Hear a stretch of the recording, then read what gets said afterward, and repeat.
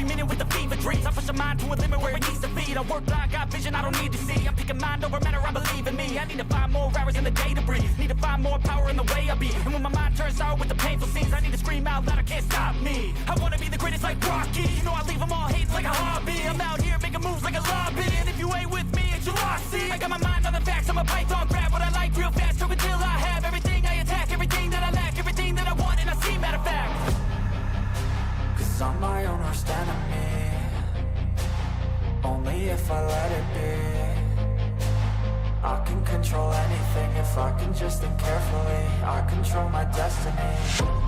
Deep up in my mind I manifest it.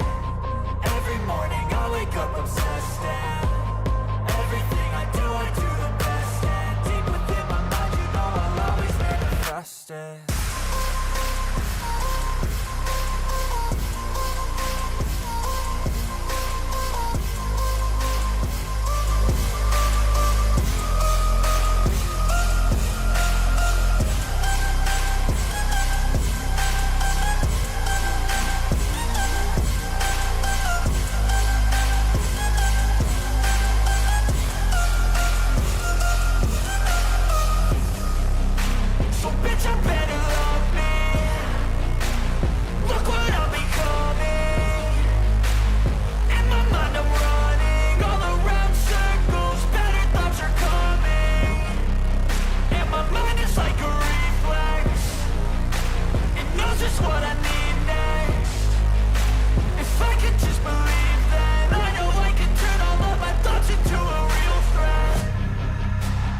I'm my own worst enemy.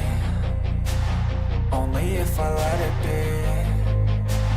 I can control anything if I can just think carefully. I control my destiny.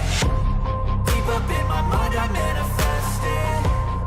Every morning I wake up obsessed, and everything I do the best. And deep within my mind, you know I'll always manifest it.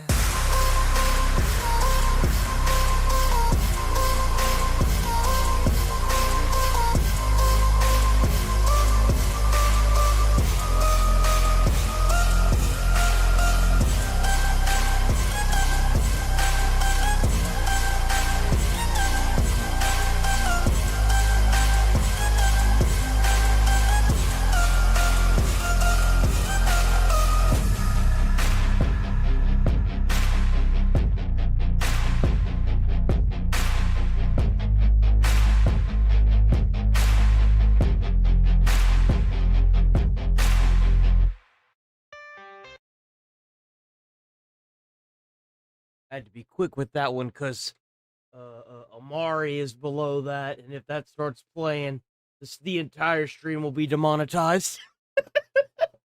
I had to snap to that one real quick. Don't look at that, chat. Don't look at that. You're not supposed to look at that. Don't look at that. What? This is all we get? Are you kidding me, bro? Oh, hey, we've got an actual review now. Look at that. Right, because Jada reviewed Star Fox. That's up on IGN now. Jada, you gave it an 8 out of 10. That's not what I thought it was. What is this? Hello, everybody. July is here. We'll watch a little bit of this. Nothing too crazy, though. Oh, this looks cool. Oh man, chat, morning, chat. New company I started with Thursday gave a take-home company vehicle. It was a wreck. Spent most of yesterday emptying out the bed to clean and reorganize it. Today, cleaning the cab. Bro, I couldn't imagine having to do all that with a new truck, man. That's gotta suck. W saw Flow for 200 joules. W Mossy Oak Cracker. At least you got, got yourself a little project, Gotta look at that bright side, man. I picked the right body to rent. This one's a winner. Don't keep here. Why?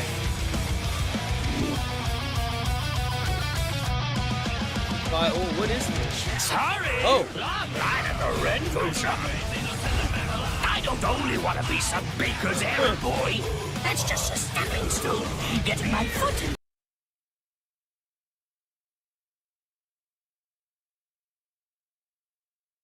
So this is like a fighting game that's like...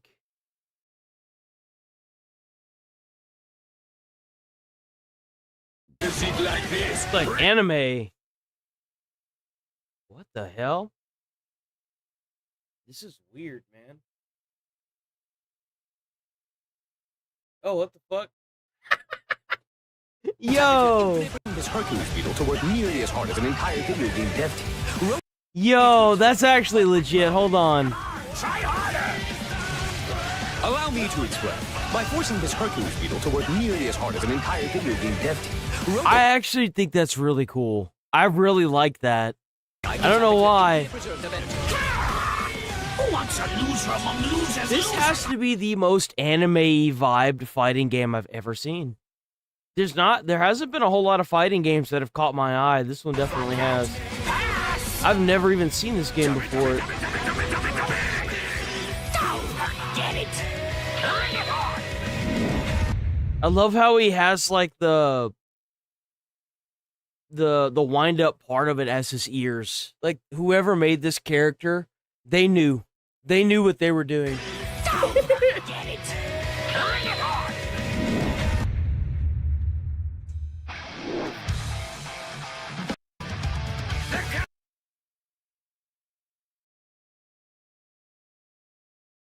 There really isn't a whole lot of shit, huh? There's just like no gaming stuff whatsoever.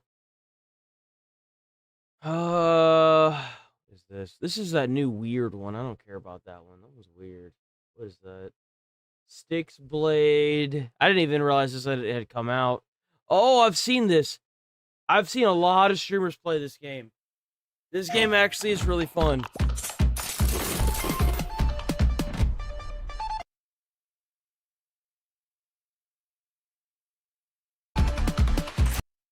Yeah, no, we can't play that. Can't play that. Can't do that.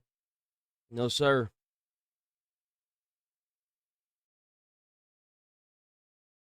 So it's one of those coin games, right? But like, it's kind of like Clover Pit. If you've ever seen people play Clover Pit with the slot machine, it's actually really cool. It's a really fun game.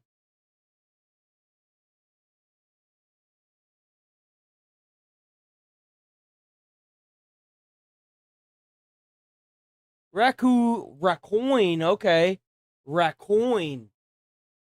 So they actually ported it over to PlayStation. That's what's up. Linkin Park music pack. Oh, did they add... Okay, they added Linkin Park into the Synth Riders, whatever the fuck that is.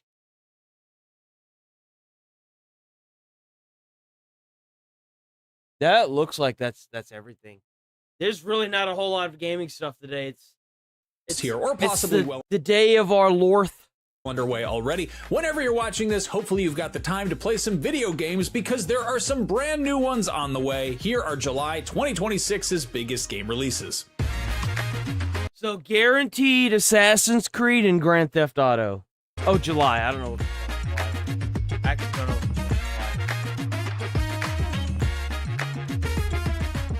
Before we get started, just a friendly reminder that we do our very best to make these videos as accurate as possible, but release dates are subject to change, whether that's because of a sudden delay or perhaps a last-minute launch date announcement. It's kind of sad that the announcer has to say this because there's just so many people. Also, sometimes we that are forget just assholes. a game or They're get some just details dicks. wrong, so for best results, always check your local listings, and please be kind. Oh. We're Nom nom nom. only human. Now, on to the games. On July 2nd, Groove is in the heart, and also on Nintendo Switch, Rhythm Heaven Groove, that is. The long overdue So new I actually have a little backstory with this game. So I watch a streamer called Uber Haxer Nova, and I watched this game at a point in my life where I was working at the United States Postal Service. I watched the original game, and he played through the entire original game. And I remembered being so unhappy and so exhausted whenever I would get back from working at the Postal Service, I would get back at like 7 o'clock at night. And I would get up and then go in at like, I don't know, I think it was like 5 in the morning. So like, I would lay down after my shower and then I would start watching him play this game until I would just fall asleep from just genuine exhaustion. And then I would wake up and do the entire thing again. And I don't think I'll ever forget that. I just remember it sucking so bad, but being able to relax mentally and go to sleep because of watching him play this game. And I don't fall asleep to stuff. I just don't. That is not something I do. So for me, it's like one of the first. In the quirky musical button matcher features more than 80 minigames, and you can play with up to 3 friends at once. On July 7th, if you're not quite done ripping and tearing until it is done, well, neither was id. Doom. That's not a release, man. That's a DLC. That's not it. That's not a release. The Dark Ages gets a major expansion in the form of Revelations, which adds new story content, new enemies, and a new weapon in the form of a hella sick chain spear. Gnarly! That is on everything that Doom the Dark Ages is already out for.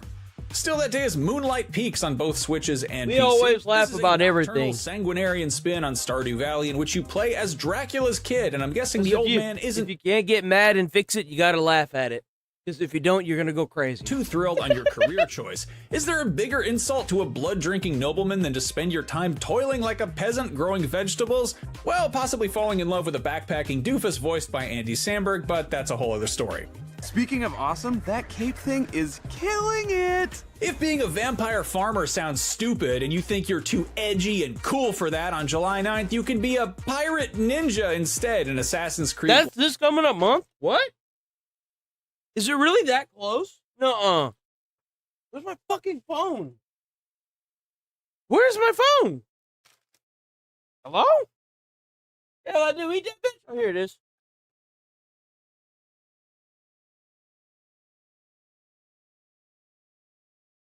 It is. Huh. That's like 2 weeks away. Black Flag Resynced. As I'm sure you're well aware, this is a ground-up remake of the fan-favorite entry in Ubisoft's historically accurate parkour murder simulator. Aside from the obvious visual overhaul, this adds a slew of quality-of-life improvements and some new story content as well. That one's on Xbox Series, PS5, and PC, and I don't care what anyone says, assassins are just international ninjas.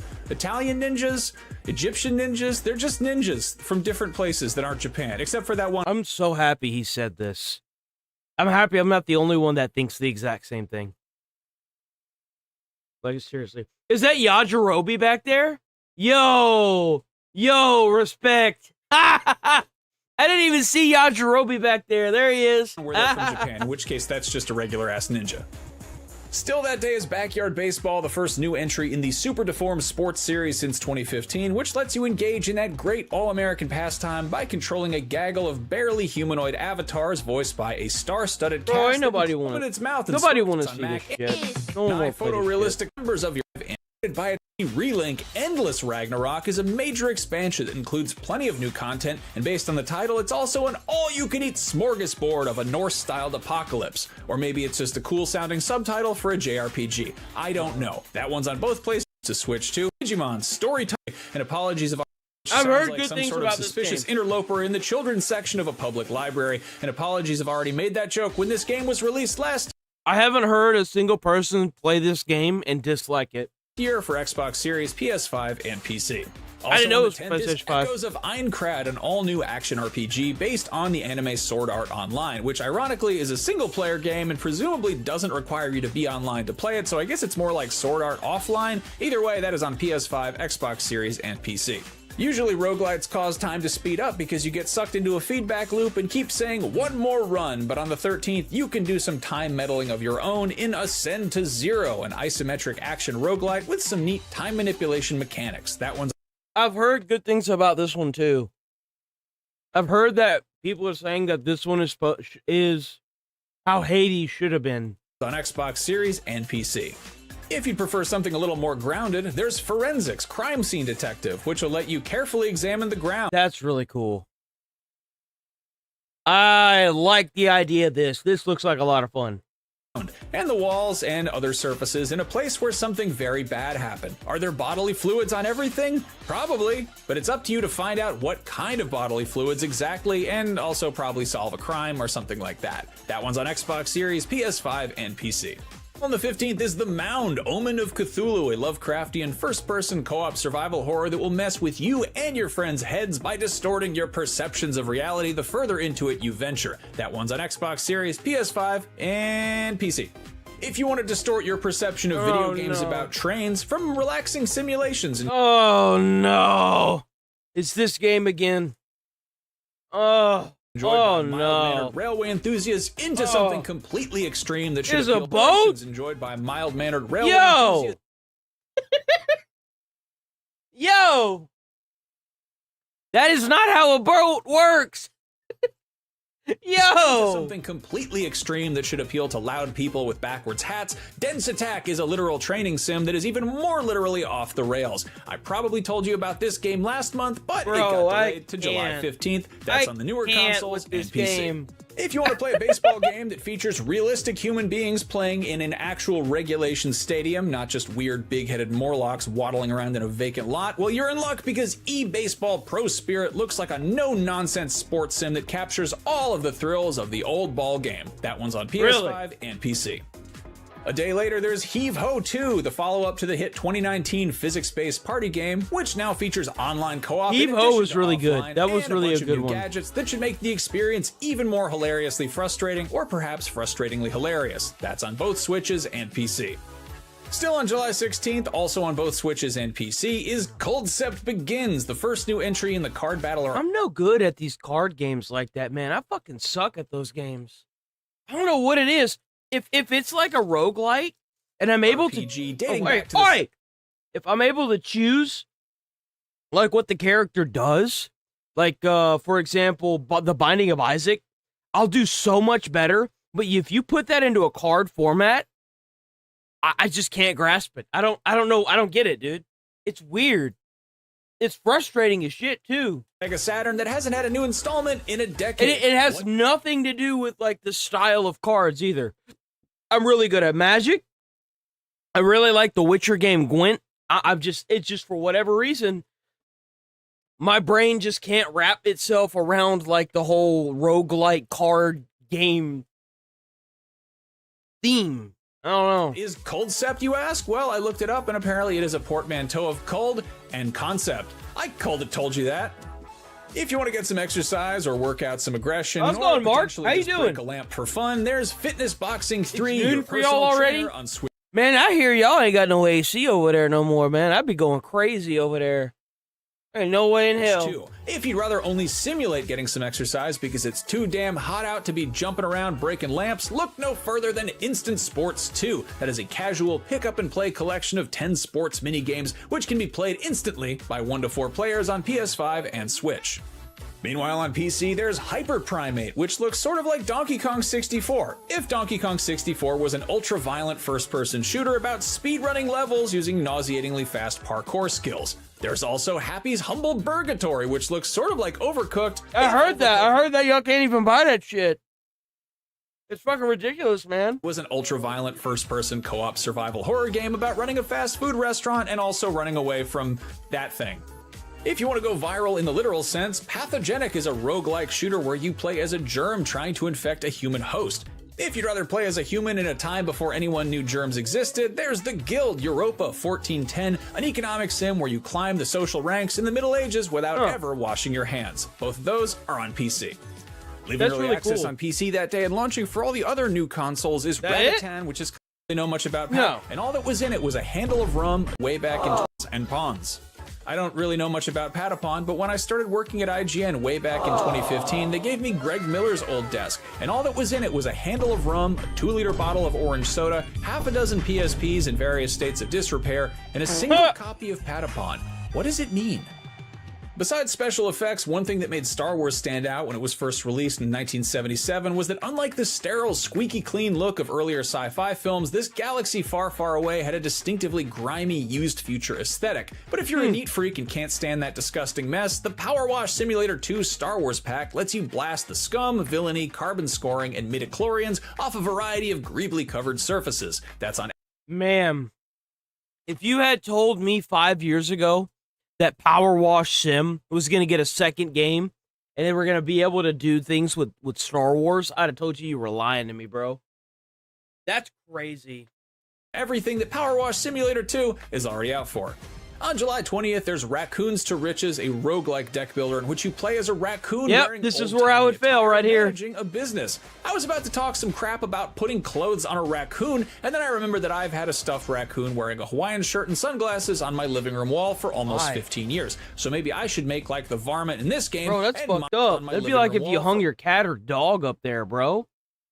That's fucked almost up, 15 years. So maybe I should make like the varmint in this game and mind my own business, which, fun fact, is what you call a group of ferrets. A group of raccoons is called a gaze, and anyone who tells you otherwise on a pod group of this game and mind my own business, which, fun fact, is what you call I should make like the varmint Hawaiian shirt and sunglasses on my living room wall for almost 15 years. So maybe I should make like the varmint in this game and mind my own business, which, fun fact, is what you call a group of ferrets. A group of raccoons. I had to make sure.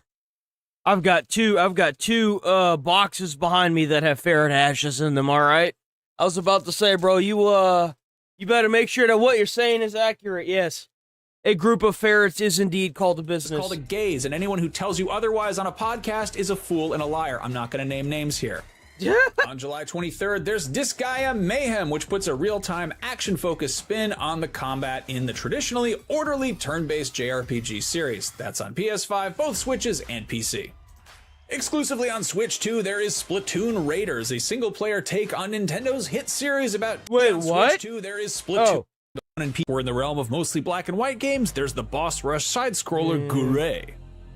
Prehistoric adventure game that looks to have some old school this one sensibilities. I think the art for this one's really cool. Isn't quite as obtuse.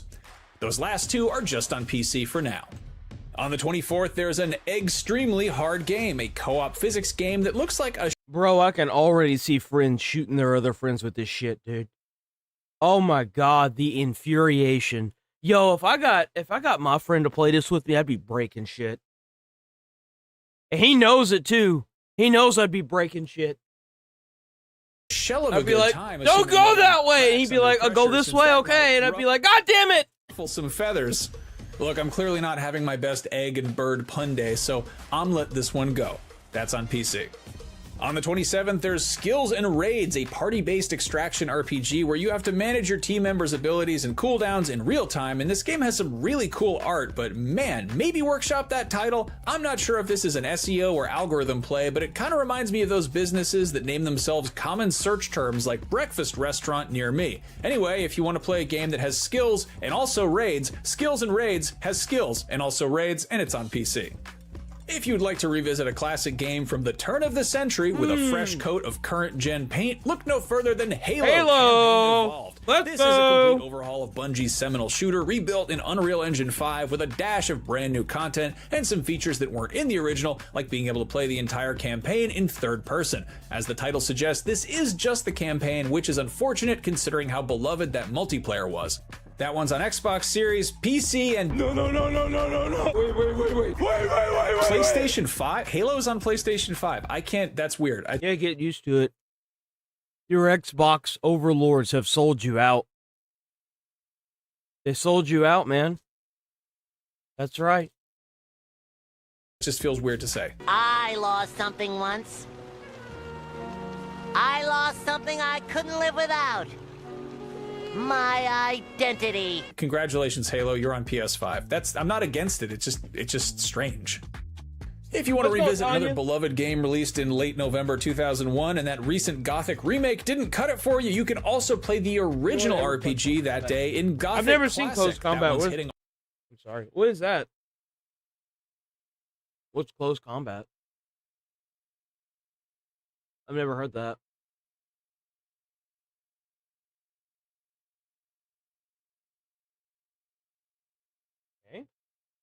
type it all out, I guess. Oh. I have never seen this game. Huh. That's old school, brother. Well, at least it's old school looking. Huh. All the PlayStations and Xboxes on July 28th, and it's been on Switch since 2023, and it's been on PC since 2001, I guess. Still on the 28th on PC and Xbox Series is Go North, a cozy adventure centered around That's the best part about those older games. Bro, it's so easy to get emulators for them. It's so easy. And man, this month's episode really seemed like it was going to be a breeze, and then Steam Next Fest went and happened when I was mid-script, and suddenly the script got a lot longer. On the 29th, Mistfall Hunter hits PC, Xbox Series, and PS5, which is a dark fantasy extraction RPG, so kind of a solid blend between the tense PvP gameplay loop of something like Tarkov or Marathon or Arc Raiders, but with a heavy Souls-like influence. And it might sound like a combination of two things we already have a whole lot of, but there's quite a bit of positive buzz for this one after a recent beta. I haven't seen a whole lot of Souls-likes coming out here lately that are worth a shit. Not gonna lie. They kind of just stopped making them, huh? Like, FromSoft was like, yeah, we're not gonna make another Elden Ring. And then everybody just kind of stopped playing Souls-likes. On July 30th, there's Kusan, City of Wolves, which clearly has some... That looks just like Hotline Miami. Hotline Miami exactly DNA, like but Hotline swaps out the 80s synthwave for Korean hip-hop and looks to have a You bit more could have told me that this game was Hotline Miami, and I would have believed you. Different play styles. That one's on both PlayStations, the newer Xboxes, Switch, and PC. Still that day, there's Truxton Extreme. That is a modern spin on the classic shmup series that's been lying dormant for the last 30 years, and now you can keep on Truxton on all the newer consoles and PC. Meanwhile, Xenoblade Chronicles 2 gets an enhanced Switch 2 version that day as well. I thought Xenoblade was there's mech. Corsair Cove, an intricate city builder that's all about designing and running a shanty town of the They announced this. I remember seeing the trailer for this one. They announced this one the day after they announced the Assassin's Creed Black Flag Resynced variety, namely a safe haven for pirates. As a 90s kid who grew up in the golden age of pirate Lego sets and the heyday of watching Hook repeatedly on VHS, this looks gorgeous, and I applaud any game that puts out a screenshot highlighting that you can drink beer on a roof with a pig. I would do that. That looks like a great time. It's probably unsafe in a variety of ways. That looks like a broken neck and a lot of hospital bills. That's what it looks like to me. Give a Still on the 31st is The Relic: The First Guardian, a dark fantasy action RPG with a heavy emphasis on dark. The combat looks cool, at least what you can make out, but hey, if you could figure out what was going on in those epic battles in that final season of Game of Thrones, you should be able to figure this one out too. That one's on PS5 and PC with Switch and Xbox versions coming later on. Finally, Paw Patrol Dino World sends those adorable first responder dogs to an island full of No. to re-release the original Calls of Duty Black Ops 1, but they posted 2 images of men brandishing firearms menacingly, so I think we should take them seriously. I think they mean business. Are they gonna remake them? Folks, we did it. I managed to tell you about all these upcoming games coming out in the month. It's funny to see all these big AAA development studios having to fall back on their old school roots and remake the games, knowing full well that they can't make anything new. Of July, which I recently learned, but have always known in my heart, is National Hot Dog Month. That's the way you like it. Extra mustard. If you're hearing me say this, that means you sat through me talking about all of these games and making my annoying asides, and I didn't annoy you so much that you turned it off and went and watched something else. Yeah, I guess you did, huh? Ignored a polluted river for years, and this guy and a team of volunteers spent 10 days. Oh, so this guy. Okay, I have been wanting to look at this for 3 days now, and I keep putting it off. My mouse is gonna fucking die. It's blinking at me. Hold on. So, this guy went and cleaned up an entire river. It was packed with trash, and law enforcement arrested him. Law enforcement went out there, put him in handcuffs, and put him in jail. They didn't arrest the guys that caused the trash, right? No. They arrested him for cleaning it. Some BS about not having a Oh, not a license, but a permit. A permit. It all up themselves. So now he says the reward for restoring the river is a criminal investigation and the possibility of 2 years in prison. That's so if you right. look to any They trying to give this man 2 years in prison for cleaning up that canal. sane person, you would go, okay, wait a minute, that's wrong. That sounds a little corrupt, because this whole story revolves around an environmental lawyer who spent 4 years trying to get somebody, anybody, to do something about a polluted river near his home. And when I say polluted, I don't mean like, you know, a few soda cans. It was wall to wall plastic, paper, and trash on both sides. Around. No, we're talking about a waterway that volunteers say had been clogged with silt, overran with invasive plants, and littered with everything from household appliances to needles. And when I found this story, I was honestly just so shocked. I had to cover it because this is just beyond insane to me. Like, you might have seen me from my coverage on the poop water situation that was happening in the Potomac River between Maryland, DC, and Virginia. You have raw sewage. And while in this situation, the river wasn't dealing with hundreds. What the fuck? When did this happen? On the That was 4 months ago? How did I miss this? Poop water situation that was happening in the Potomac River between Maryland, DC, and Virginia. You have raw sewage. And while what? We gotta find that this video. situation, the river wasn't dealing with hundreds of millions of raw, untreated sewage being dumped into it daily. The case does rhyme. So in this case, we're talking about something that's happening in the UK. And according to campaigners, the wider river roading system has also struggled with years of sewage discharges and illegal dumping. And at the end of the day, people shouldn't be risking prison time for cleaning up their local river. My favorite thing is that, like, instead of getting these guys that are causing this pollution and putting them in jail, they're putting the people that want to do good in jail. The guy obviously lived next to the gully. He wanted it fixed. Thank you. Huh? Hey, thank you. And instead of taking the guys that are actually littering, they're putting guys in jail for not having a permit. Like, this is literally like a dystopian future, or like a kingdom where instead of doing things to the bad guys, you're doing things to the people that actually care.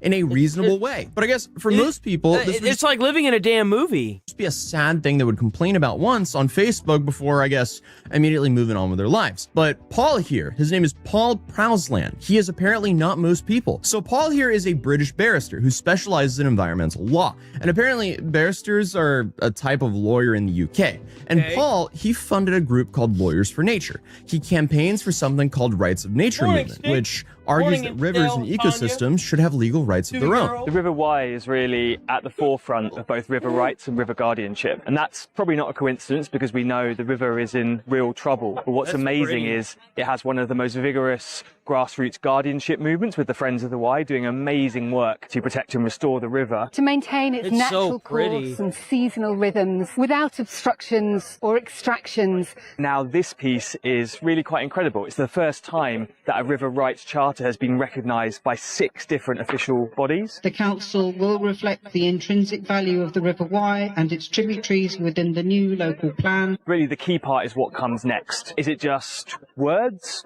or are both the official bodies and the local guardians going to act to save the river? And I think they will. He lives on a narrow boat on the river Roding, and in his Instagram bio, he literally describes himself as a river guardian, which honestly is like the most river guy thing I've ever heard. Like, rivers are basically his entire personality. So this guy's kind of cracked, okay. He's kind of crazy.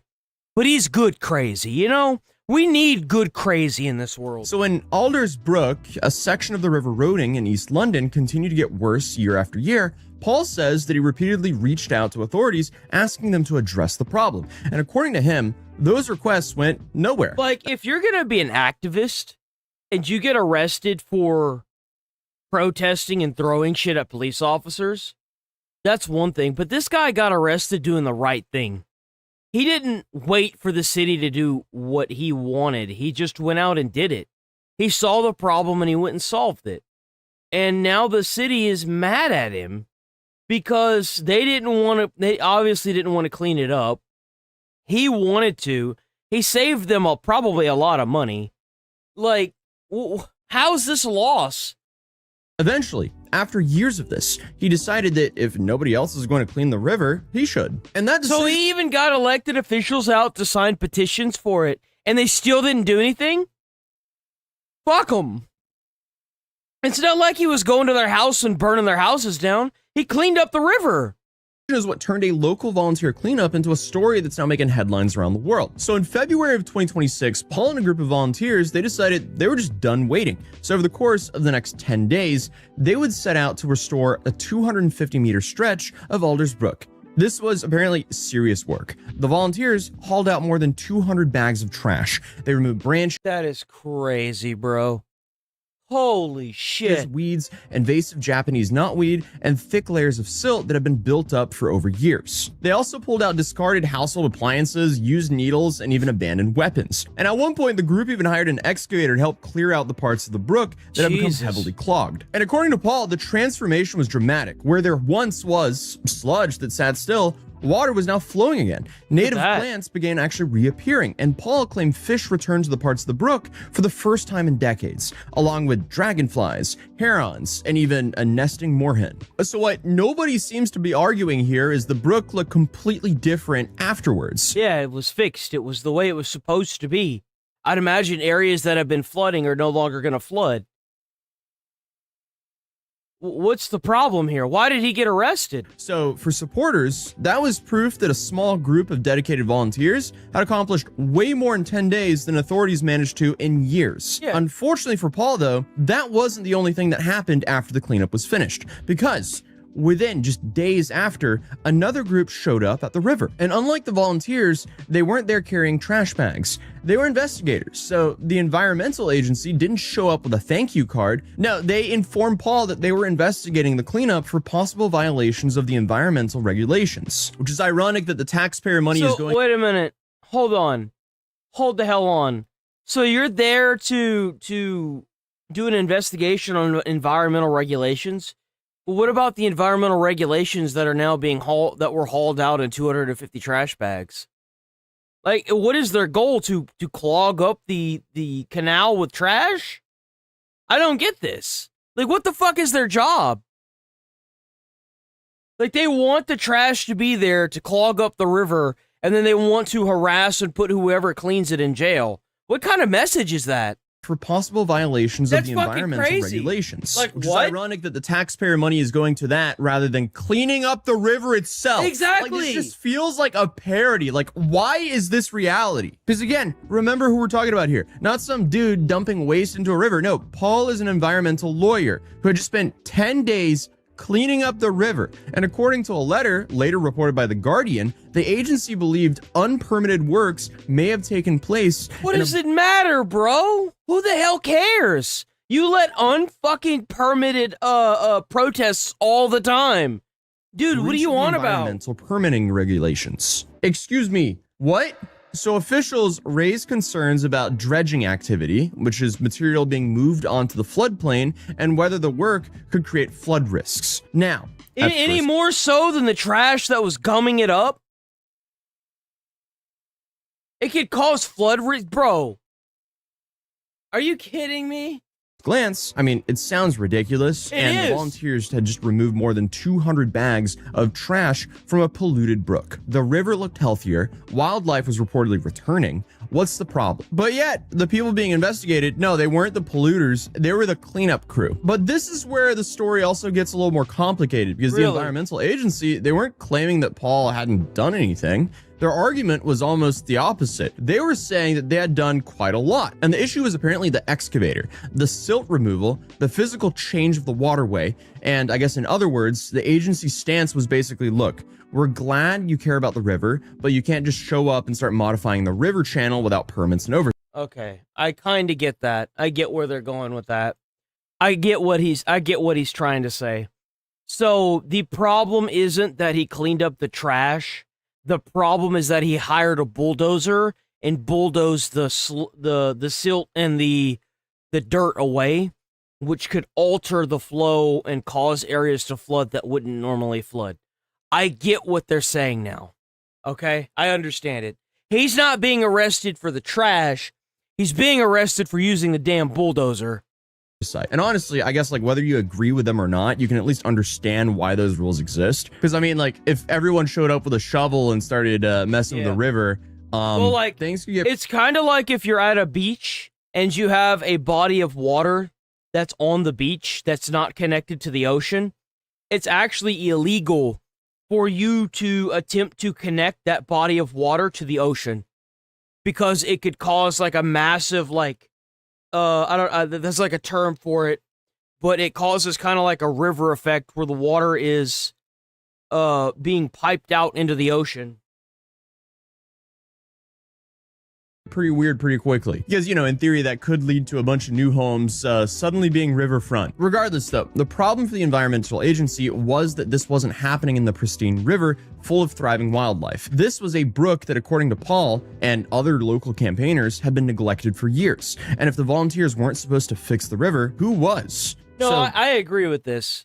I agree with the fact that he used the bulldozer. I want to make that very clear. I'm not like, oh, because he used the bulldozer, he could desert. No, I feel like one hand should wash the other. He took care of their problem, didn't waste any taxpayer dollars. They should be good. They should be pinning a medal to this guy's shirt, honestly. Him and his volunteers. Paul, in the meantime, was not exactly in the mood to apologize. Let me make that clear. In fact, the more I could see how that'd be misconstrued. The more it became clear that he saw it as proof of a much bigger problem. Because from his perspective, this wasn't really about permits; it was about priorities. Yeah, it is. After news, it's absolutely about priorities. Anyone that looks at this and thinks that it's not about priorities, you're cooked. I guarantee you, sending those investigators out there cost more money than it would have to just clean up the river. I promise you it did. Became public, Paul accused the environmental agency of going after what he called an easy target. He argued that regulators had spent years failing to address the issues that had actually damaged the river, only to now suddenly become very interested in it after he cleaned up the mess. And this is where the sewage issue starts entering the story. So the wider river Roding has dealt with pollution problems for years. Friends of the Roding has claimed that one sewage outflow alone releases more than 750,000 liters of raw sewage into the river every. So like raw sewage is really bad. A lot of y'all don't really understand. Oh, I mean, I'm sure a lot of y'all do. Y'all aren't children, for fuck's sake. Y'all are mostly adults. I just have to act like I'm talking to a bunch of children because of YouTube's BS. But the raw sewage itself can kill wildlife, and it can, because like it's not just the poop, right? There's chemicals that are usually in septic tanks that eat the feces, I guess you could say. And that stuff is very toxic to animals. So, like, and not to mention, it's quite a headache to try and clean up. It's not exactly something that's, you know, easy to just get rid of. Because even the chemicals, if it gets into the dirt, it could, like, it can destroy the, a lot of the layers of, because, like, there are, like, microbes on the dirt itself that help plants grow. It can kill a lot of the microbes and kill the grass, kill anything that it touches. It's very problematic.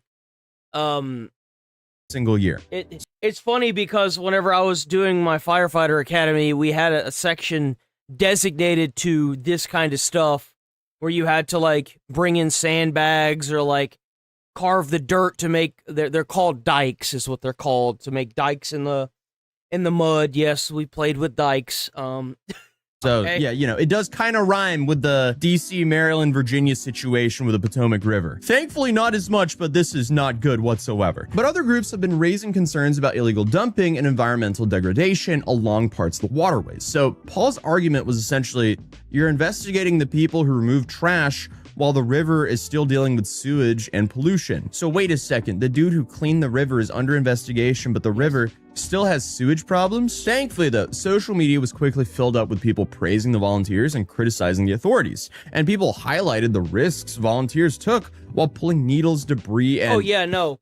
They took a lot of risk. That's why I said that they shouldn't be getting handcuffs. Like him and his entire team, they should be getting medals. They should be. The city should be praising that behavior. Because I want to live in a society where we don't have to just rely on the government to do everything, you know? Like, if you have the ability to, clean up the river, clean up the brook, Clean up the trash, man. Like, just clean it. Who knows what else from that river. And as the story started spreading, the debate started growing way beyond just one brook in East London. Because suddenly, people weren't just arguing about Alders Brook. They were arguing about something way bigger. What exactly are citizens supposed to do when everyone agrees there's a problem, but nobody wants to fix it, and the people that fix it are the ones that get arrested? Yeah. Yeah, that sounds that sounds about right, honestly. Fixing it yourself is suddenly illegal, especially after authorities have ignored his continuous complaints for 4 years. Well, a few days ago, heavy rains swept across the area, putting the restored section of the brook to the test. So now, remember, one of the environmental agencies' concern was actually a flood risk. So officials had questioned whether the work carried out by the volunteers could affect drainage and water management. So when the rain arrived, Paul saw an opportunity, because the morning after the storm, he posted photos of the brook and argued that the cleanup had actually done the opposite of what regulators were worried about. Yeah. According to him, yeah, that's what happens when you widen a river and you pick up all the fucking trash. It does this thing called flowing.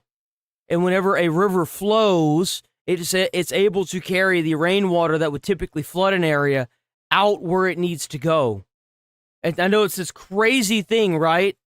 It's insane how nature does this, but that's just a natural thing. So whenever you stop clogging things up with trash, yeah, the water doesn't flood areas.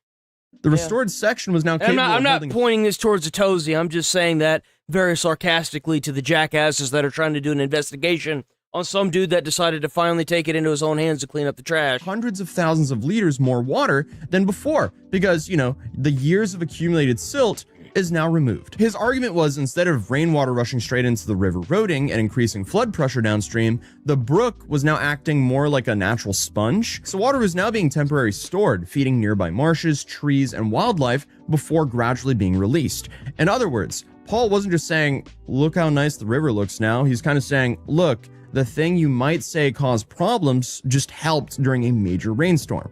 Now, obviously, like, one storm doesn't magically, like, settle a technical dispute about flood management. Like, there has to be some dude out there with, like, 3 engineering degrees preparing a 400-page report explaining why things are a little bit more complicated than that. But I mean, from a public relations perspective, this was a solid moment. Because while all the lawyers and regulators were arguing about the permits, most people were looking at the photographs and going, well, the river looks a whole lot better and it seems to be working, so...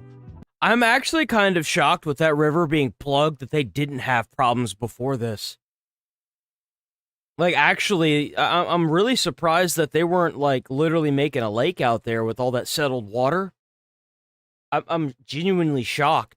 What's the issue here? Because if Paul simply ignored the river, none of this would be happening. If he just walked past the trash every day and the sewage issues and the invasive plants and decided, well, it's not my problem, I just have to live in this environment, there would be no investigation and there would be no debate. Instead, he cared enough to do something. And I guess the question now is whether the law sees that as a solution or a problem, because he's currently being accused of carrying out work that allegedly requires permits. And whether you think that's reasonable or ridiculous probably depends on how much faith you have in the system that was supposed to, I guess, protect the river in the first place, because this is where the entire story starts to feel kind of like a loop. Because Paul says he spent 4 years asking officials for help. Officials didn't act, or didn't act in the way he found right. So volunteers then stepped in and cleaned up the river. There's only, this one's actually pretty cut and dry in black and blue, or black and white. There's only one thing that he wants the river, he wants the little, whatever the hell that is, cleaned, right? They weren't getting the trash out. It's pretty cut and dry. So he went down there and got the trash out. So, like, that wording that he said, like, it wasn't done in the way that he wanted, yeah. If the goal is to get rid of the trash, and you dig out more of the river so more trash can collect, that's not fixing the problem.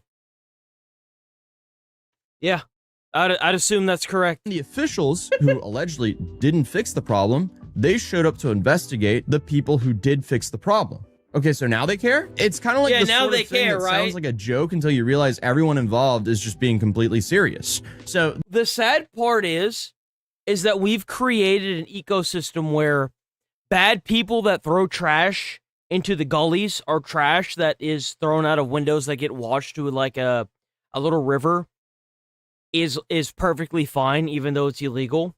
But now when people want to clean it up because they've been complaining about it for 4 years and nothing's done about it, those people are getting arrested and put in jail for 2 years or threatened.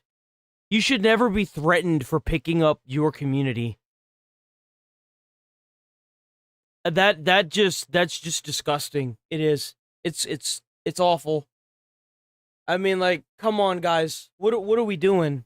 The environmental agency is serious when it says permits exist for a reason. And Paul is serious when he says local communities shouldn't be punished for restoring waterways. Yeah. But I think the funny part here is if you guessed which side is currently being represented by an environmental lawyer, they would probably get it wrong. Because the environmental lawyer is the guy arguing that environmental regulators are being too focused on the paperwork. Meanwhile, the environmental regulators are explaining why environmental rules matter. That sounds like a whole lot of bureaucratic bloat to me. But hey, I guess everyone involved... Very common nowadays. It seems that that's the only thing they have. Between them making so much paperwork that all they do is sit on their ass for 4 years, and the amount of just uncooperative willpower these people have is absolutely mind-blowing and staggering. Believes they're protecting nature. They're just disagreeing on how. So Paul probably thought the hardest part would be cleaning the river. Turns out that might have been the easy part, which brings us to where things stand today. That's so sad. at the moment, That's the so environmental sad, bro. agency is investigating whether the cleanup violated environmental regulations. No charges have currently been filed. You know what we should do? We should send wherever this dude is, like 2 Karens, and then we'll take him and bring him to Texas. That's what we should be doing. We'll give you a free house, buddy. You just make sure we'll put him next to a house where he can maintain a gully here in Texas somewhere, and it'll be his responsibility to bring that shit up with City Hall and hold those asses accountable. I like this guy. No court Good date has man. been set, and no decision has been made for whether prosecutors will move forward with this case. That said, though, the potential consequences are serious. The alleged offense can carry penalties of up to 2 years in prison, unlimited fines, or both. And Really? Maximum penalty of 2 years in prison and unlimited fines? Or both? So you mean to tell me that they could just fine this dude until he completely runs out of money? How's that a fair, like, I would consider this cruel and unusual punishment. Bro, you need money to live. If you could just get fined into the ground, like, dude, how does this, like, how do they justify unlimited fines? That's literally cruel and unusual punishment. Like, but then again, he's not in America, right? So Paul, there's an additional issue. I don't He's know, not bro. just a volunteer or an activist, he's a practicing barrister. So any criminal conviction would potentially have professional consequences as well. So I guess we kind of just have to wait and see what regulators decide. Maybe the investigation goes nowhere. You know what this guy needs to do? This guy needs to sue the city hall. He needs to sue the city hall when he wins this case. Maybe it turns into some weird legal battle, or maybe both sides eventually sit down and figure out how community groups and environmental agencies can actually work together instead of fighting each other. Who knows? But that's the story of Paul Prowsland, the environmental lawyer, river guardian, and boat-dwelling activist who spent years of his life trying to save a river, finally did something about it, and somehow he ended up under criminal That's investigation fucking for his disgusting. trouble, facing up. Whoops, I dropped my mouse and it's connected to the thing, so everything just went haywire. Okay, we're good. I think that this is just awful. I can't believe it's literally like Idiocracy, bro. It's literally like Idiocracy now. It's not good, but it's not as bad as like the ginormous super stinkers we've seen DCU fart out. Hold on. I thought I had a different one pulled up. Give me a second, guys. Hold on.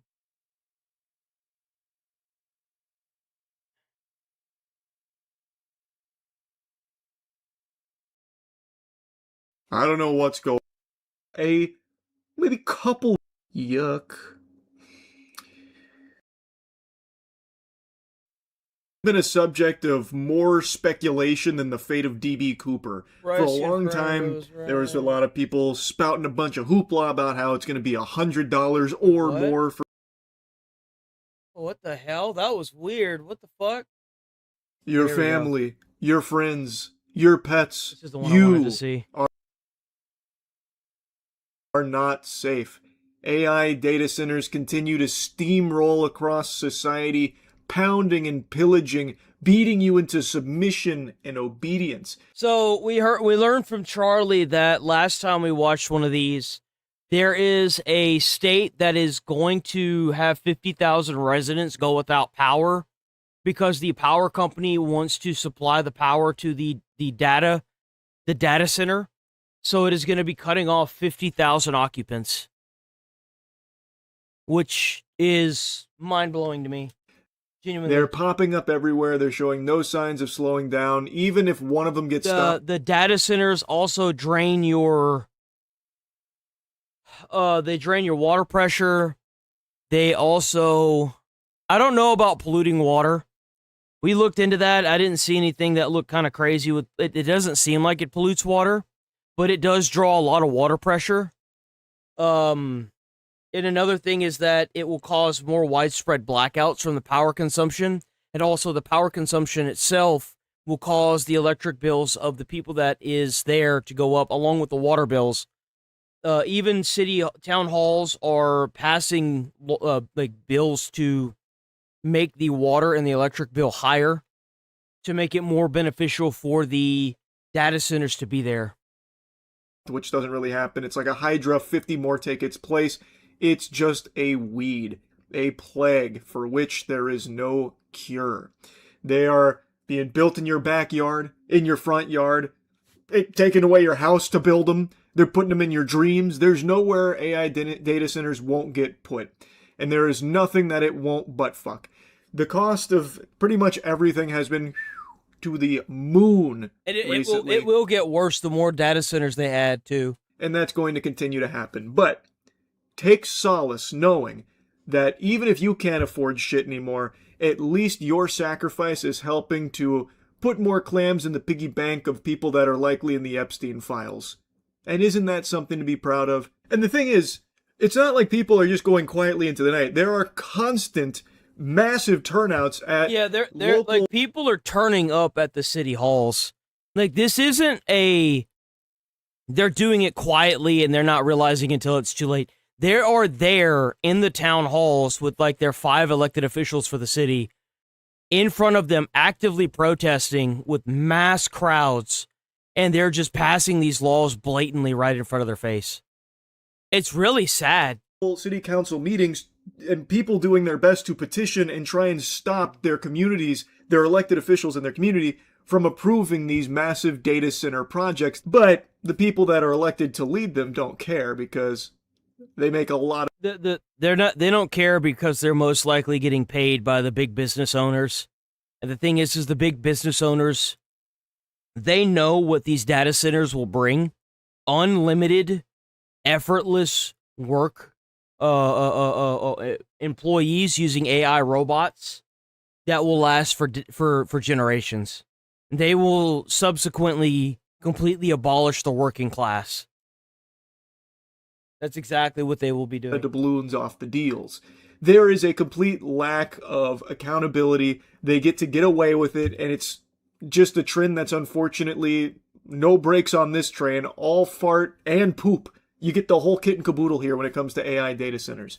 And I just saw something today about how a farmer named Darren Blanchard got arrested at one of these public hearings about a data center in his community because he went 5 seconds over his 3-minute time allotment when he was speaking his piece about the data center that they were opining on. 2 weeks ago, we met Amber Robinson Rodriguez outside Claremore Police Department, where she was suffering from sticker shock. 1,750, I believe, was the final total. That's how much the city of Claremore told her it would cost in order to produce the body cam footage from the arrest of Darren. That's illegal, isn't it?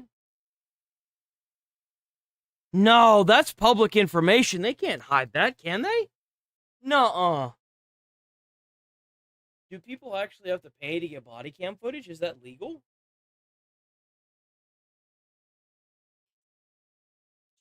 Most states allow law enforcement to charge fees to cover the costs of processing and duplicating the videos, even though they are generally considered public records. Huh. Oh, they really didn't want that. They really didn't want that footage coming Blanchard out, back in February at a meeting about the Project Mustang data center. It's diabolical. So, he was arrested because he went very slightly over his time when speaking about Project Mustang. This takes place in Claremore, Oklahoma. It is a 300-acre data center, which obviously no ordinary civilians want infesting their community because all available evidence, all the available data and investigations that have been conducted into the operational data centers that have swept in these communities suggests that it is detrimental and a burden to these communities and does nothing to actually help. I want y'all to let this sink in. How big these data centers are. A football field covers roughly 1.32 acres. I want y'all to let that sink in. A football field is 1.32 acres, and they're building a 300-acre data center. Let that sink in. Any of the people that live there. It is solely beneficial to those at the top of the food chain. So no one wants that because it is a massive hit to their quality of life in the area based on everything we know about it. So there's always a big turnout, and here there was a big turnout. People. So you could fit 227 football fields inside of that data center. Very passionately expressing their disapproval of this Project Mustang, a 300-acre data center that they don't want. They're saying, get that shit out of here, please. Take the cheese touch elsewhere. And Darren Blanchard is a farmer who was speaking his piece. He went slightly over time, and they moved to have him trespassed instantly because he went 5 seconds over time. That shows you that they are well aware. They're scared. The thing is that these governments are getting, these individual states know that what they're doing is going to make a lot of people angry, but they're just trying to cash in and leave. And they're not trying to deal with anybody. And the problem is that they do have to deal with everybody. If this just doesn't look good, man, I'm not going to lie. The government keeps fucking around like this, especially the individual state governments. They're going to be in for a rude awakening. They are. They should be thankful that there aren't as many radical right members that there are the left. Of how unpopular data centers are. They just don't care. And they have a complete disregard for the people that they're supposed to represent and lead. It is a hatred of the community because I believe they view them as obstacles to their wallet. These people in power stand to gain a lot from data centers being put into the... No, these data centers are going to effectively replace the working class. They are. They are willing to do whatever it takes to pop these data centers up. And the sad thing is that there's not going to be a damn thing that anybody's going to do to stop them. They're going to sit there and cry about it. But other than that, nothing's going to happen. You might have a few people try to burn these facilities down, but there's not going to be enough of them that are going to actually do it. Not until they actually replace the working class. That's their goal now, is because they can't have their replacement immigration. Then what they're going to do is they're going to pop up with these data centers, and they're going to take it by force. These communities. So anytime someone tries to push back against them, like, hey, we don't want this, they plug their ears, tune it out, and in this case, move to use law enforcement like their little hound dogs to have them silenced. So he goes 5 seconds over time, and they immediately move to have him trespassed. He then gets arrested, and the body cam footage was held for a while. And they charged $1,700 for the body cam footage, which, by the way, is legal, unfortunately. Attempted to try and get into the hands of this individual. They were telling her that it would cost $1,750 to get this body cam footage, which again, public record. Like this is not something that should have a price tag. I thought the same thing, but the unfortunate fact is that police departments do charge for the body cam footage Of this absurd degree, that's how it is. under any unbelievable. The arrest stunned many in the crowd, including Amber, who was there. I was appalled. I was very surprised. I didn't think he would actually be arrested. You need to leave. I'm done with the mic. The body. The thing is that this is going to radicalize the right-wing political atmosphere right here. This is going to be what makes people burn down data centers right here. Because they're trying to talk, and instead of them listening, they're being ignored, and they're being walked off in handcuffs. And they're obviously trying to suppress it because then they talk to the lady that's trying to get the body cam footage, and it's $1,700. It's insane. Cam footage has now found its way to YouTube, shedding light on the dialogue between the officers. This is going to be what radicalizes people right here. Up to his arrest. It's very natural to be surprised like this, to see the police force wielded as a personal tool of corruption instead of justice. To arrest this man or move to have him trespassed because he went 5 seconds over his 3-minute time frame, which probably wasn't maliciously done. He didn't put up a stink. He didn't fight back or anything. He just said, okay, I'm done with the mic. The thing is if they were radicals, they wouldn't be there to talk. They're there because they want you to listen. And if you're not going to listen and you're just going to haul people off in handcuffs, people are going to stop trying to talk. And then you're going to be doing exactly what Iran did, which is, well, why aren't you coming to the table? We should be doing it at the peace treaty table. Peace treaty table. How dare you not go to the peace treaty table with us? And it's like, well, they already gave you that chance. You ignored them. You marched them out in handcuffs and treated them like common criminals. When what they really care about is their children's future, their ability to even pay, like, basic, like, fucking power. No, dude. The federal government needs to come in and crack down on this hardcore. Where is the federal government? It's just so outrageous. And then to have the gall to try and charge her $1,700 to have access to this body cam, there's no of the no fucking ghouls, these weren't treated, and those billionaires, those rich puppets, and the civilians. Sir, you've been asked to leave, please. I'm not going to leave. Blanchard declines to leave and then walks to the stage to submit some documents. All right, give him this area and then let's go. You sure you've been asked to leave? This is a public meeting. Okay, you can give him this area. You've been asked to leave.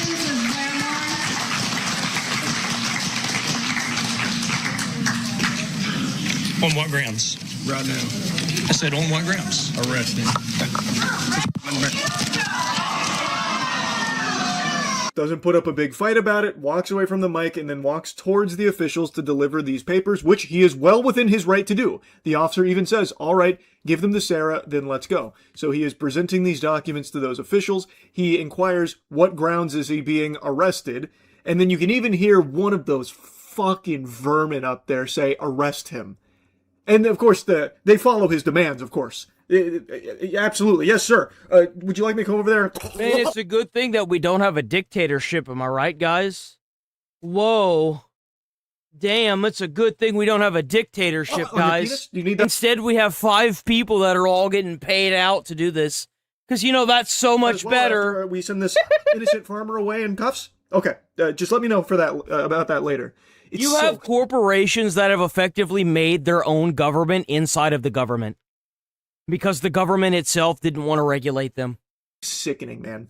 He is well within his right to give those papers. He's giving those papers and then just asking, well, why am I being arrested? Because he hasn't done anything wrong. He went very, very, very slightly over time.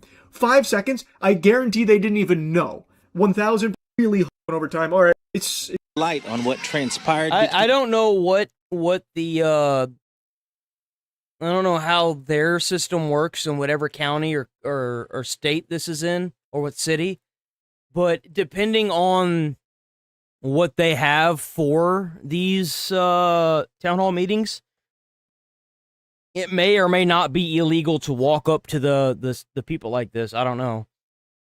Like, I'm not gonna make that assumption. The 1750. Did you end up paying that or no? Absolutely not. I would never pay $1,750 for records that are public records. We spoke with the person who picked up the footage, and they actually ended up paying $120. Huh, so weird how they really dropped the price on that so much. Must have been like a Steam summer sale here on the body cam, that is. Authorities. So when I called this morning, I said, hey, I saw this stuff on YouTube. That's exactly what I requested. They told me that's something that legal would have to look at. It likely was due to the differences in the requests, which I said, I think they're identical. Is there someone who could talk to me? No one was available to talk to me. Yeah, I bet not. It's kind of sad when the town halls are acting more like those call centers where like you call up and then you just don't get anybody, and then when you finally do, they hang up on you. I mean, at least at a call center, they apologize for doing it. They may not mean it, but at least they try.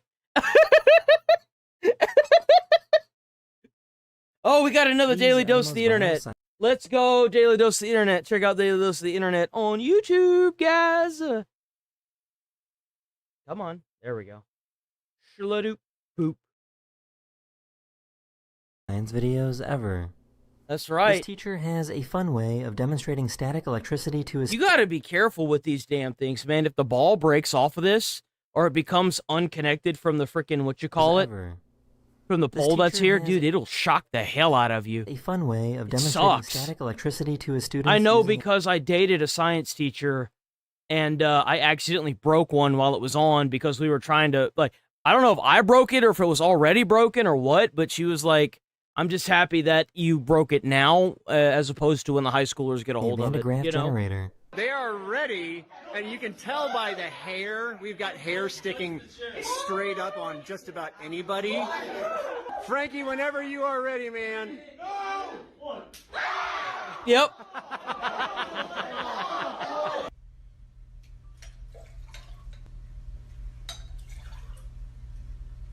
Whoa, what? Get out of here. Ah, I can't see. That's so cool. What? This is the same material that space shuttles are made of. Even though it is burning red hot, it can safely be touched and picked up. Oh yeah, this is that yeah, this is what the space shuttle's made out of. It's some kind of like metal that they've made. What does it consist of? What kind of metal do they use on the space station?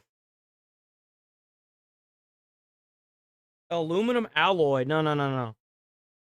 What kind of metal do they use on the I want to know the metal type. I think it's like a mix of a bunch, right? This is the same material that space shuttles are made of. Space shuttle, yeah. What kind of metal is a space shuttle made of? Aerospace grade aluminum alloy. What makes aerospace grade aluminum alloy?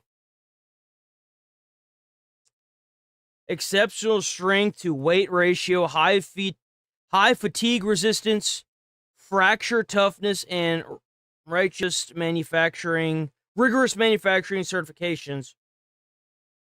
It encompasses specialized alloys primarily from the 2XXX and 7XXX series, designed to handle extreme physical and environmental stress of flight.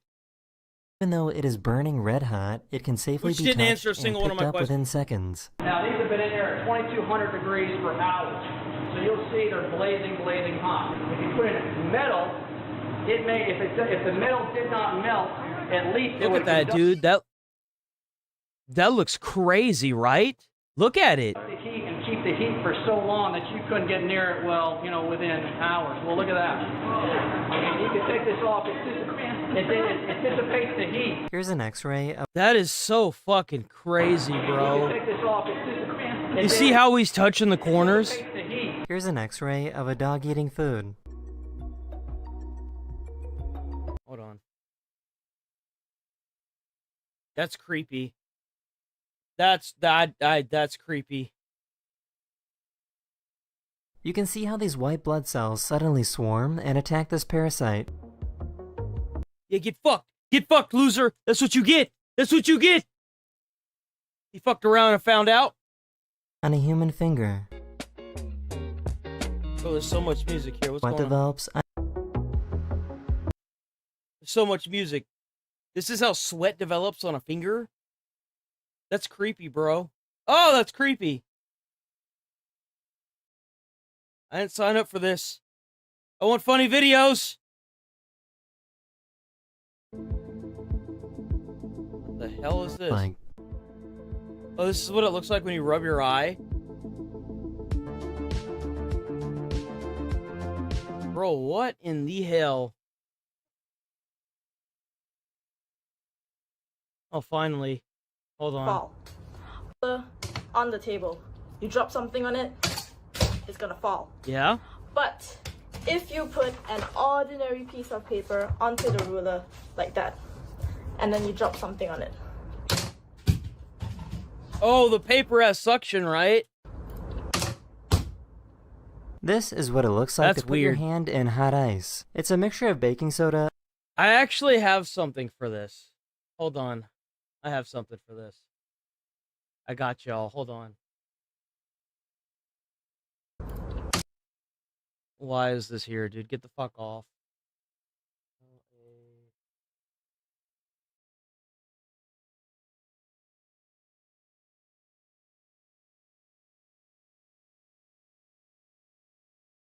Putting my hand in swim acetate to provide nucleation sites for initiating. So if you don't know who the LA Beast is, I absolutely recommend him. Go check out LA Beast.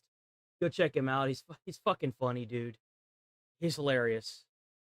Where?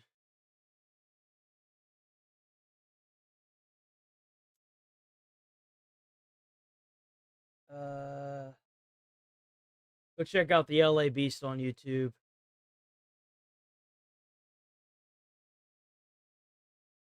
He's hilarious, bro. Putting my hand in swim acetate to provide nucleation sites for initiating hot ice crystallization. So this is what it's not supposed to do. Okay, we're ready now.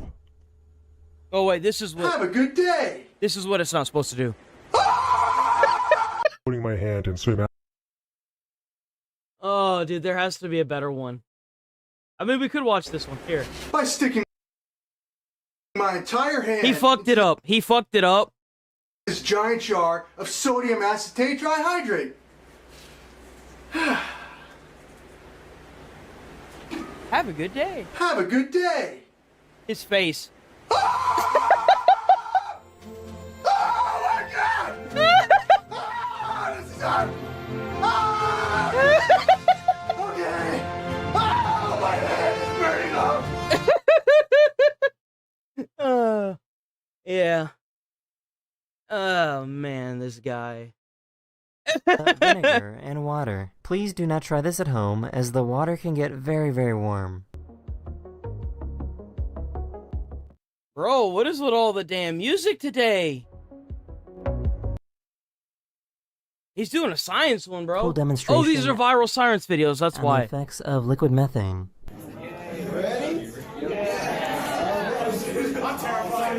I'm terrified. That's really cool. This science museum was trying to show off a liquid hydrogen experiment.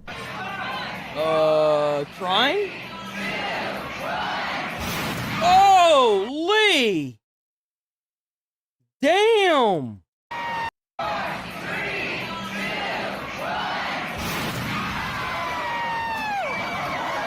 Yo, it took out the signs up top. Damn! This company invented a spray that creates a hydrophobic coating. So anything that is a liquid just slides right off.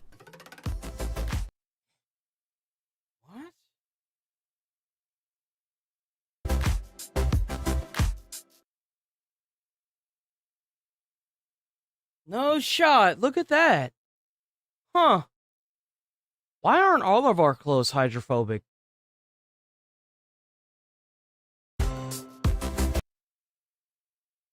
Move on water by using soap.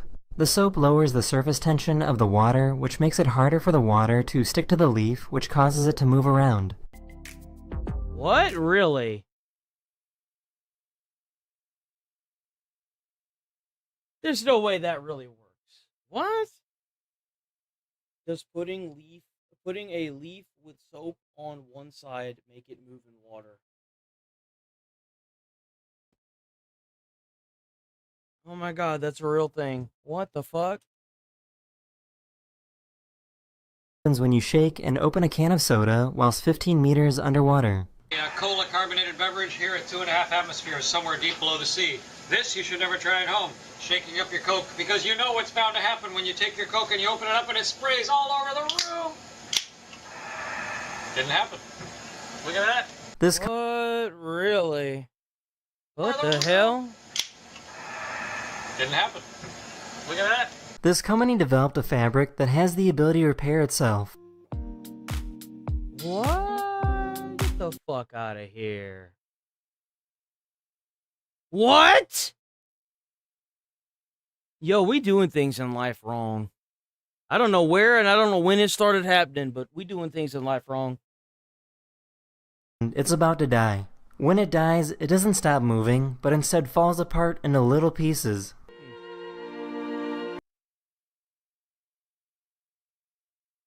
Look at that.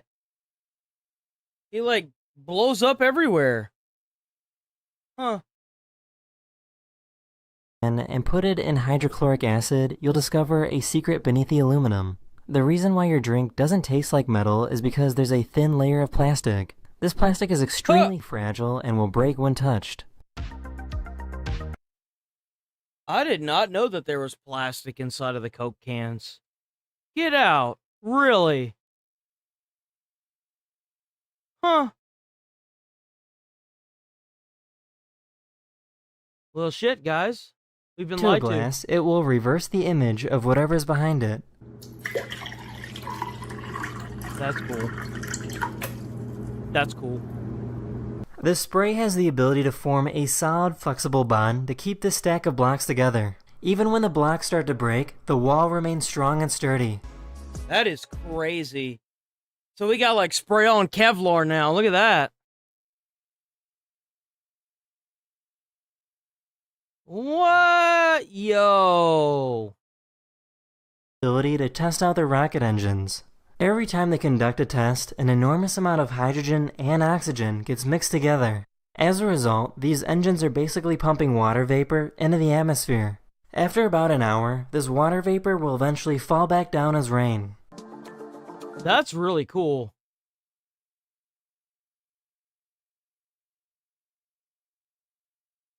Huh. Material that can bend light to make the object behind it disappear. What the hell? Huh.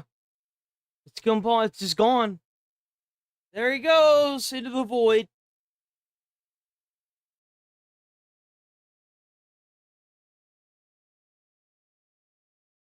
How different chemicals can affect fire. Oh, it's green.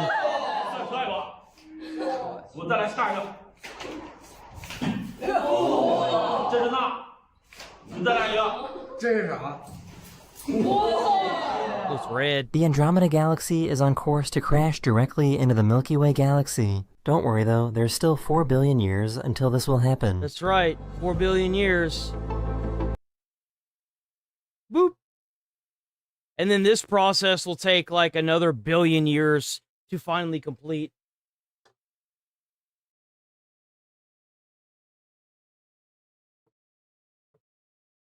That's right. Damn! Scientists can now summon lightning. Oh, that's right. This was that facility I was telling y'all about. So, like, what they do is they test the lightning, and then they put, like, sand under it, so that way when the lightning strikes the sand, it, like, leaves artwork in it, like solid glass. It was part of that movie, like, Sweet Home Alabama. But it's not, like, they got the idea from this. Right?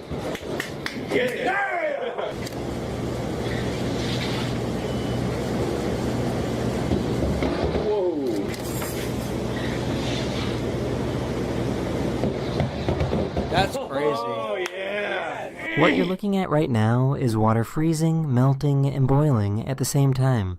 This is called triple point, and every known element can go through this process.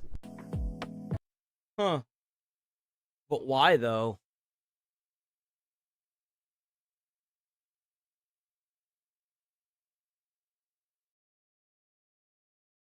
Eruptive events called a corona that creates a loop of fire larger than Earth. This particular video is a time-lapse of an event that lasted over 21 hours.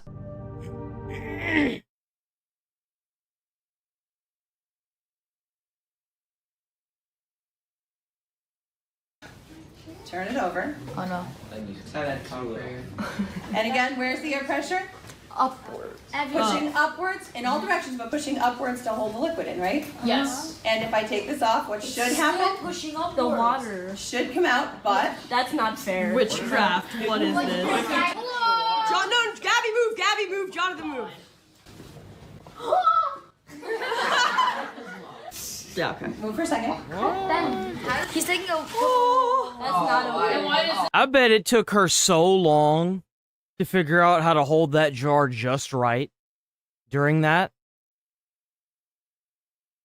Yo, science teachers are the best. I don't know. This is called dude. Maybe it's mitosis, just which me. is when a cell splits into two identical cells, and this is what's happening in your body right now.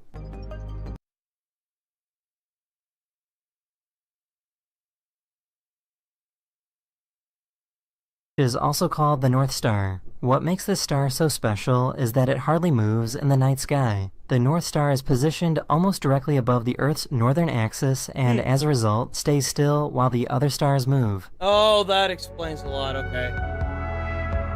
That's kind of cool. Because of how it's positioned, it just doesn't look like it moves. That's a snowflake. I know what this is. This is the reason why they can say that not every snowflake forms the same.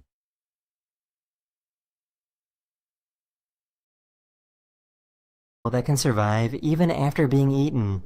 After the frog swallows it, the beetle is able to walk through the digestive system and emerge unharmed from the other end. What? Really?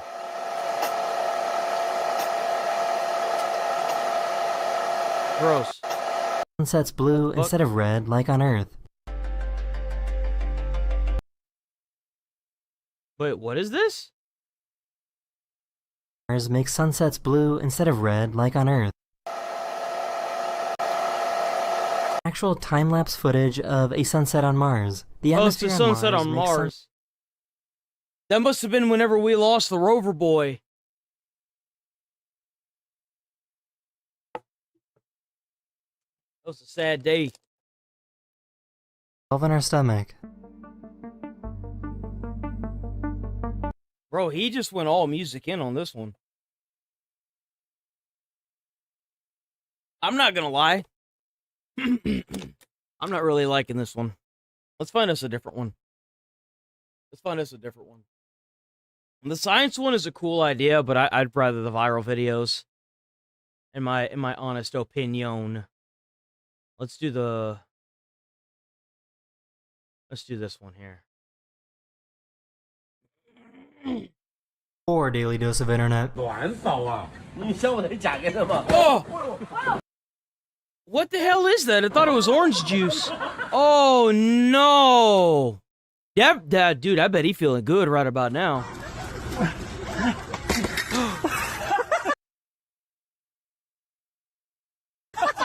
Well. Oh. What does he have in his fucking... What is that? What did he do? Jizz himself? What is that? He doesn't have anything in his hands. What the hell broke? I know you lying. Yo! Y'all think this is funny? This is how we're gonna have to start getting around, bro. Y'all think this shit's funny? It's funny until you're the one driving it too. That's what we're gonna end up going. We're gonna end up driving that shit. Prices keep going up, man. That's what's gonna have to happen. What the hell? I've never. Hey. Oh. Okay. Damn, bro. What a little aggro boy. He's a little aggro boy. He's so aggro. Punch him. He's No, angry. punch He says, him. Hey. Oh, dang, bro. You see that? You see that, Hey. that gut shot, man? Pick on somebody your own size. Oh! He really? Hey. You should go pick on somebody your own size. You got He something really to thought his say? Dad didn't know it was him. Yo. William?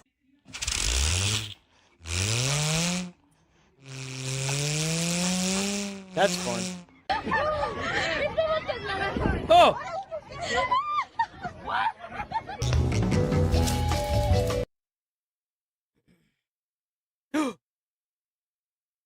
Well. B. I don't want to see a child just picking at food, man. I'm sorry. I have no real want to see that. Oh, the whales. Oh, there's another one.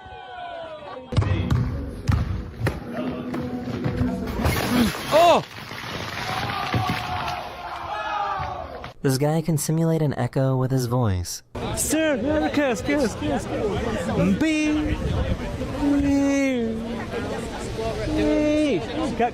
It's a circus. Hey, boss. Yeah? Does this look good? Oh yeah, it looks great. Give me your hand. Yo, if they could, they would. If they could pay us with those, they would. Ready to go. That's right up there with getting Employee of the Month. I remember one time they tried to give me Employee of the Month at a Sonic I worked at. And they looked at me and they was like, hey, you're going to be Employee of the Month. And I'm like, great. I get a pay raise? And he's like, no. And I'm like, well, I don't care. And my boss just kind of looked at me and started laughing. And he's like, yeah. And I'm like, yeah, I don't care. So they gave it to somebody else.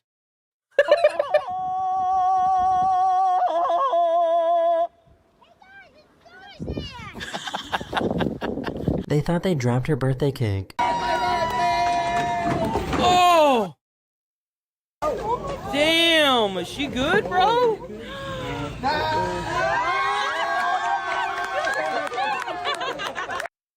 Damn, they didn't even care, man.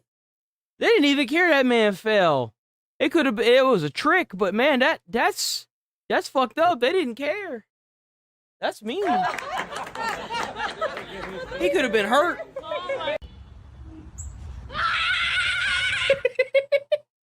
Doggy he messed around and found out, huh? Doggy messed up. Doggy about to learn real quick. And that life sucks.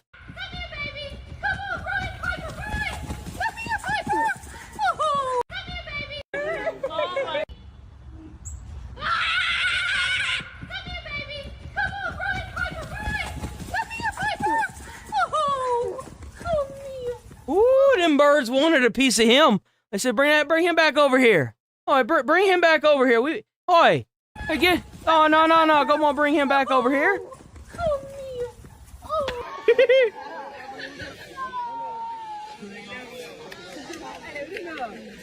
Oh! Welcome to Krispy Kreme. What are you getting for today? Well, I've heard a little rumor that when the red light's on, you guys get free donuts. Is that? Oh my gosh, how many people are in the car? Only 2. Holy, pull forward. Okay. Oh, what? Yo. Cat is farming the out of this place, man. And he's got his bag too. What the I know, right? Bro, that cat has a better life than most Americans. Bro, there'd be a cat on the stairs whenever I went down yesterday, right? This cat literally sitting in there taking up a whole step on the stairwell. And I'm like, man, your life is good, ain't it? That cat looked up at me. It started stretching towards me like I was supposed to do something. And I was like, if I touch you or give you anything, you're going to be all the way up the steps, bothering me. Nope. I kept walking. And then whenever I came back, I called him a fat ass. place, man? And he's got his bag too. What the Caleb's got the hardest spot to stay in. Oh! Yes! No! I couldn't have. Oh, what? Oh no! So I guess this is what free will looks like. Yo.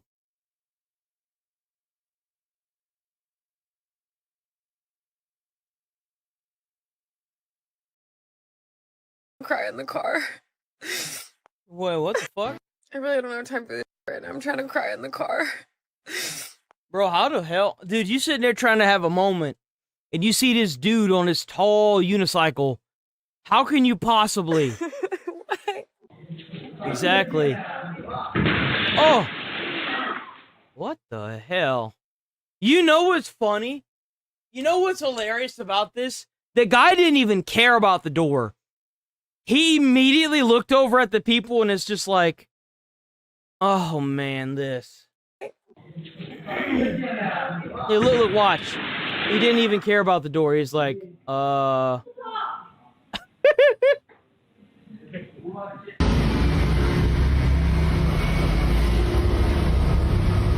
Is there a cat under there? There is. Oh my god. Hi. It appears you have a big orange on you. Oh, look at the little airplane. He's gonna destroy it, isn't he? That's gotta be like, what do you think, like a $3,000 airplane? He's gonna break it. Yep. Wow. Man, that's what $3,000 looks like lit on fire. Whoa, look at that, guys. Huh. Wow.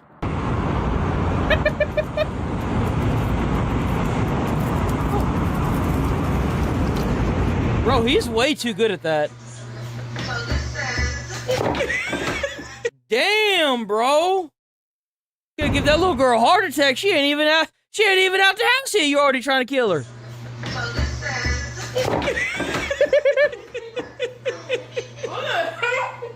I've been sitting here this whole time. This delivery driver got bored waiting.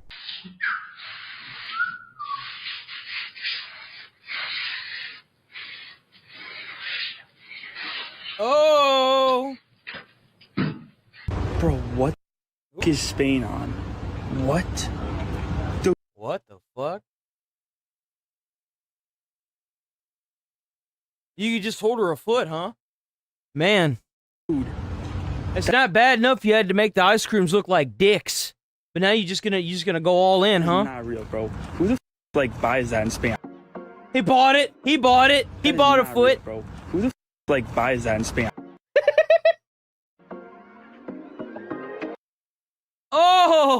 Oh, that is fucking lit. What? Get the fuck out, bro. What? If he did that on purpose, this dude needs to play in basketball. Oh, look. An endangered pygmy hippo who was born last week in a zoo in Arizona. Hold on, wait. Hold on, wait a minute. Y'all know we gotta bring this up. Y'all know we gotta bring this up.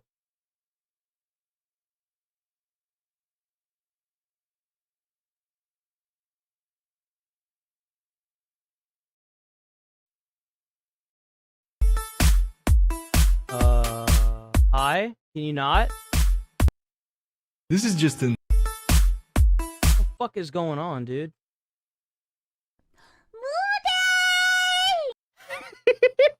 If y'all don't know, this went super mega viral.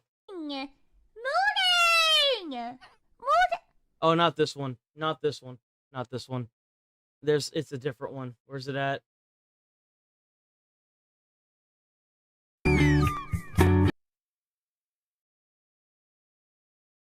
Mudang seems very, very happy in her enclosure. I think if she was going to see that,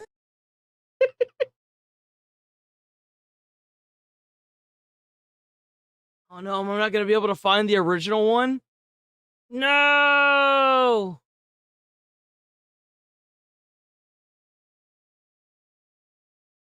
Let's see if I could find it.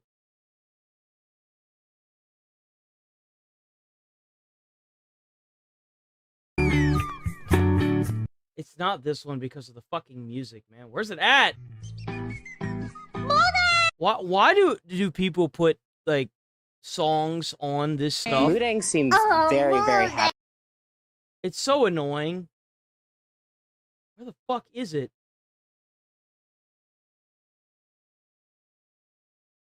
Moodang.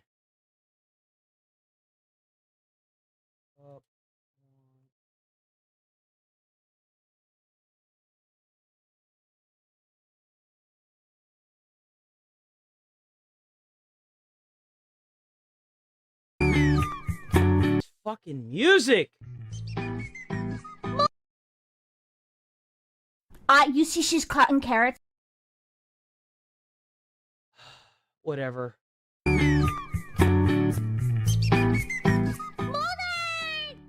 Hi guys, this is the Bangkok. Shut up! I want Moodang! Shut up! Moodang! Moodang! That's what it was.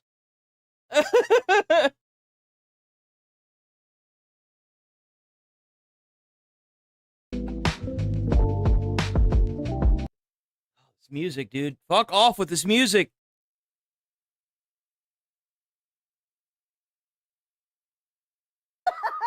What the fuck? That's creepy, dude. Oh, what the fuck? What is that?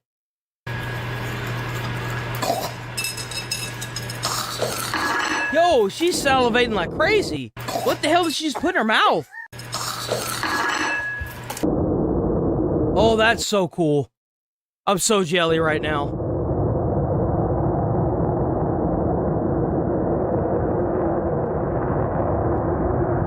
Yo, someone should be standing there with a speed gun to see how fast they're going.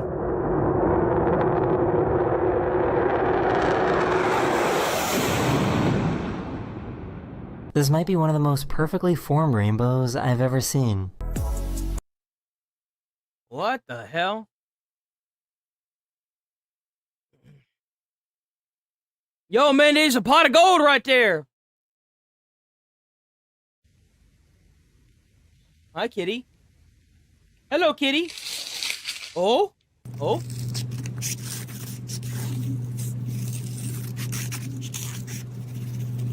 I could not imagine. Bro, I can't even cut in a straight fucking line. This dude over here doing all this. What?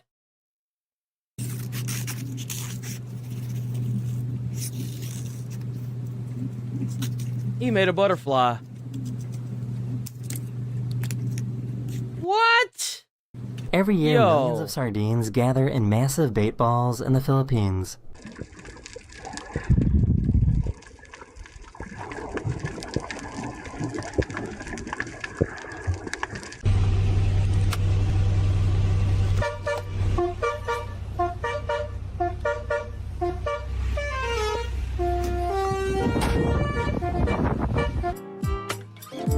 Oh, what the fuck? Oh, he's got his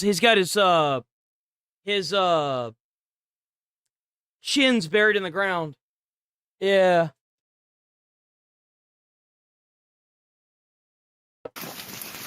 Whee!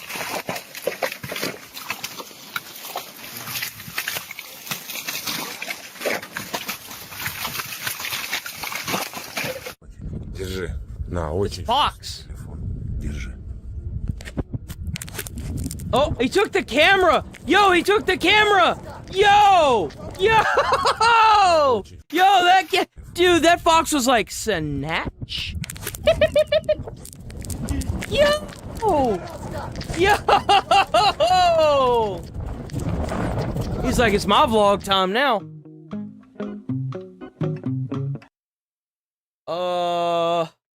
Is it gonna go in?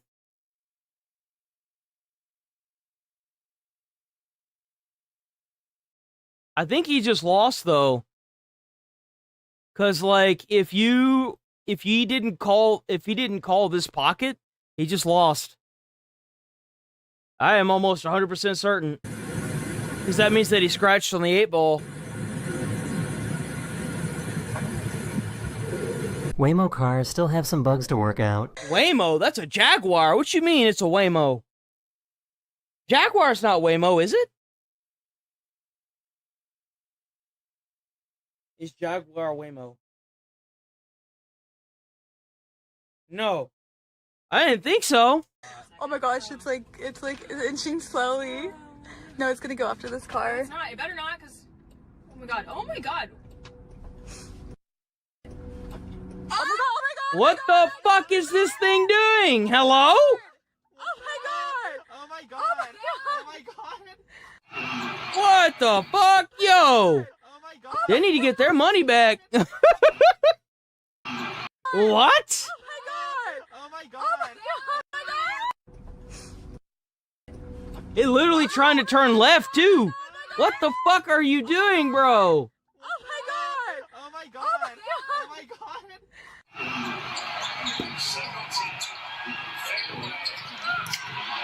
That's kind of gross, not gonna lie.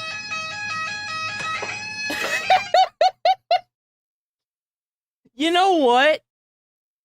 I think this is the most valid thing I've ever seen in my life. If somebody wants to come up to you and start blowing a bagpipe and you throw an empty plastic bottle at them, you know what? I think both these guys just took it on the chin and moved on with their lives. W grown adults.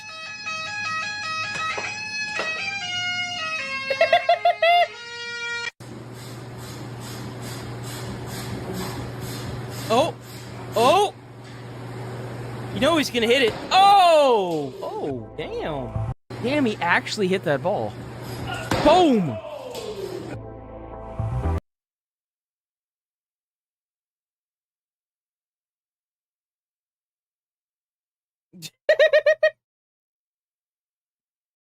Oh god, the cat's freaking out now.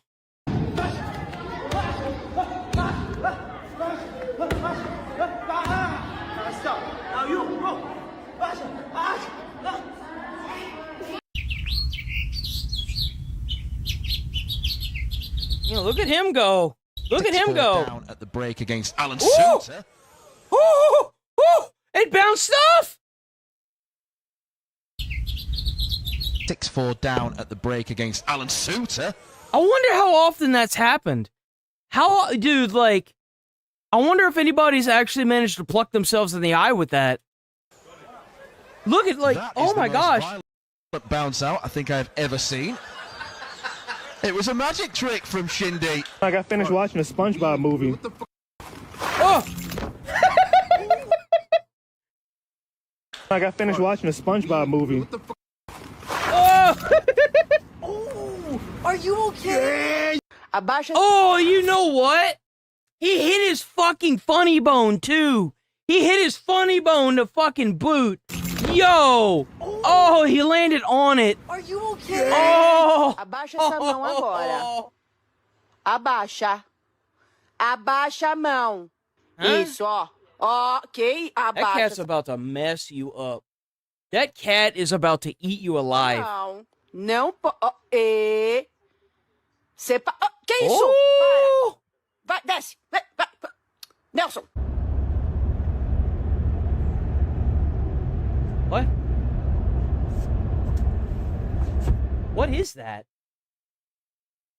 I thought it was a mattress at first. What the hell is that? Wednesday! Hey! I saw that, ma'am. Don't you? Oh, how could you stay mad at that? I saw you wrestling Agnes. They sent a weather balloon into space from their school. Oh, this is that one from China that they shot down. Oh, wait, did I say that out loud?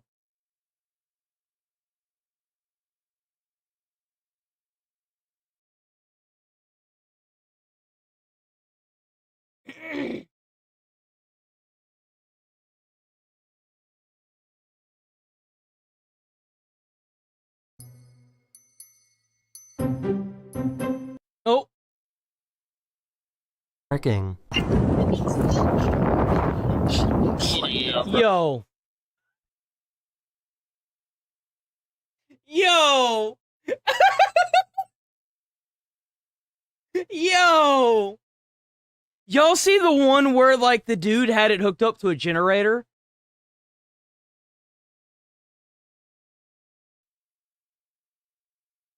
Tesla.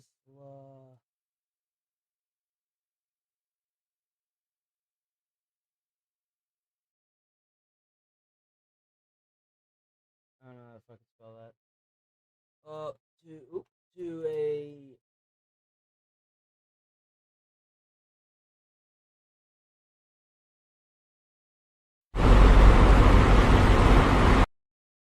There was a different one.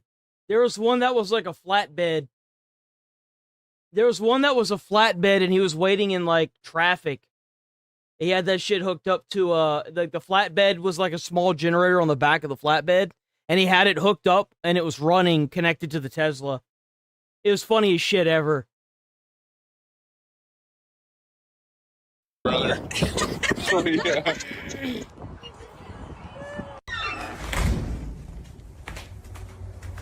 Oh my god.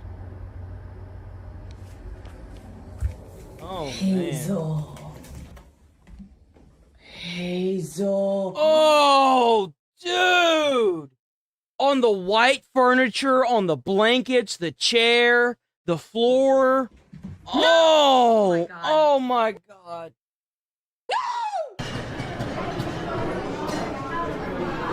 What the?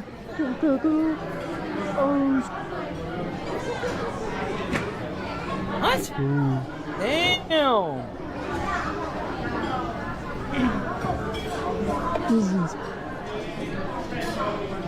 I'm gonna say it because I can't not say it. There's a reason why crackheads don't go without crack. It's amazing how many skills you can pick up on.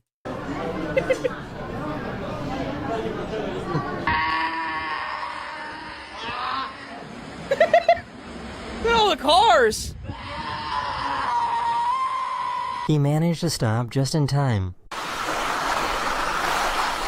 Just in time for what?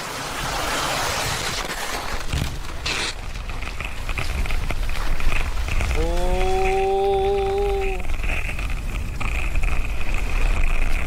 What the hell were your skis attached to? Air? How did his skis pop off like that? Ooh, man.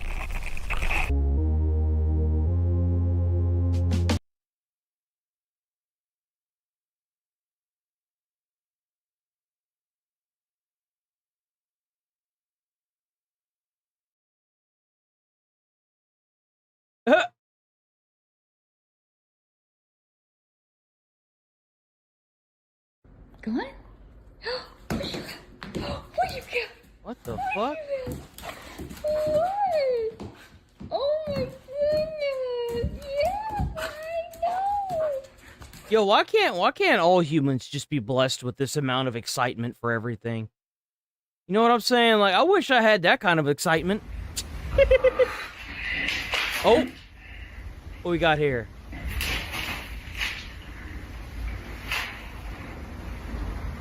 He's not gonna... Ooh, These turtles dance. he still got it. You know he did that, and he was like, I wonder if I still got it. Let me see if I still got it. Still got it. I bet to him, because I know that feeling. It's like, oh yeah, that's right. That's right. These turtles dance whenever they magnetically sense it's snack time. Really? Look at how happy he is. It's like, feed me! Hungry! Bro, this music. That dog has a specific ear.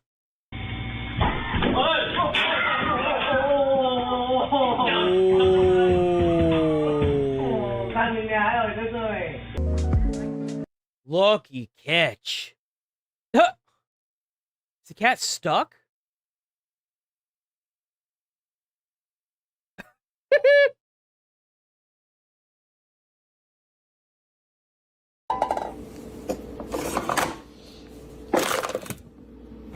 That's fun. That is the end of this video. I hope you enjoyed, and I'll see you guys again. Yo, W Daily Dose of the Internet. So we got an update for the Reckless Ben. Apparently, the RICO charges have made the federal court get involved. W Legal Mindset. The Lego scandal. Make sure y'all check out Legal Mindset on YouTube. Share, copy. Yeah, don't forget to hit like on the stream, sub to the channel if you're new here. I'm here every day, 8 a.m. to 1 p.m. Central Time. So make sure y'all stick around. At least I'll try to is aim for going 1 p.m. federal. If We're we gonna don't talk make it that far, I'm not going to force it.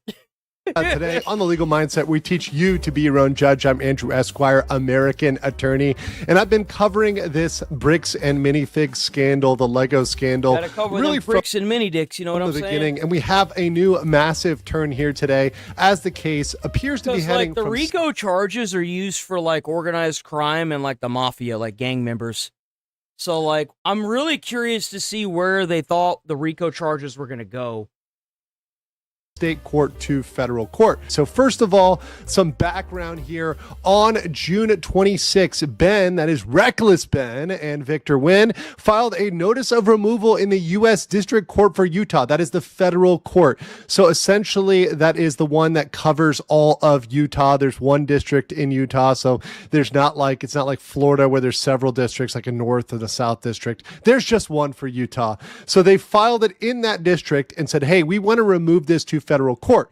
Now, BAM Bricks and Minifigs has 30 days to fight this motion. And while this is going on, there are also ongoing mediations. So the mediation is ongoing, that discussion is ongoing, and that has been ongoing since the state court RICO.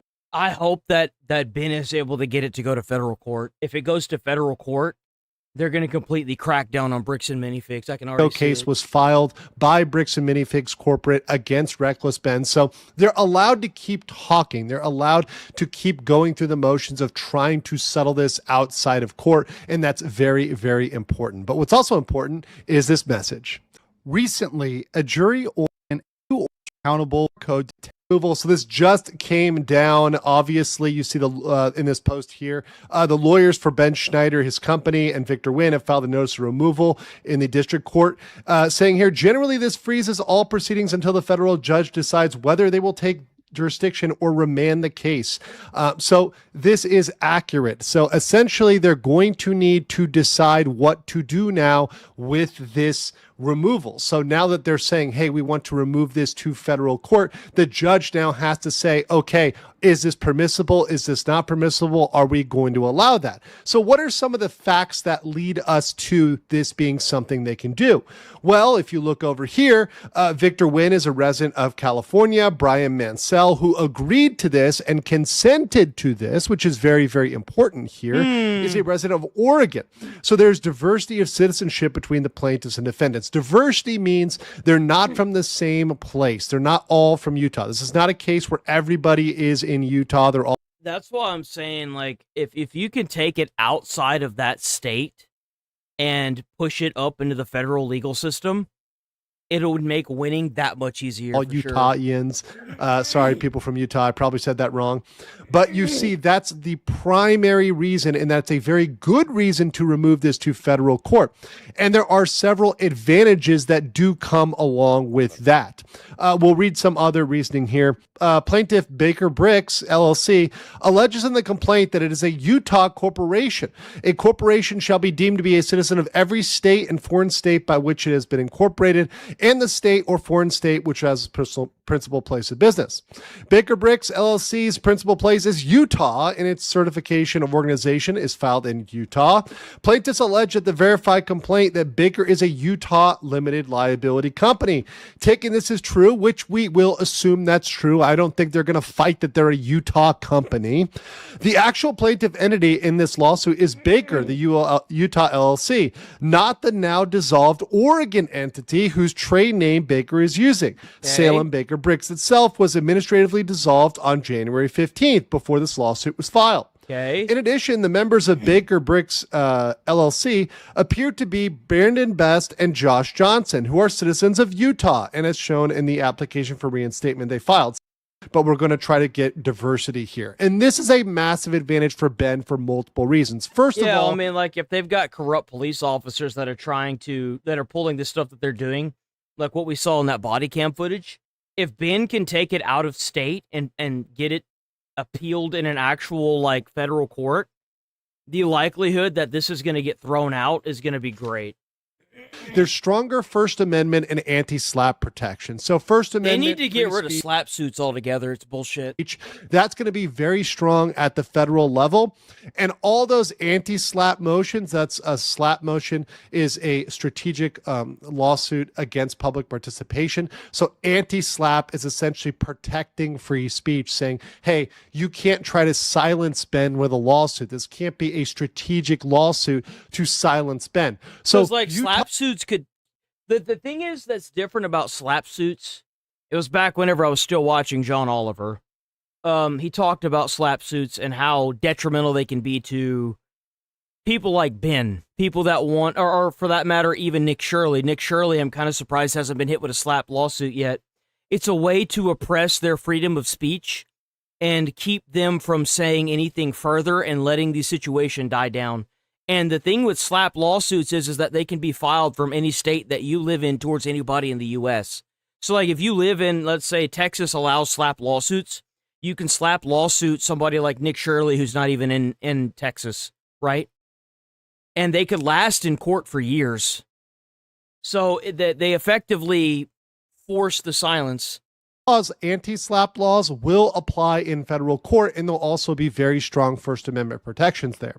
There also will be a better shot at dismissing or weakening RICO cases. Now, federal judges are very familiar with RICO. They are well versed in their RICO claims. So going into federal court with judges that know RICO might give them a better shot of dismissing it, particularly as they argue, Ben argues, this is really a cobbled together case based on, bad facts, based on things. Oh, yeah, it is. And he has proof with the body cam.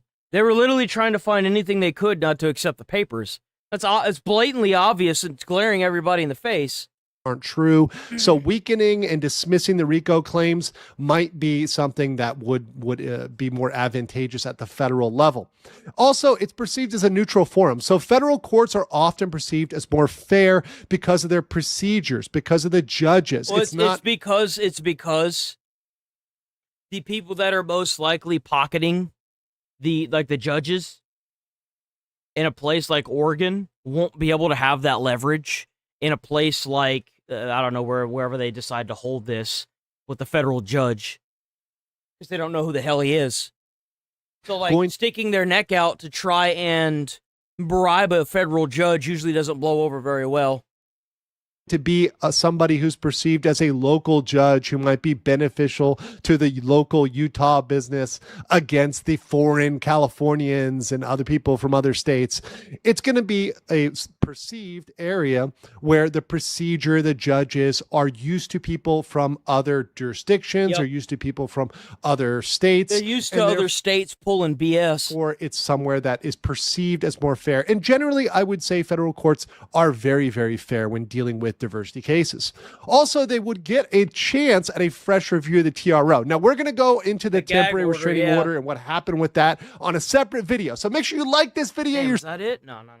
Subscribe. Yeah, make sure y'all go check out and tell the federal judge, hey, we think this is, this is crowding our First Amendment right. This is taking away our First Amendment rights. And a federal judge might be willing to say, you know what, even though this was a win for Ben, because I do think Ben is still winning when it comes to TRO, I think he would be able to win harder in federal court. Also, in terms of strategic leverage and settlement and procedure, all of that is going to be more fair. And also the leverage, the visibility, the power that Ben has, that's going to be increased by moving it to federal court versus state court. So Ben is going to be in a better situation in that mediation, in the negotiations with Bricks and Minifigs. I think that whoever he got as a lawyer that gave him the idea of moving it to a federal court is probably going to be what gets Ben out of this tight spot in order to come to a reasonable settlement with them. So let's go to my judgment. So in judgment, I think it's an excellent tactical move by Ben's team. I think this was very wise for them to do to try to move this to federal court. So big up on Ben's lawyers. I think they're doing an excellent job so far. And this is something that will change the game if they're able to get it into federal court. And it'll be perceived as more fair procedurally and will also protect Ben's speech. I think his First Amendment rights will be best protected in federal court. I'm not Obviously, saying yeah. that his First Amendment goes away in state court. That's not at all the case. But I do Well, it does in this instance. When you've got a gag order for no reason, the judge didn't even see your side of anything. He just took the paycheck and ran. I think mean, that federal judges are very careful about the First Amendment. So they might be even more on Ben's side when it comes down to the rulings. And well, yeah, that's there's what no reason that Ben has a gag order I whatsoever. think a lot of people are looking at is, hey, how are we going to protect his freedom of speech and his ability to make videos and make content? Now, this is not a win for Ben. Ben doesn't automatically win because it goes to federal No, court. but it definitely makes it way easier. However, it does massively increase his leverage. Yeah. And I think Bricks and Minifigs is now pushed even deeper into a position to settle. So Bricks and Minifigs keeps taking L's. They keep being pushed back and back and back. Yeah, it's because they're losers. I mean, if you've got to build a company on being a scumball, then eventually your time's going to come. On their position. And I think Bricks and Minifigs didn't want to settle with Ben. I think that they wanted to kind of fight this out. But the more that he's fighting back with these procedural moves, like moving to federal court, the better position he's in. And I think they can come to a better settlement when they eventually get there, which is what I think this will come down to in the end. But I want to know what you guys think in the comments below, and I will catch you on the next one. I think that their greed, Bricks and Minifigs, their greed, or BAM, I'll say BAM instead, is what led to them losing millions between the bad press that Ben stirred up around them, between the using the police as weapons, and then you've got two CEOs that won't even like give him the time of day. The body cams released, the fact that you took the Legos from allegedly you took the Legos from a man trying to sell the Legos for his grandkids to go to college. I think that Bricks and Minifigs is living on borrowed time now. Like, if you guys have seen how many Reddit feeds that I've seen of people just they'll look up the Bricks and Minifigs locations, and they'll be like, oh man, it's good that that's so close. I know where not to spend my money. And dude, this has been completely detrimental. All they had to do is give the dude $200K, and now they're losing millions because they're stupid. Okay, I'm going to go use the bathroom. I'll be right back. Give me a few seconds.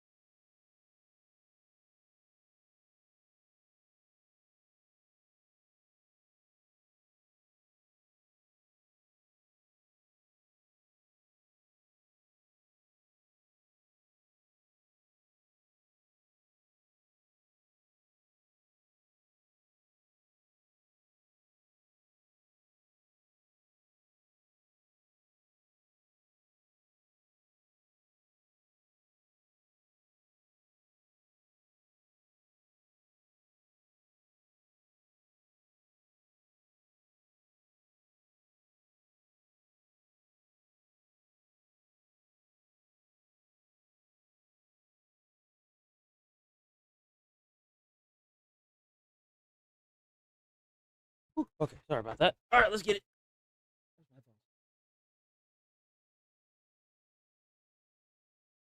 Okay.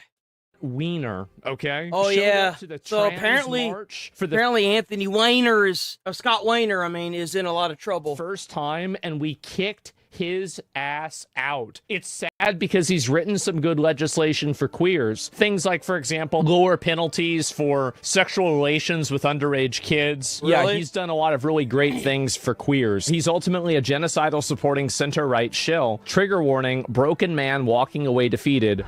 Scott, I think your legislation on trans issues and your legislation specifically protecting queers on the sex offender registry is fantastic. Why would you want that? Hold on, wait a minute. So you mean to tell me that if you go out and harm a child like that, and you just claim that you're like queer or whatever, like this man said, then you just get away with that? That's kind of disgusting. Why would you want that? Like, holy crap. These guys aren't trying to advocate for equality. They're literally trying to, like, harm kids. What is this? Ever have to protect somebody from going on a sex offender registry? Why would you ever need to do that? I really applaud you for that, and I think you deserve to be here for that. I mean, what better way, am I right, to protect the Epstein class than to make all the laws that make it illegal legal? You know what I'm saying? Well, technically, he didn't do anything wrong now, right? Come on. Your policy, and I think your policy on here we go. Here we go. Policy on the genocide in Gaza is terrible. Because he didn't line up with one thing. Because he didn't line up with one singular thing. Do not belong here, Scott, anymore. It sucks. This is purity testing at its finest. Because you've been wonderful. You've been wonderful for trans people, and you've been terrible. You know why he cares about the people in this country and not what's going on in the sand wars across the ocean? You know why that is? Is because nobody really cares. That's their problem. Maybe don't advocate for terrorist organizations in Palestine, and you won't have Israel bombing the shit out of them whenever they retaliate. I mean, that's typically what happens. I mean, even the people in Palestine don't want Hamas there, or Hezbollah, or whatever the hell the terrorist organization is there. They're even protesting against it. This is the second time they've protested against the Hamas terrorists that are in Palestine. And you know what's funny is last time, you know what got them their terrorism designation? It's because they killed the protesters. That's why. And you've been terrible. You've been terrible. Look at him, bro. Like, this is the worst week of his life. Oh my God. How could if you care so much about the Palestine, Israel, Gaza, then go over there. Go over there and do your thing. You know what I'm saying? You care so much. Go over there and see how well they treat you. To San Francisco. Look at them. Look at them. They're just going ham. I want to. They hate him. They hate him. Such good legislation on trans rights. How could you betray queers? How could you oppress people? Israel, you piece of shit! Oh my God. Scott Wiener changed his stance on Gaza, causes Israel's action genocide after a viral moment. State Senator Scott Wiener playing damage control. He says he does believe the conflict in Gaza is genocide. The statement comes days after a forum featuring Wiener. After that question, Wiener sat silent, refusing to answer. For those of you who saw the debate clip from last week, I want to clarify that I do believe Israel has committed genocide in Gaza. Wiener explained he is Jewish, and the word genocide can be sensitive given its connection to the Holocaust. And now they are going to eat him alive. Yep. This is literally because he's Jewish. I hate to break it to y'all, but Asman kind of did a little search in Grok, one of the most advanced AI systems we have on the planet. And, well, let's just say that the Muslim terrorists, they don't really much like Jewish people. I'll say that. I'll say that. Fuck out my hood, bro. It's free Palestine here. You already know what it is. We against the genocide. You think you're gonna come to my neighborhood, bro? You fucked up. You fucked up. It's gonna be a problem. There's innocent children being killed in Palestine. You gonna come here like it's good. Wow, it sucks for them. Maybe the adults, their parents, should stand up to the government so that way they can force all the terrorists to leave, huh? Man, that's really sad. That look, I'm not a big fan of this guy. I'm not gonna lie. I don't know who the fuck this guy is. I think he's weird. If you want to sit here and advocate for a bunch of like trans or whatever people to have more lenient charges for being a pedo, then you shouldn't be in office. They need to like get you out of office and, you know, deport you from the country. But at the same time, I don't really care about the sand wars that are going on in Palestine and Israel. That's their problem. You know what the difference between Iran and Israel is? Israel isn't chanting death to America, so I can live with that. What's on that genocidal agenda as a Zionist, bro? Free Palestine! Say free Palestine right now on camera, dog. Why are you not saying nothing? Never feel sorry for this absolute He brought it on nasty himself, little yeah. weasel. This is the guy that called Nick Shirley a psychopath with the Stop Nick Shirley bill. Oh, is this Scott Wiener right here? Yep, yes he is. Yes. Scott Wiener. How you This doing? is the guy that was getting harassed. Doing great. Can you give us your opinion? Thank you very much. Could you give us your opinion really quick on AB 2624? I think you're a psycho scam artist, so You think I am? Please disclose how you think that. Look how they just run away. These guys are fools. Is he calling them psycho scam artists? No, He's not. Now, He's sitting there and taking it now because he realized he messed up. He messed up big. And that's what they do, man. They'll turn on you in an instance. I couldn't imagine being part of a political party that would sooner turn on you than they would actually stand with you. I couldn't imagine of it. freaks that you've allowed inside of the country. Now they finally turned on you. It's only going to get worse. Yeah, it is. It's only going to get worse for them. Free Palestine. They're threatening them outside. Yeah, there it is. Hey, Wiener guy, remember when you called me McBigot? How does it feel now that the Frankenstein you created is coming for you? Every stupid communist learns this history lesson the hard way. That's right. That's right. Even Spencer Pratt calling him out. Look at that. Enjoy. Oh man. Absolutely agreed. Here's your stupid prize.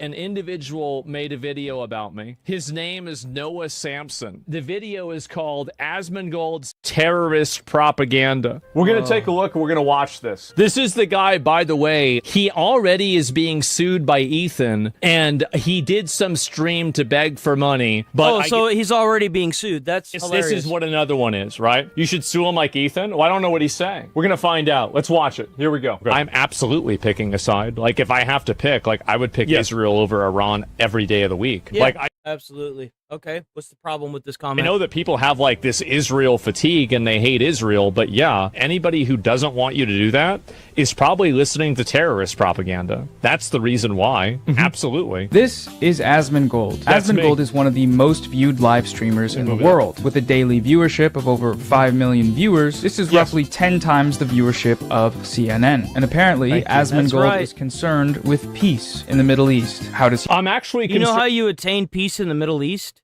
You kill all the terrorists. That's how you get peace. It's not even about America getting involved. The thing is they already hated America. They're already infecting the other countries around them. It's not just about America. I mean, they did the same thing to their own countries around them. Like, with killing all terrorists in the Middle East, which will have the long-term result of peace. Yes. But the okay, so me and Asmund are on the exact same wavelength. Wow. Primary goal is killing all of the terrorists. Yeah. Primarily the ones that are running Iran and the ones that are being funded by Iran in places like Gaza, Lebanon, and Yemen. He proposed exactly to achieve this peace? Well, with bombs. I think, yeah, blow them up. Exactly. Yeah. Israel should keep bombing. They're religious radicals. They think that if they blow themselves up and take out an American with them, they'll get 32 virgins on the other side. Hello? Like, it's literally, like, encoded in them to have to do, like, suicide bombs and stuff. Of course. Get rid of them. Lebanon. Because Lebanon has terrorists in it. They have Hezbollah in it. And, again, they're firing rockets into Israel. Oh, is it 72? They are. Lebanon, it's 72 virgins. Man, that's a lot of World of Warcraft people, man. I don't know if the terrorists are ready for that. Israel and Lebanon just came out with an agreement. Yesterday, they came out with an agreement that Lebanon is going to work with Israel to help get rid of Hezbollah. The Lebanese president, Joseph Aoun, says the framework agreement is signed with Israel is the first step towards restoring Lebanon's sovereignty after the war. I guarantee you that everybody that signed this peace treaty in the Middle East, other than Iran, will most likely end up keeping this peace treaty. They want these terrorist organizations to go back from where they came from. That's what they want. All of these countries are tired of being invaded and occupied by these terrorists that kill their own citizens daily. Like, it's completely obvious what's going on here. And the thing is that I really want to see the Middle East be stabilized, and the only way that's going to happen is if you address the elephant in the room. The elephant being the terrorists with rockets, AKs, and constantly causing problems for everybody that they come in contact with, including citizens. War between Israel and Hezbollah. So the only person who disagrees with this actually is Noah here. Israel agrees with getting rid of Hezbollah. Lebanon agrees with getting rid of Hezbollah. A lot of the Lebanese citizens agree with getting rid of Hezbollah. America certainly agrees with it. But for Noah, this is somehow a problem. Well, the reason why is because when the problem gets solved, they won't have anything else to talk about. That's the problem. Is that they've built their entire structure of streaming and videos on how they can support terrorist proxies in a foreign country across the freaking world. That's why. Their goal was never to actually do stabilization and peace in the Middle East. I mean, let's be honest. They're firing rockets in I hope he kills every single fucking one of the Hezbollah members in Lebanon. Absolutely. Every single fucking one. Only then will the people there have peace. On his June 14th live stream... Is this upsetting for you? You're playing my greatest hits. That's exactly what I think. Asmongold advocated for the continuation of Israel's bombing campaign in Lebanon. And in the same stream... Here's the thing. If Lebanon isn't actively mobilizing its own military and police to systematically remove these Hezbollah soldiers and terrorists that are leading to the bombing of Israel bombing Lebanon, then that's Lebanon. I'm tired of doing this mental gymnastic with these governments that are like, oh, we don't support the terrorism. Okay, then why don't you get them out? Well, you see what had happened. No. If you don't want to systematically remove the terrorists, we will bomb you, force regime change in your government, and put somebody in power who will better stabilize the entire Middle East. How about that? How about you not support the terrorists? How about you not let them go through your towns with missiles and in apartment buildings? How about that? Come on. Happening. Israel is bombing Lebanon for no reason. There's no reason that Israel is bombing Lebanon at all. They just decided one day, you know what? We're going to go and bomb them for nothing. They got bored. He also advocated against a peace agreement to end the U.S. and Israel's war on Iran. Absolutely. I think that we need to remove the IRGC and we need to completely dismantle them in all facets and all facilities. Islamic terrorism is an existential threat across the Middle East and also globally the world. Iran is the nexus of that, and if we dismantle Iran, we also dismantle the funding propagation for their other proxies and also propaganda that Noah has probably listened to enough and now he's agreed with. Now he's making video promoting more of it. It's exactly what I think. Make peace with Iran. They no longer consider us a mortal enemy. Why is that not an acceptable outcome to you? Because they're not. They're just going to lie to you. They're ideologically captured. They're religious zealots and they can't be allowed to be trusted. They've already broken too many deals before. They've lied too many times. Exactly. You know they're lying. Why are you sitting here making deals with terrorists? Have we learned nothing in the 50 years? Asmongold's argument for the continued bombing of Iran and Lebanon is that in order to achieve peace, we must get rid of the terrorists. Hezbollah That's correct. Is a terrorist group, so he says, and Iran... Well, so I say, They're actually a terrorist organization. There are Middle Eastern countries that see them as terrorist organization. They're classified as a terrorist organization by America. They're a terrorist organization. Just because some guy sitting behind a microphone in his mom's basement says that they're not, doesn't mean that they're not. They would sooner kill you than they would act like they're your buddies. How stupid are you? Holy crap, how stupid are these people? This is the reason why some people shouldn't be allowed to vote. They shouldn't be allowed to vote for their own damn safety. Straight up. That they're a terrorist group. See, Noah is trying to, right now, he's trying to soften the image of a group of people who have openly called for genociding all of the Jews. They use the Lebanese people as human shields while they fire rockets from apartment buildings into Israel so they can martyr their own people. So retards like Noah Samson are going to make videos talking about how horrible it is and take the side of literal terrorists. Funds them, ergo, we have to bomb the terrorists. That's exactly correct. And kill every single one of them. And also their funders. And to a certain degree, their collaborators and supporters. This was their leader. Is this Hassan Nasrallah? The nuclear bomb I'm talking about is when a couple of our missiles falling on an ammonium warehouse in Haifa's pool. Haifa is in Israel, by the way, which will lead to the same effect of that as a nuclear bomb. When the missiles fall on the warehouses in an area with a population of 800,000, tens of thousands will die. This is the... And he's sitting here laughing about it, too. You want to make a deal with this guy? He's dead now. I can't believe I'm calling Nasrallah base. I mean, listen. You have to remember, a lot of these dudes, you see them in their fucking fits, and you hear about, like, some of their attitudes about, like, gay people, for example, and you immediately fucking resort to Orientalist perspectives, not realizing that these motherfuckers are better read than you by a million. Okay. Oh, is that before or after they start beheading the transgender community on the streets? Because that's what they'll do. And you know what's crazy? Is because if they actually get what they want, it'll be legal. Okay, it's actually true. And you know who else was? The Nazis. The Nazis were extremely intelligent and very well educated, but that doesn't make them right. Half of these dudes literally get educated in America and in the UK. What the fuck are you guys? I love how he says that as if that's not the problem. Like, exactly. The thing is like, the way this Iran war is being played out because of all this nonsensical guilt that has kind of like infected Western culture, I think that may be the reason why Trump is holding his hand back from just bringing down the hand of God onto these people and showing them what it looks like, is because of this weird mental gymnastic guilt that they are trying to push onto Western culture of like, oh, well, you know, the reason why Iran is systematically slaughtering 45,000 people is because of what America did.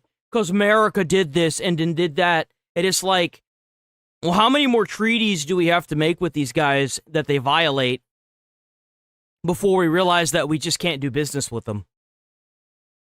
Because it's like, I can understand if it was one treaty that was violated. They've literally violated every single piece of the treaty that we made with them in a matter of 2 days. And every treaty that we've made with them for the past 50 years has been in some way, shape, or form violated.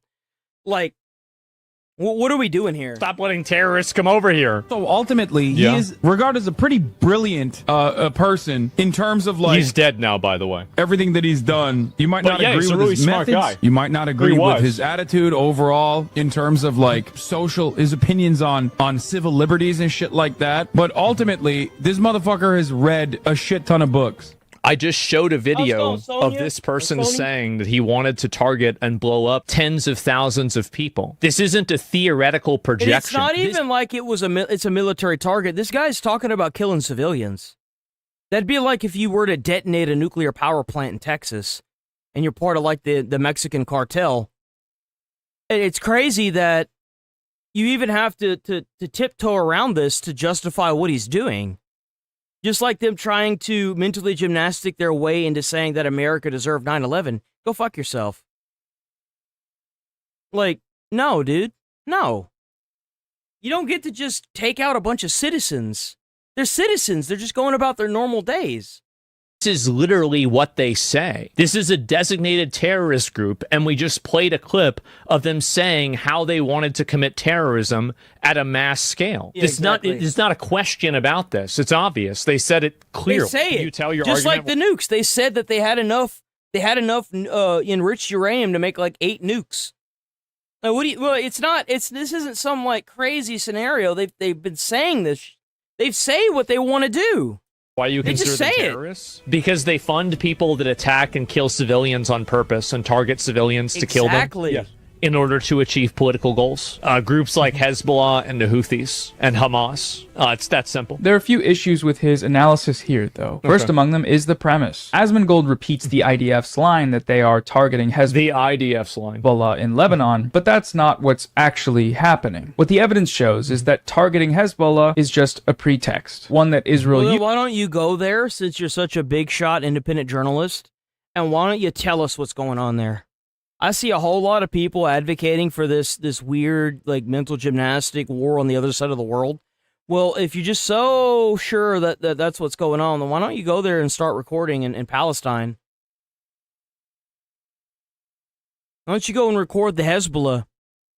See how quickly you don't get beheaded. Why don't you go do that? Or Hamas or whoever's in Palestine. Uses to blow up everything in sight and mass murder civilians. Israel is All Israel wants to do is blow up all of the civilians. And then why would Lebanon be trying to sign a deal with them to get rid of Hezbollah? Exactly.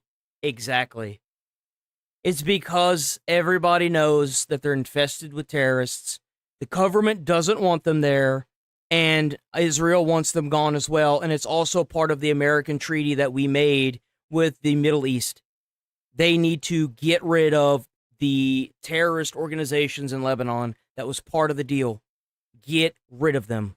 is actually true, then why would Lebanon be trying to work with them? Doesn't that not make sense? It's so dishonest. It's so stupid. it's like Hospitals, ambulances, Yeah. they are leveling The entire... reason why they're doing ambulances is because they use the ambulances to transport military goods. They're also routine... Which, by the way, is a war crime. If anybody's wanting to cry and bitch and complain about a war crime, whenever America went and got that downed pilot, they were blowing up EMT or paramedic vans that had terrorists in it. They were trying to find the downed pilot. We covered a little bit of that. That's a war crime. using white phosphorus indiscriminately and in civilian residential areas. These are all war crimes. In just the past 4 months, Israel... By the way, Hezbollah doesn't want to do any war crimes. They just want to do another Holocaust. Israel has killed nearly 4,000 people in Lebanon, including hundreds of children and healthcare workers. 4,000 people. Can you imagine how many Hezbollah would kill if they could? And also, why would Hezbollah, you think about it like this, right? Why would Hezbollah fire rockets from a residential area? If they didn't want to have any sort of return fire, why wouldn't you fire a rocket from like a open field? Or at least do it from an area that's farther away from... It's because they want to shift the public opinion for brain rot people like this that don't understand what warfare looks like when you're fighting a bunch of terrorists that don't care about the civilians that are in the areas that they're trying to strike a foreign country in. That's the thing. If you think for a second that Mexico attacked Texas, if you don't think for a second that America would turn a strip of that entire the strip of the border to Mexico and Texas into what will effectively be known as the Stone Age, because they'll crater that area, you're crazy. They have every right to defend themselves.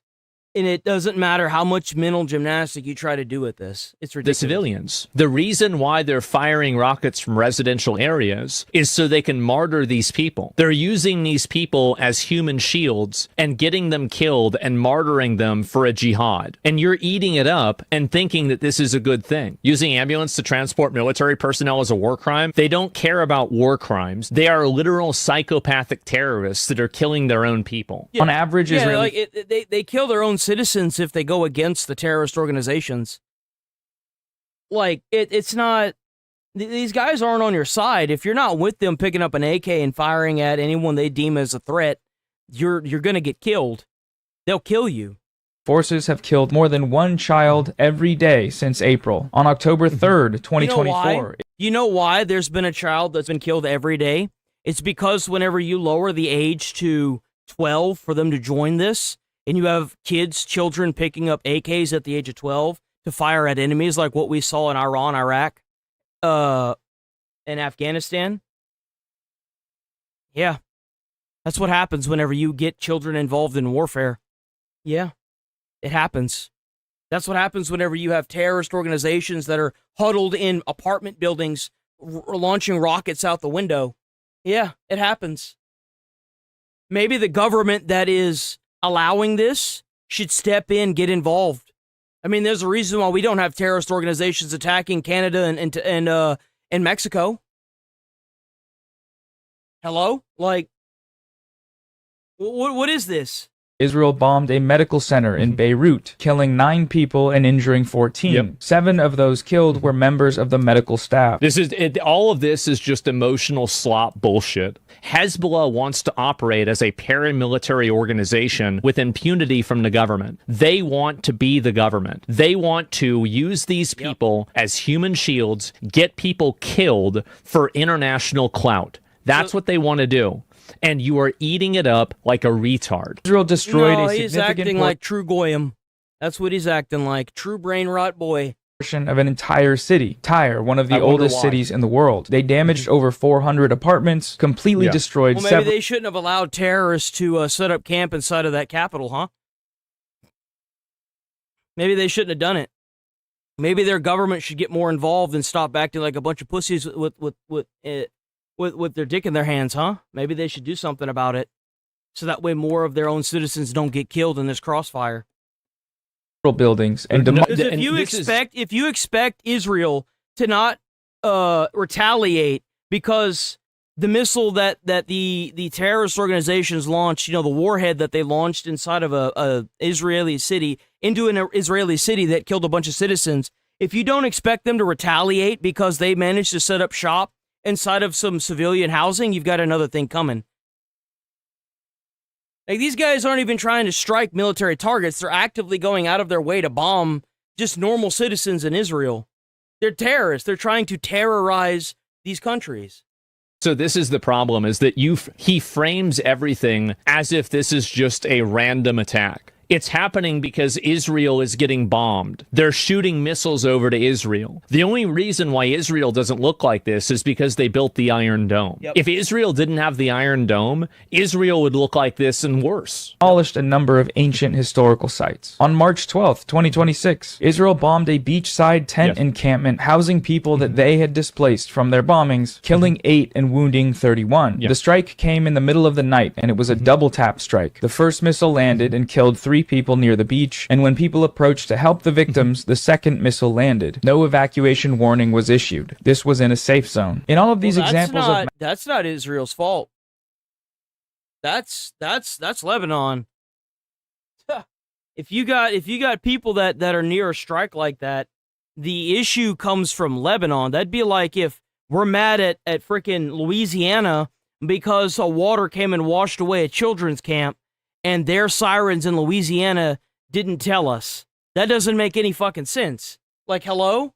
mass civilian death and destruction. What did how's Israel that our say fault? It was doing? Or how's that like their fault? Hezbollah. That's This correct. is their pretext, and Asmongold is repeating it uncritically. And the same. No, I'm repeating it because it's true. Whenever Israel and Lebanon, the Lebanon government, came to an agreement, this was yesterday.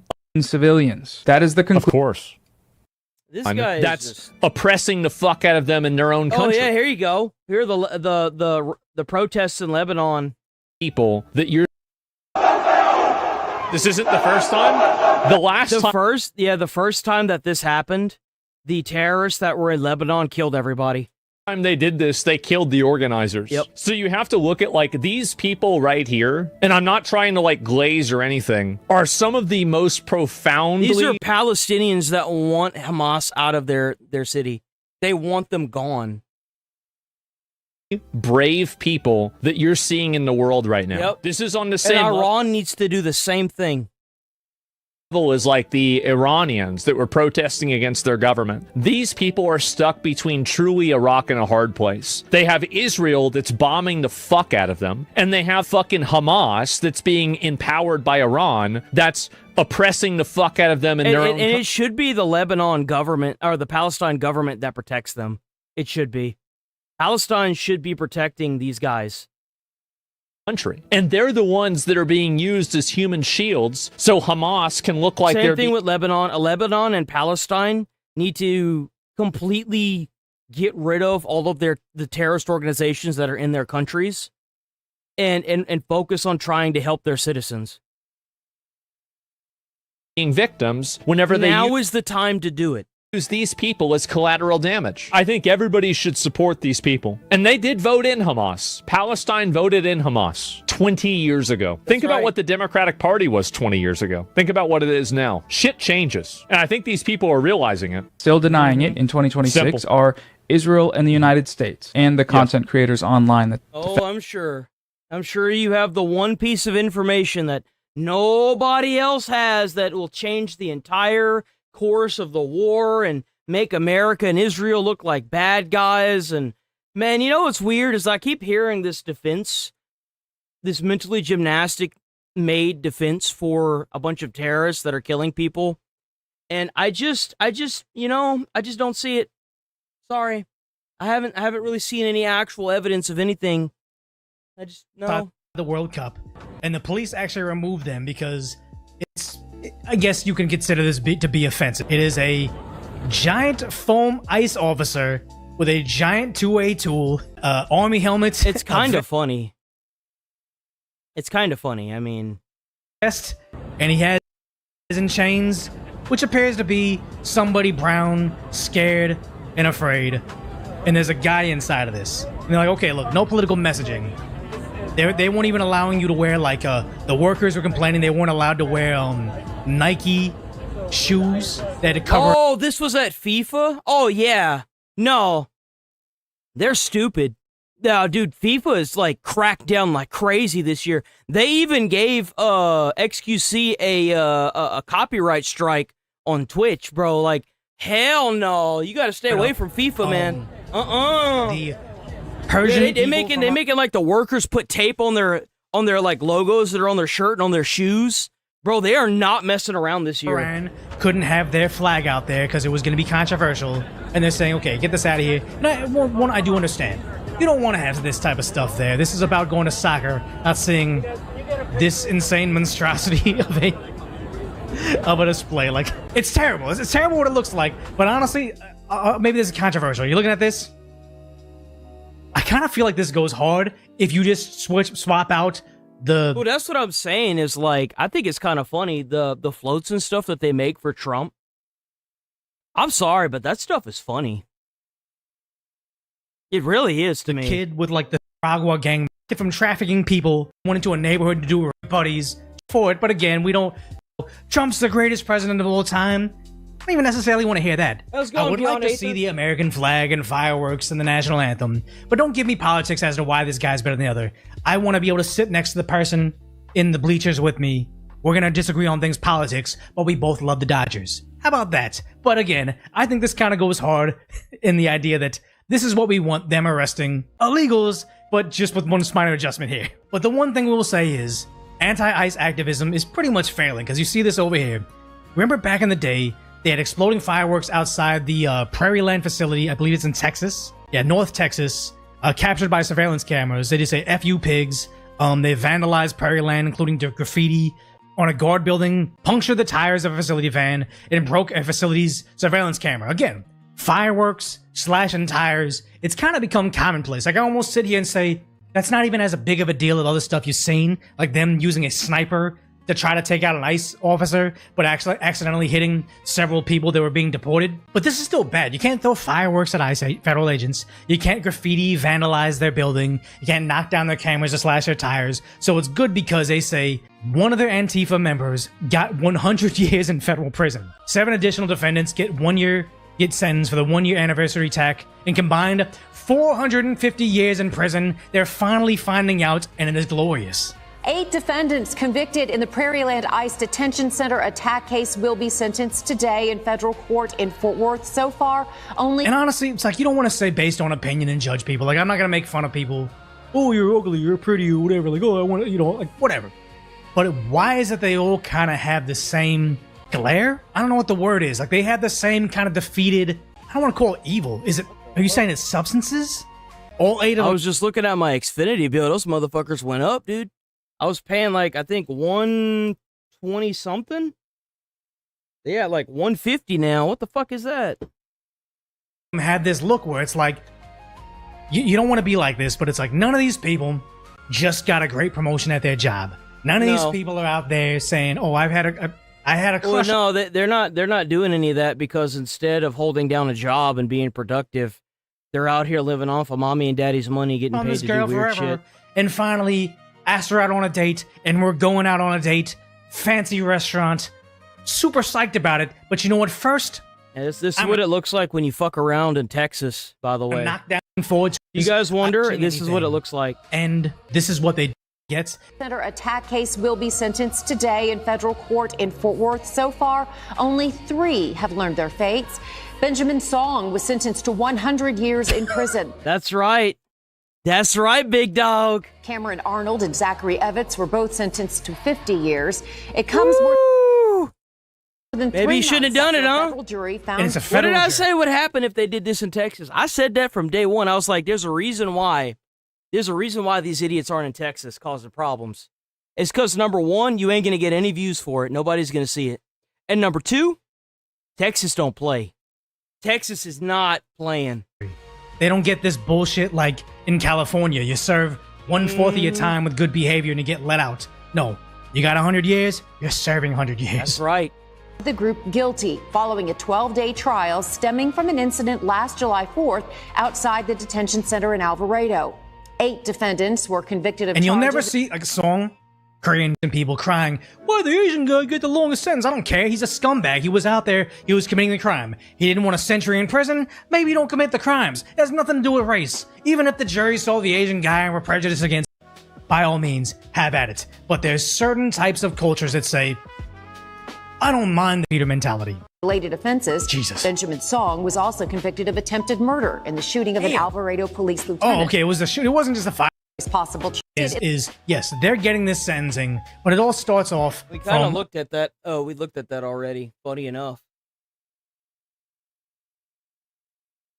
Other person that should be deported. Oh, dude, I hate this lady.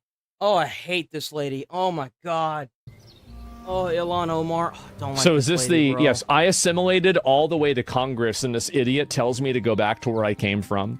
Yeah, that's like saying that I assimilated inside of the 7-Eleven. How did she assimilate if she's still speaking a foreign language to all the people that she's allowing to mass import into Minneapolis? What? Whenever I broke the window, like yeah, the raccoon assimilated into my house by getting through the drywall and living in my attic. Yeah, okay, right. You haven't assimilated. Oh, here we go. caawa aan fursad u helay madaxweynaheena Our madaxweynaha president, the Soomaaliya president of Somalia. How is this assimilation if you're sitting here talking about the president of Somalia? You have a picture of the president of Somalia in an American political system. Hello? President of Somalia. You're not even speaking in English. madaxweyne Xasan Sheikh Isn't it crazy that that this is an American representative, and she's talking about how her president is a foreign president? Isn't that insane?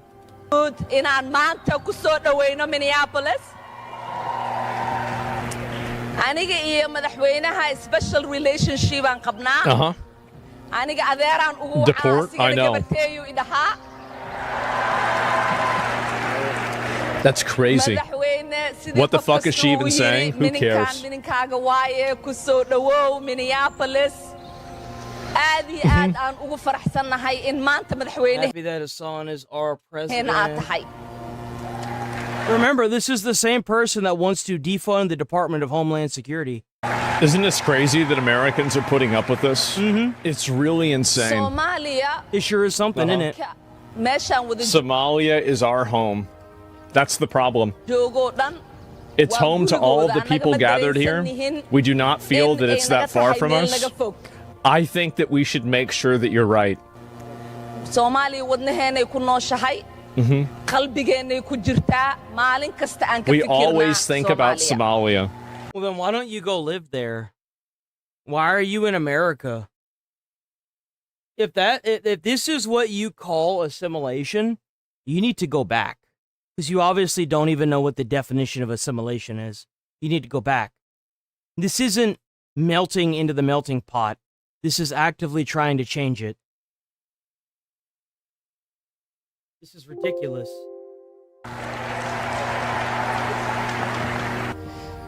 Man. That's really great assimilation, isn't it? Would she get deported already? laakiin hadda gabar Soomaaliyeedaan ahay. I'm a Somali girl, born in Somalia. And Somali citizenship. I do not need Somali citizenship. Well, wait a minute. You don't need Somali citizenship. Well, from what I hear, there are like people in it was like a branch of Somalia or something like that want to like indict her and like put her up on capital punishment because of what her father did or something like that, right? Citizenship, because Somaliland wants to extradite you and kill you for the sins of your father. Yeah, exactly. Yeah, no, like because apparently her father was like a warlord or something that like killed a whole bunch of people in Somalia. That's the reason why you don't need the citizenship, is because they would kill you. Because he genocided and killed. They literally want you there for one reason. A bunch of people over there. And then you moved to America and changed your name? Mm-hmm. It's in my blood. The people I share my culture with. They are the people I have compassion for. Well, then go back. This is America. This isn't Somalia. Go back. Man. That's what I've been saying. Like they say it. They literally say it now. They don't even hide it. They really haven't hid it at all. They've been saying it. But like the thing is that it's just not being brought up and it's being suppressed because they know that if more people had their eyes on this, it would obviously cause a huge problem for this nonsense. Inside of Somalia so that I can do something and fix it. Oh yeah, this lady's crazy. You want to fix the problems in Somalia. Man.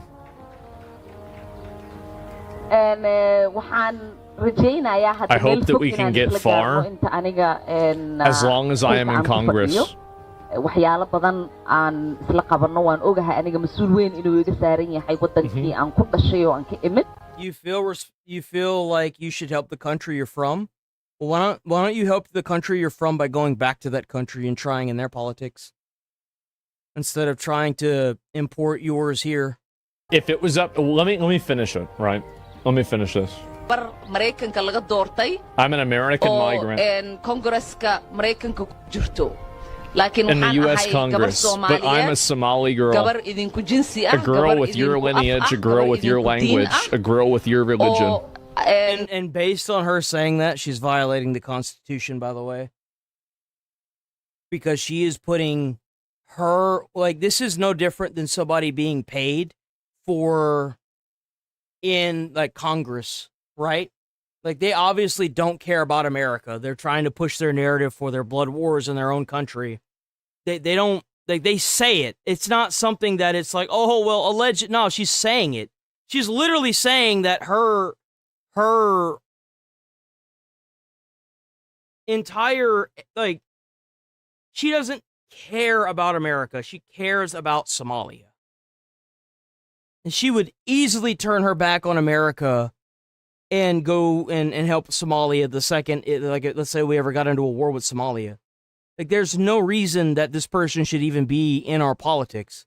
It would be like letting I don't know, like Hitler come to America and then move up in our political system. It's stupid. Like they're not gonna be like, or Osama bin Laden. Like, how does this help anybody? This just causes more problems for the country. And then you have this, like, effect, like, this lady isn't even bought off. She literally loves her own country, but she can't live there because of something that she, like, her lineage fucked up.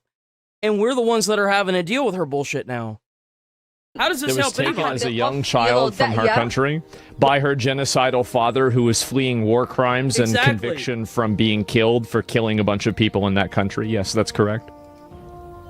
That misses her country and wishes to live there. We'll go. Oh, look, the audio's breaking again. What a surprise. This is great.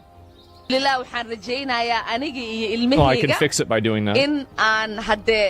ku barbaariyo iyagana ilmahooda ay ku barbaariyaan dhulkii aniga aan ku soo koray taasna haddii ay suurtagelayso waa hadda shaqo badan inaan wada qabanaa hadduu ilaahay yidhaahdo There's a lot that we need to work together to make our land a more stable and prosperous place. ay dareemi karaan oo ay arki karaan oo ay ka wada Our faa'iideysan land. karaan. I'm sure she's talking about America, guys. I'm sure she means America. waxay ahayd dowladda Mareykanka waxay ka qabanaysaa wixii annaga Sleep in comfort knowing I am here to protect the interests of Somalia from inside the U.S. system. aan dhahno dowladda Mareykanka qabo waa kalsoonidaas I inaan will isku do qabno what's- annaga Soomaali haddii aan nahay They will do what we Waddankan annaga want ku and nool. nothing else.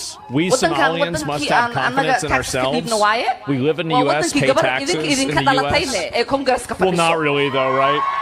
intii aniga aan Congress joogo waddanka Soomaaliya biyaheeda Somalia will never be in danger. Its waters, the Indian Ocean, will not be stolen by Ethiopia. dad kaleeta iyo baddeeda dad We have literally imported African blood feuds into America. And the craziest part is that because she's a congresswoman, it's a lot easier for her to move the chessboard around to allow more people that feel the exact same way that she does to be mass imported into Minneapolis, which is the reason why Minneapolis ended up the way it did. Isn't that insane? kale ma qaadanayaan Oh my God.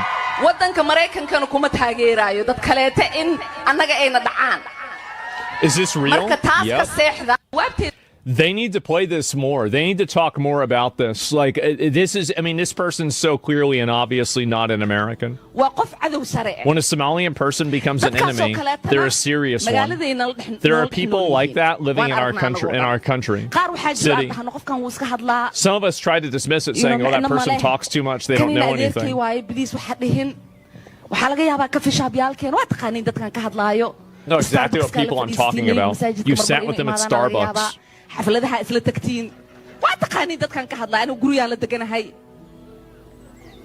Soomaali this? haddii aan nahay inta We dadkaas will never gain power and move forward as Somalians as long as these people live among us. And we don't kick them out. And we don't kick them out. The same people, Somalians, we tried to defend, they're the ones who want to see us in jail and spread lies about us, making videos claiming that we said things we never said. So these are the same people. The people that they want to kick out of the country are the Somalians that they disagree with. That's Isn't that crazy. That's insane, funny? bro. It's kind of ironic. Is this the learning center guy next to you? No, but I'm sure he's in the crowd. That kind of looks like him. That kind of looks like him, doesn't it? We're doing our job defending you, the Somalians, protecting this country, creating laws. Oh my God. Who work to block and undermine Somalians in a country from gaining power and having influence. There's one more. I do not like this lady, man. That's not what assimilated means. No, it's not. If it was up to me, and this is the guy, I would argue that like if you're in politics and you're advocating for a foreign country and you're allowing the mass importation of people from that country, you need to be completely defunded, debanked. You need to be debanked. You need to be have all your assets seized, and you need to be airdropped into your own country. Like if it'd be up to me, she'd be airdropped in butt ass naked because taxpayers paid for all the stuff she has. There's no reason for this. Like, you realize that taxpayers are paying for her livelihood just for her to sit there and advocate for Somalia? You understand that? I never did care, but I'm Islamophobe. You're going to call us some name that we just don't want to get into. This is Minneapolis now. You know what? I would argue that I never did care, but I'm done being careful, even the least bit careful. This is the guy. And I don't really care where you come from, but if you come to this great country, I do. You have to understand you're coming here to be an American. Thank you. Oh my God, dude. Thank you. That's right. And they're not. We celebrate everyone's culture. They don't have to be. You know why? Do you know why they don't have to be an American? It's because the government, because of where they came from, their entire livelihood is being subsidized by American taxpayer dollars. That's why. They don't have to be an American. They don't have to be forced to assimilate like the rest of us because they're not the ones being forced to work a 9 to 5 or a 13-hour shift, 7 days, 6 days, 4 days. Like, they don't have to do the things that they don't want to do. Most people don't want jobs because they like working. A lot of people have jobs because they need to fucking afford their livelihoods. So, like, it's just a massive slap in the face to know that you're you're paying 30% in taxes, and a portion of your hard-earned taxpayer money isn't going to, pushing back data centers. It's not going to reducing how much you pay on rent and stuff. No, that money's being taken from you and given to a Somali immigrant, so that way they can stay in a multi-million-dollar mansion and eventually get charged with massive amounts of fraud. Think about that. Happy with that. That's where it's going. As you are an American, celebrate your culture. I don't care. Italian, and then Polish, plead guilty whenever they get brought up in court. Somali, okay? But they don't assimilate. And if they don't assimilate, then they should go the hell back to where they came from. Thank God. Sorry, Ralph. I know this is a family show. I can't help myself today. Yeah. Oh, my God. It's a family show as long as they don't have online ID. God. We got to have more of this. We got to have way more of this. That's legal, reasonable immigration. Yeah, and also, like, there's another component that I think that the way that people talk about immigration is it's flawed. And I think that people talk about it inside of a frame of reference that's defined by people that want you to lose, because it's the implication and insinuation that immigration is a net positive and that you have to have immigration. Like, you don't need it. It's not a necessity. No country in the entire world needs it. It's forced. It's a narrative. It's bullshit. Everyone knows it's bullshit.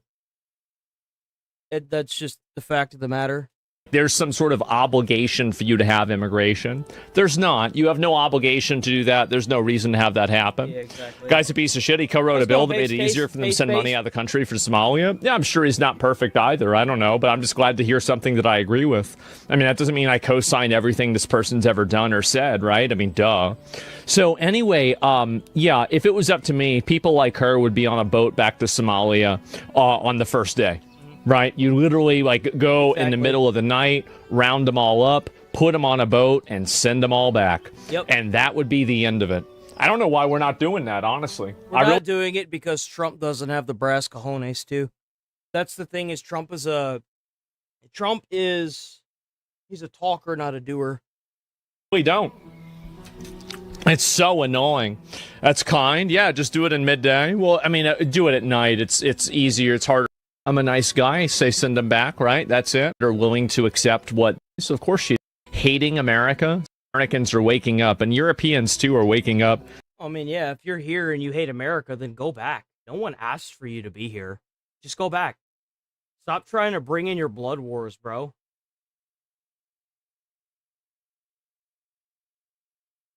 Nobody want to deal with that. I heard that Shoe on Head had an actual breakdown or something like that. I haven't watched her in a while, but I heard she had a crazy crash out. But she was trying to Wake up, maggot! It's time for your annual race war! Oh, you didn't want to be in a race war? Well, too bad. You're in one. Your skin color is your uniform, soldier. Black people on this side, white people on this side, Italians. We'll figure it out later. Wait. Are Italians? And if anything, touch me and see what happens. I don't think we need to say allegedly anymore, because 19-year-old student and Austin Metcalf, a 17-year-old student, got they had 20 witnesses. School's tent. An argument followed, and then allegedly Carmelo said, "Touch me and see what happens." I don't think we need to say allegedly anymore. Yeah, no, the entire video's been released. He admitted it. I might be wrong. So Austin shoved him, and Carmelo pulled a knife out, and yeah, Austin then passed with a knife. Was completely. A lot of people online. We're not gonna watch this. I'm just kind of scared. Let's move on. Let's move on then. I'm not even gonna sit here and watch it. There's not even a point, right? Let's see.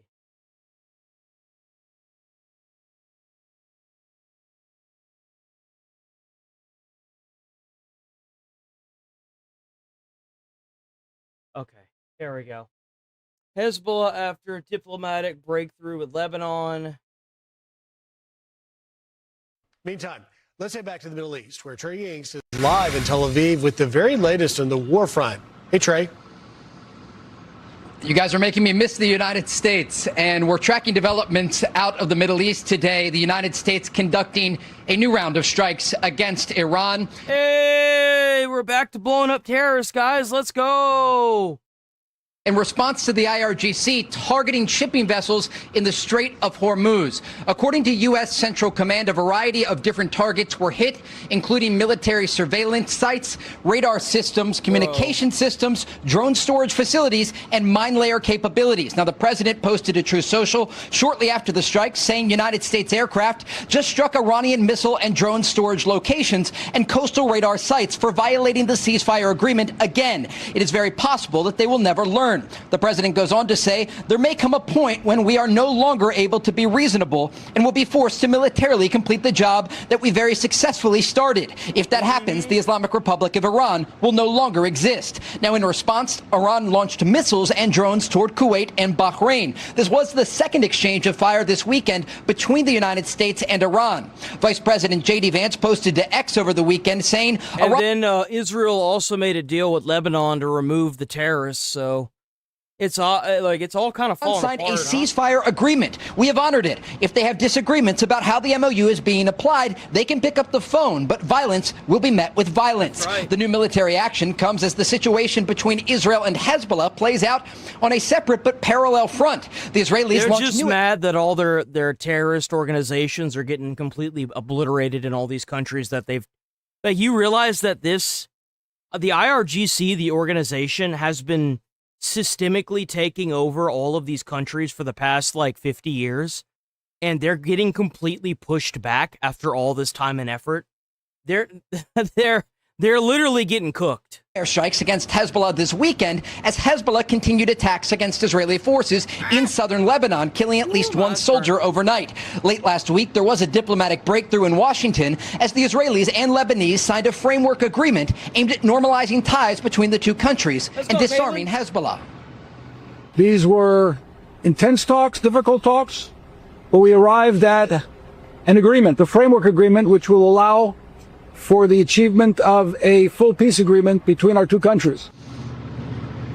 The situation in Lebanon is stabilizing slightly, but there are questions about if the United States and Iran will enter into scheduled technical talks this week due to the exchange of fire this weekend. I doubt it.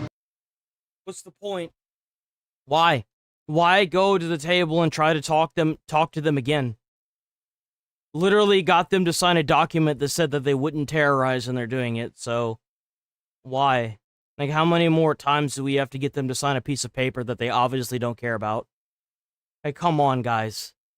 Thank you, Trey. Thanks, Trey. It's a popular ceasefire or MOU. 67% of Americans want this to end, so hopefully we'll find a solution. The vice president. And turning now to escalating tensions between the U.S. and Iran as Tehran targets U.S. allies Bahrain and Kuwait with drones today. And after U.S. strikes on Iran overnight.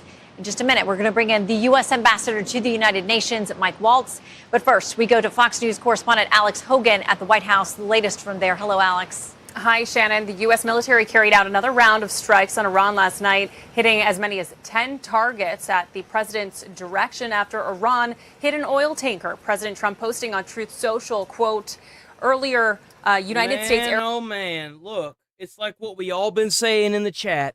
It's what we've all been saying. Don't make deals with terrorists. I really wish that Trump was less of a talker and more of a doer. Like, if he had to give up trash talking this country as we blow them up just to do more bombs, every one less post is another 50 places bombed, I would be like, you know what, maybe you just shouldn't talk. Maybe you should just have your privileges to post revoked, huh? Aircraft just struck Iranian missile and drone storage locations and coastal radar sites for violating the ceasefire agreement again. It was earlier on Saturday that Iran launched missiles and drones on U.S. military sites in Kuwait and Bahrain. Friday, exchanges of fire after Tehran had fired drones at a commercial ship in the Strait of Hormuz. Nobody saw it coming, and it hit a ship and did some damage. But you can't do that stuff. Senior Iranian official reacting, writing the Strait of Hormuz is governed by Iran, and if you do not learn the rules, the Iranian armed forces will teach them to you. Vice President J.D. Vance online argued if they have disagreements about how the MOU is being applied, they can pick up the phone, but violence will be met with violence. A newly released Reagan Institute summer survey of Americans taken at the end of May finds 54% approved of the U.S. military actions taken against Iran this year, with 45% disapproving. The cost of war putting... Disapprove all you want. It doesn't really matter.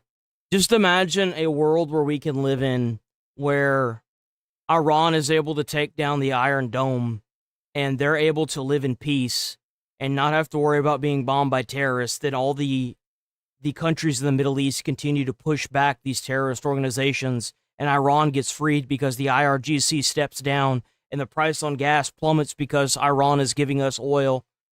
Just imagine that kind of living, where the terrorists that have been forming this nonsense over the past 50, 60 years are completely and utterly obliterated off the face of the planet. You know what I'm saying? Strain on the administration here in Washington. Another key priority for the president, the Save America Act, which would require voters to show proof of citizenship. I would love to see that. I would love to see that. That's even better. I want that. When registering, the Senate recessed on Wednesday for 2 weeks, which means this is once again back in limbo. Shannon. Oh my fucking God, dude. You have to be kidding me. Bro, we got to do something about these useless senators going on recess and on break every time they get something on their desk they don't want to sign. Well, we got to do something about this. This is ridiculous, bro. All right, Alex Hogan from the White House. Alex, thank you very much. Joining me now, U.S. Ambassador to the United Nations, Mike Waltz. Ambassador, welcome back to Fox News Sunday. Thanks, Shannon. Okay, so to follow up on what the Iranian armed forces will teach them to you, we've got Iran's foreign minister saying that Iran is solely in control and responsible for the strait. And then you've got the IRGC saying you're not going to transit without coordination with them. So who is in control of the straits? Well, what you do to force the strait open is you turn the entire coastline into craters and let the ocean take it back. If you just, I don't know, like carpet bomb with penetrating missiles the entire coastline where they've got all their little hidey holes, I guarantee you're bound to hit something. Morning. Well, Shannon, if the Iranian regime thinks for a second that President Trump is going to stand by while Iran continues he did it for 2 months. Why? What's changed? Attack international shipping without a response, or our bases without a response, they're sadly mistaken. And they saw that loud and clear over the last few nights, where we'll continue to militarily, if needed, take down their infrastructure that they're trying to use to illegally control an international waterway. And Shannon, just one more point. By the way, is a war crime. Dropping mines inside of international water is a war crime. Just so we're all aware. Attacking ships with citizens in international water is a war crime. But, I don't see anybody crying about the war crimes now. Oh, man. That's the entire international community. A UN record, 143 nations have agreed with us that this is in violation of international law. Even the Chinese government has said you cannot be taking tolls or fees. Iran was apparently relying on Oman across the waterway to help it set up this new infrastructure. And now Oman, just yesterday, has rejected the idea of tolls or fees. So they're completely isolated here. President Trump's not going to stand for it. And meanwhile, we continue to move ships out by the dozens every day. And world oil prices are not just stable, they're dropping. So Iran's attempt to hold the world hostage and their economies hostage are completely failing. Okay, so to the president's point, a little bit more from his post on social media, he says there may come a point when we are no longer able to be reasonable and will be forced to militarily complete the job that we very successfully started. If that happens, the Islamic Republic of Iran will no longer exist. Are we at that point? When do we get to that point, and what will the consequences be? Well, the president's patience isn't going to last forever. Discussions are ongoing, particularly at a technical level of how to get inspectors in, the down blending and the other pieces that are focused on ensuring Iran never has a nuclear weapon. Okay. But they need to understand their leverage is diminishing by the day. The Gulf Arabs are creating all kinds of alternatives to the Straits of Hormuz. The UAE is moving oil through its pipeline that it's expanding. The Saudi Arabia is moving oil through its pipeline that it's expanding. We will create alternatives to our basing posture there. We will harden some. Some may go underground. Other currency writ large. So their leverage is diminishing. Ours is increasing.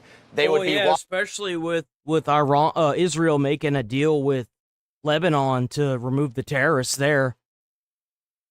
Like, yeah, then they're reinforcing and widening pipes for oil. It sounds to me like Iran is about to lose any leverage that it had. It sounds kind of like it's just over for them.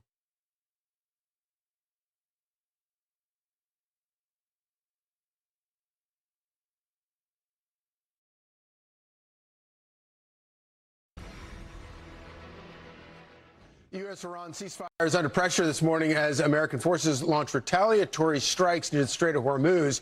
And President Trump is now warning that the U.S. may have to finish what they started if Iran continues. It's about time. Continues to strike. Trey Yingst is live in Tel Aviv with the very latest. Good morning, Trey.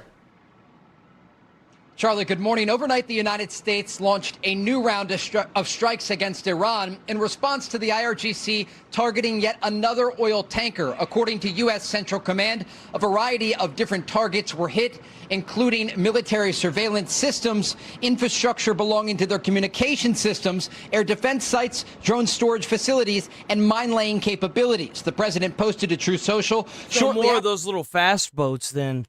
After the strike, saying United States aircraft just struck Iranian missile and drone storage locations and coastal radar sites for violating the ceasefire agreement again. It is very possible that they will never learn.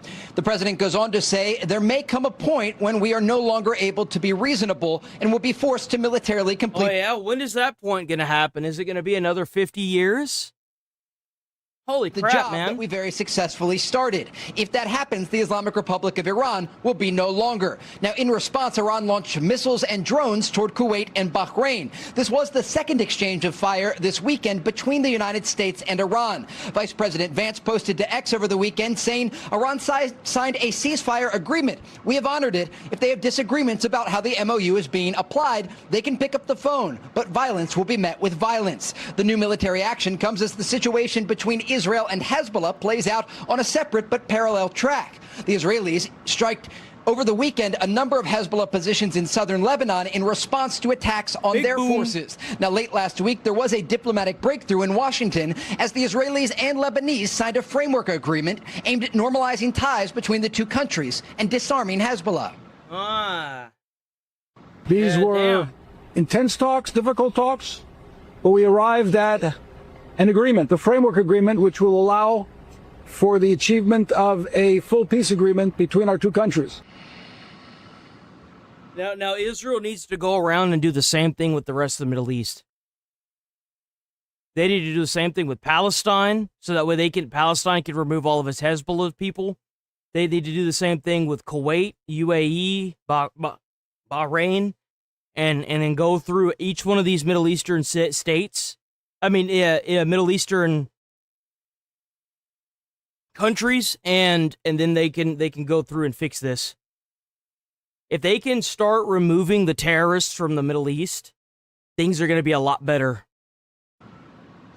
While there is some movement on the front in Lebanon, there are questions about if the technical talks between the United States and Iran will resume this week as scheduled with this new exchange of fire over the weekend. Charlie? Thank you, Trey. And with that, our weekday host, Brian Kilmeade, joins me now. So, Brian, what do you make of all that we've seen over the past 48 hours in the Strait of Hormuz? Well, it comes down to this. We were not going to allow them to charge and toll in the Strait. We're not going to allow them to hit ships. We made that clear. The problem is Iran believes the MOU says they can control it for 60 days and start charging after 60 days. So when that was put in writing, that was just basically a clash waiting to happen. And now they say they are not going to. Oman says we're not going to meet with Iran. That's their thing. Oman and Iran have already met. They're setting up a toll and fee system right now. Yeah. So within Exactly. 60 days, they're going to start charging ships in international waters. Mhm. Cataclysmic for everybody's budget. And it's going to make other countries do the exact same thing. That's the thing, is that if you let one of these countries do that in international water, we're going to have the same problems elsewhere.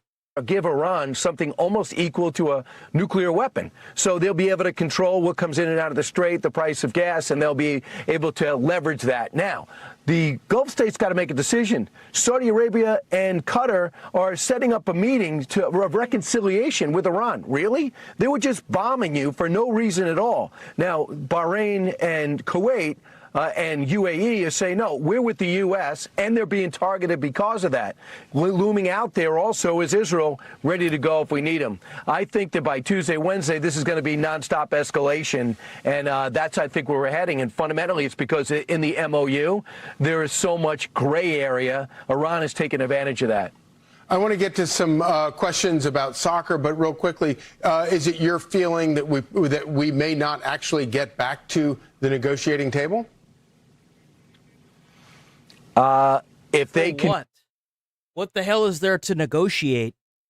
We already negotiated another treaty with them that they're violating.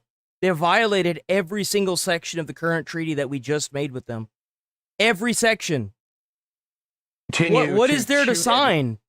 Like, what more do you want them to sign? Merchant ships, it doesn't matter what's going on behind closed doors because we're going to respond militarily. It's an automatic reaction.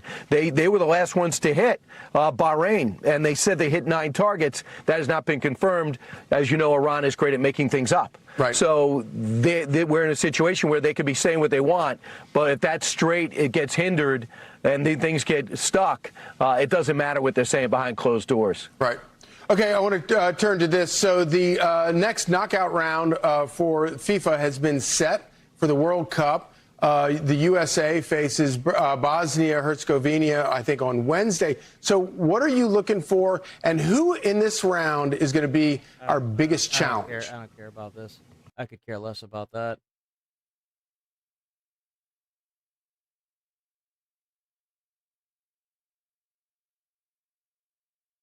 The fragile U.S.-Iran ceasefire is under strain this morning as American forces launch retaliatory strikes near the Strait of Hormuz. And President Trump is now warning that the U.S. may have to finish what they... You know what? Before we start looking at this, give me a second. I want to grab another soda.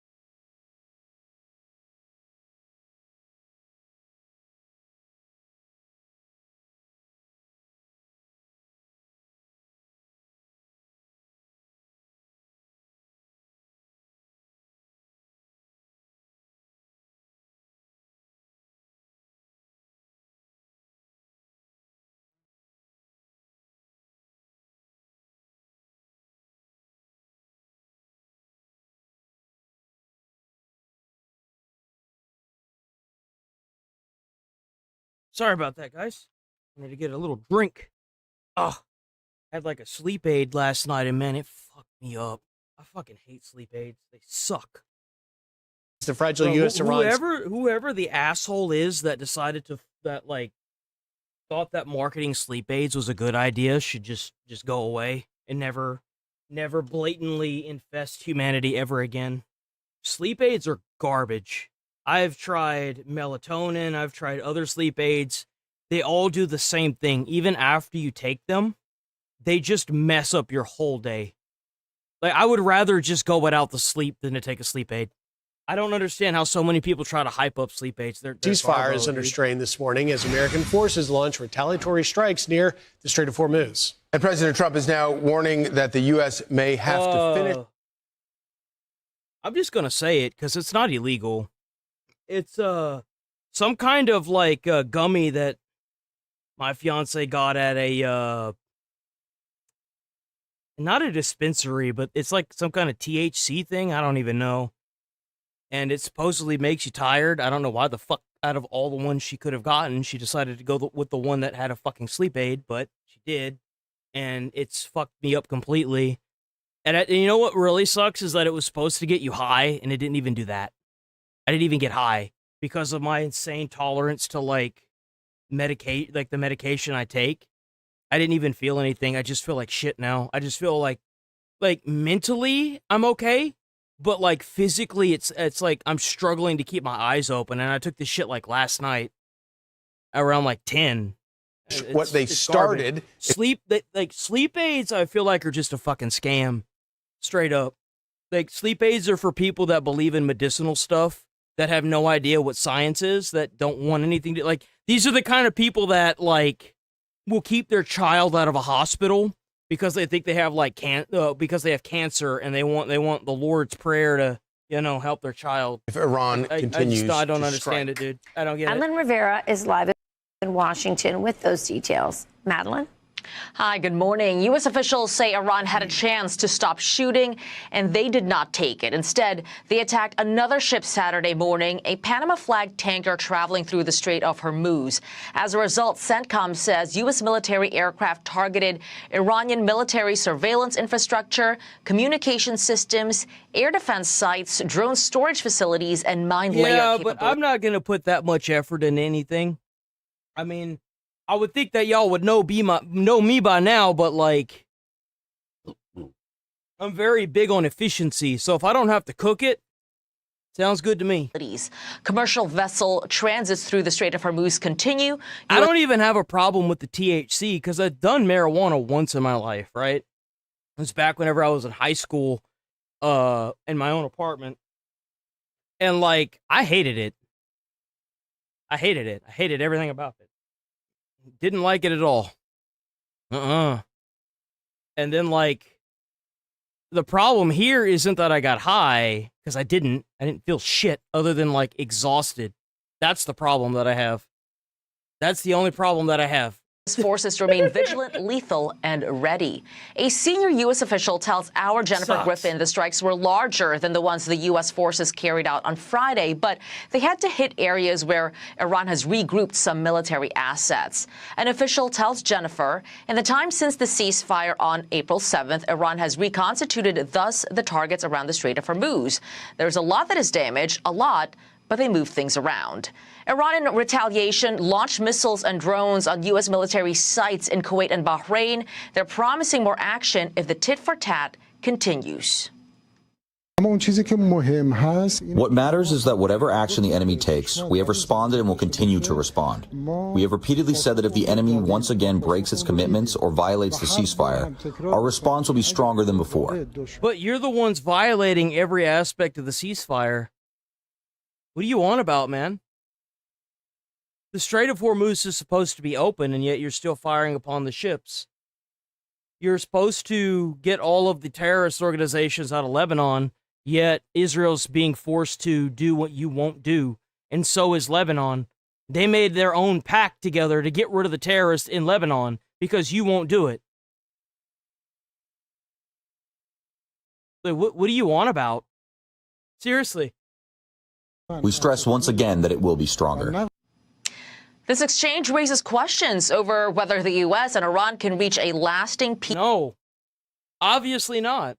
Peace deal. The president saying it is very possible that they will never learn. There may come a point when we are no longer able to be reasonable and will be forced to military complete the job that we very successfully started. If that happens, the Islamic Republic of Iran will no longer exist. Please do it. Stop wasting everybody's taxpayer money on this. Stop wasting time. It's obvious they don't want a treaty. They just want to keep terrorizing the world. Get them out of here, man. Eat them off the planet. There are no Send them reports to Mars. I don't know. so far Figure of it damage out. and injuries in God Kuwait. damn. Bahrain, meantime, We pay said so much money to the military every year as taxpayers. The least they can do is be allowed to finish this job. It's not that we can't do it. It's just that everyone's trying to hold the United States military back, bro. We got shit we ain't never even used before. We got American space lasers, not Jewish space lasers. Like, come on. Iranian strikes damaged a residential building near the airport, but no one was killed. Charlie, Rachel, and Griff. Thanks, Maddie. Thank you, Maddie. You know, the vice president said this week that the United States holds all the cards in this situation, and that is true. But at the same time, Iran has total control over where this goes. And if they cooperate with the peace deal, then this sort of thing is not going to happen. If they don't, it's going to keep happening. Yeah, and look, you look at what we have learned about from Maddie and others, Trey Yanks, Jen Griffin, that the strikes overnight were striking the communications, the air defense, the drone storage facilities, the mine-laying facilities, that we have the best technology. We know where these things are. And so this strike is simply reminding them that there's two paths. Right. And President Trump and Vice President Vance on this couch with us laid it out, saying there's two. We win either way. We can do it whichever way you want to do it, but we are going to go one path or the other, decided by you and the choices you make. Those are military decisions, but there's also the politics. 67% of Americans like the peace deal. Yeah. And so that's a challenge politically for the president. People want. Well, that's great. The whole point of the peace deal is to actually make peace.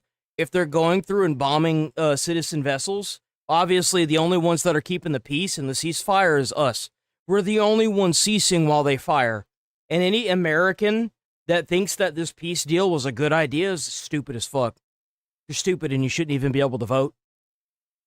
You're dumb because you don't know what's good for you. You obviously don't know what's good for you. You shouldn't be allowed to vote. You're too stupid.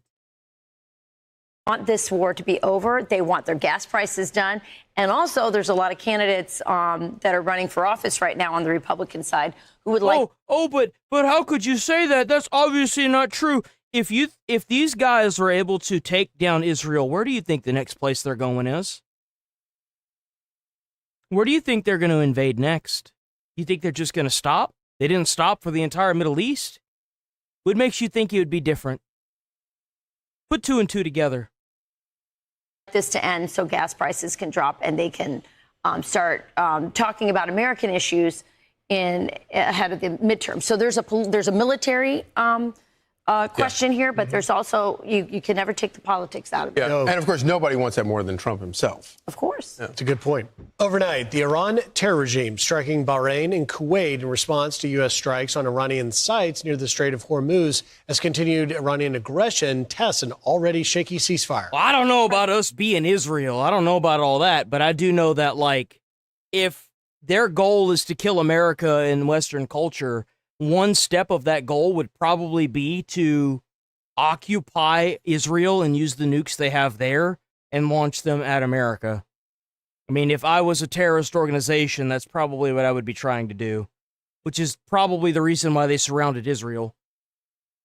President Trump warning, quote, there may come a point when we're no longer able to be reasonable and will be forced to militarily complete the job that we very successfully started. It seems to me like what Iran has tried to do is take the Strait of Hormuz and make their own nukes in order to, I guess, fortify the Strait of Hormuz. Because what they were going to do is charge the tolls and tell anybody that has a problem with it that they have nukes and they'll launch them. And they most likely would. They would totally launch nukes. And they couldn't achieve that because of the peace treaties that America had. So they used this secret military, these terrorist organizations, to systematically take over the entire Middle East and surround Israel to eventually take Israel and use the nukes there to do effectively the same job. So, like, if you really think about it, you don't want anybody in the Middle East who's not Israeli or is part of Israel to get Israel, because it could be the end of most Western civilization as we know it. Because just because our politicians are too wussified to do what it takes to launch nukes, I guarantee you a bunch of radical terrorists that are already bombing and using hospitals and schools as military assets and putting 12-year-olds in the middle of giving them a gun and telling them that you're fighting in a war now, won't care or give two shits about launching a nuke at whoever it has to inflict as much terror as they can to rule the world. I promise you, they won't care. They'll do it. And that's why we have to use everything we can and pull every lever and use every button you can to completely remove these people from anywhere other than Iran. As peace negotiations are still technically underway. If you really look at what they're doing, if you just, even from the basic, like, if you just think about all the stuff that they're doing constantly, what I just said about them trying to take Israel for their nukes makes a lot of sense. It does. Makes a ton of sense. But they didn't expect Israel to push back so damn hard or to turn the Gaza Strip into a fucking rubble. They didn't expect any of that. Just in Israel last week, and he joins us now. I guess the first question is, what was it like over there? Did you notice any of this over there? Oh, yeah. Listen, I spoke at a conference with one of the biggest media networks in New Jersey, in Israel, I should say. And the talk was President Trump and Iran. You have to understand, the Israeli people are watching this very, very closely, because when bombs start to fly, it's not Brooklyn, it's not Cincinnati, it's Tel Aviv, it's Jerusalem. So they're paying very close attention. And to be honest, they're not very happy with what's going on with President Trump and the United States. They want to see us just level this Iranian regime, knock them out. I agree. That's what I want to see. We have the capabilities. Do it. I want the Trump that was about to bomb a nuclear power plants, knock out their electricity and all their roadways. And you can't be like, oh, well, it's a war crime. Well, they've been sitting here bombing citizens for 50 years now. They've been bombing random citizens all over the Middle East for years. Do to them what they've done to the rest of the world. It's a revolving door. Send it back their way. This thing over with. So the truth is, in Israel, where Bibi continues to be obviously vilified all over the world, they are watching this very closely. They want ultimate surrender and ultimate victory, none of this peace talk. But what if that costs, what if the cost of that is much higher prices in gas, maybe even we run out of gasoline, or boots on the ground? Is that a reasonable? Yeah. I don't want the IRGC to own any more countries.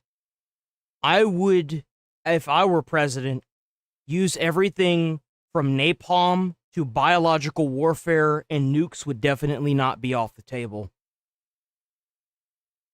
Boots on the ground would be definitely last option, but it would definitely be something that I would not keep off the table.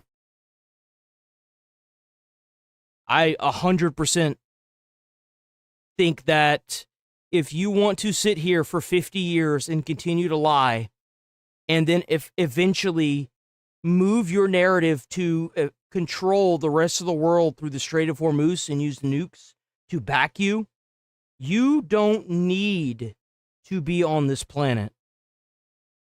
You don't. Because you aren't ready to be civilized with the rest of society and how it's turning out. Because you actively go against it. And you don't need to be around anymore. You need to be yeeted and deleted. That's how it works. Is that a reasonable price to pay in order to take out the regime for America, not for Israel, but you're an American. I'm an American, and I'm a MAGA Trump guy. I love President Trump. If you're watching, I love you. We need to win in November. That's the bottom line. And to your point, Rachel, no, this is disastrous at this point. But the Israelis don't care. And the truth is, for America, if we're going to win this. Why should they care? Their loyalty is to their citizens. It's not to Lebanon. It's not to America. It's not to Kuwait, Bahrain. It's not to Iran. It's not to the Taliban. It's to themselves. No different than if Canada attacked us. If you think that we wouldn't turn the entirety of Canada into the Gaza Strip, then you're fucking brain dead. Every country has a right to protect its own citizens.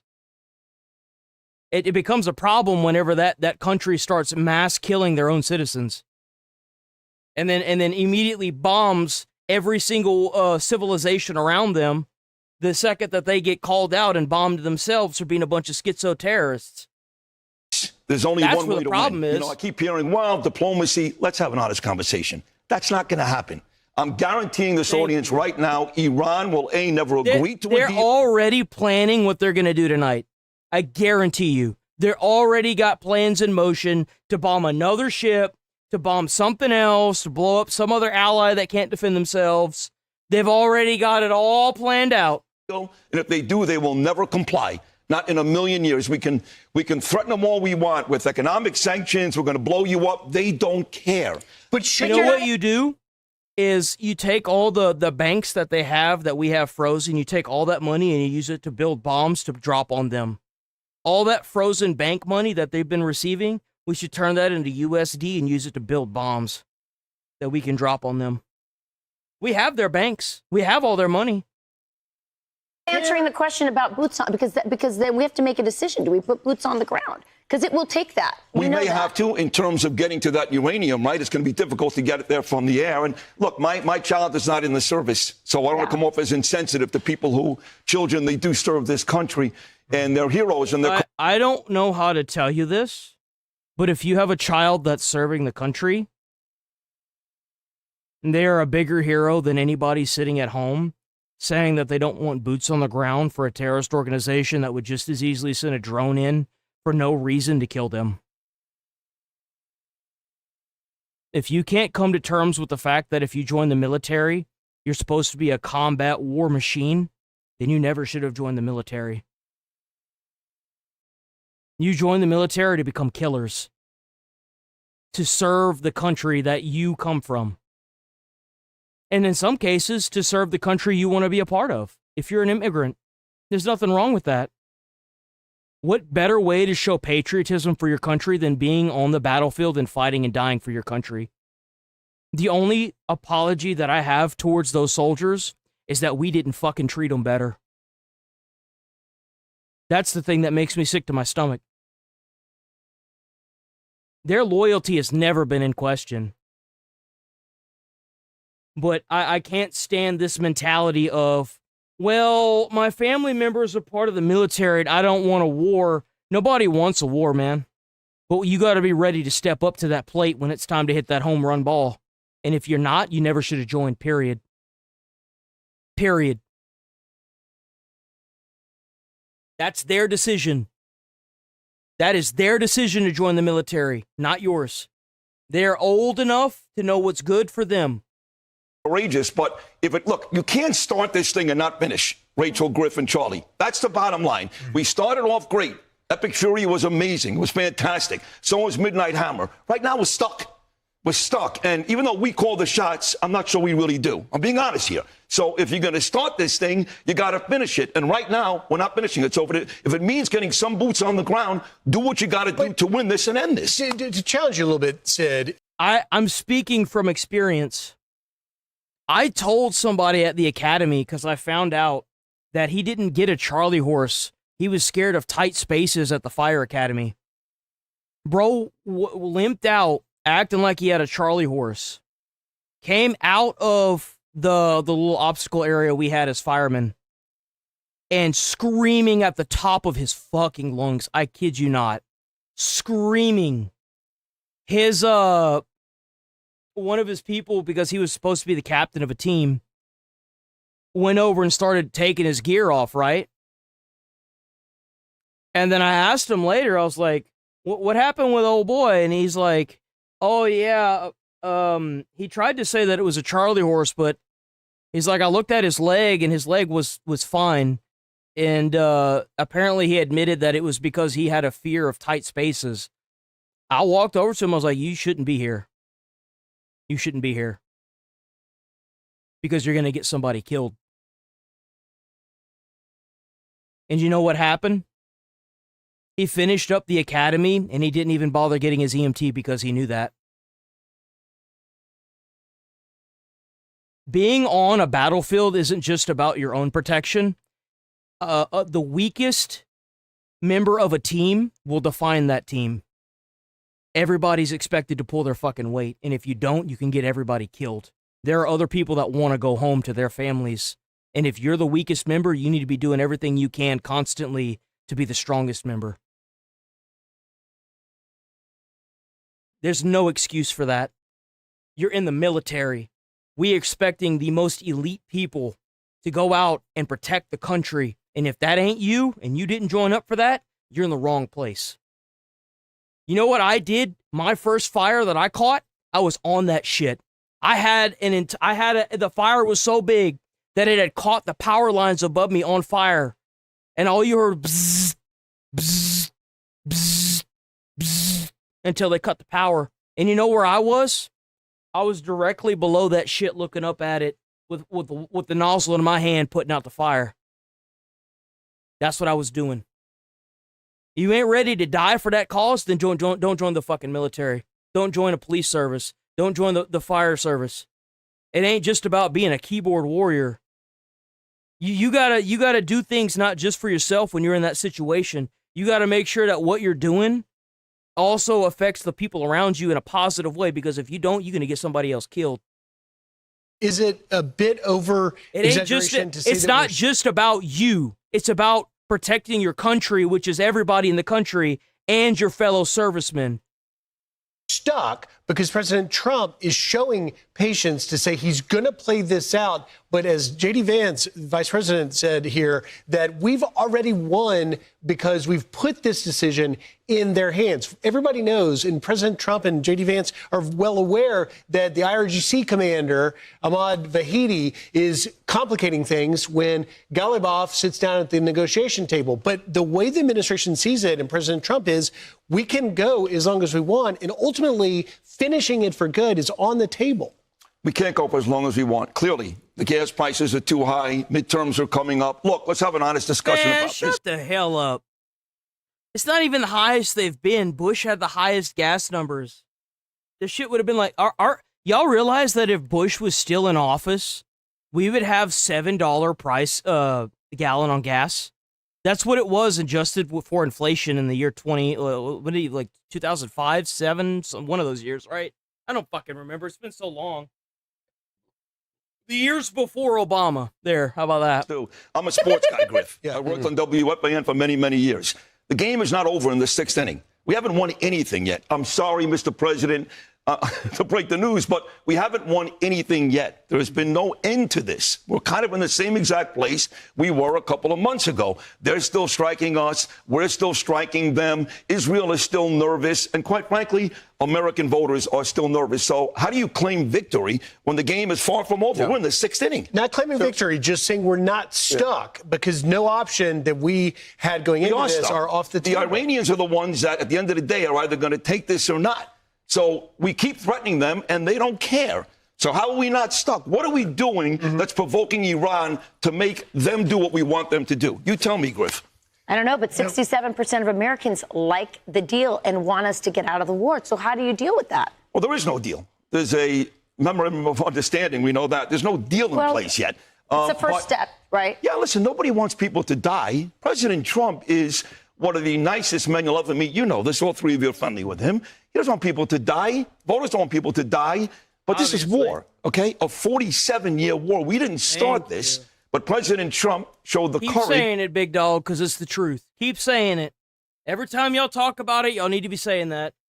100%. Oops, that the last 7 presidents didn't. So if you're going to start it, you got to finish it. And unfortunately, in war. That's right. When you kick off a war and your outcome, like the way you start your war doesn't involve the thought in the back of your head that you might have to annihilate a civilization and you may have to come to terms with that, you don't kick it off. Kick it down the road. If that's not what you came to terms with, don't start a war. Don't pick one up. Just leave the sword on the ground. Leave it on the ground. Wait for somebody else who's willing to do that. And I'm not going to say the person that does that ends the civilization is going to be held a hero. He may not be held a hero. But it's kind of like that parent that you had in your life or your friend that is willing to allow you to hate them as long as you are doing something that is in their benefit. Like, for example, if they're talking to you about harming themselves and you're a friend and you rat them out and that friend is telling you that they hate you for ratting them out, you say, good. At least you'll be alive to hate me. Die, even innocent civilians. So are they going to finish this thing or continue to go back and forth on every Saturday and Sunday? Because I love you guys. I'm going to hear you discuss the same thing. We want peace. Despite the best attempts of Trump, Vance, Witkoff, and Kushner, right now, to be honest, we're nowhere. We're nowhere. Well, for certain, what you just said right there is exactly right. You know, presidents have wrestled with this for decades, and President Trump is the first person to come along, even in an election year, and say, I'm going to fix this because he does believe. And he deserves credit for that. He's an amazing man, a great president, but we have to get to the place here where we're closer to the finish. Some people are just built differently, Wade, and unfortunately a lot of them are built weak these days because they feed into social media and criticism. They don't know how to take criticism. Criticism? And what do you mean by that, Mouse?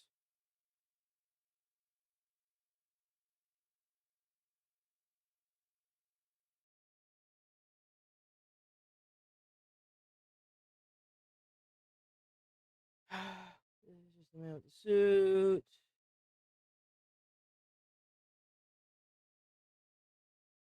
Year of the hurricane, Katrina. Some people are just built differently.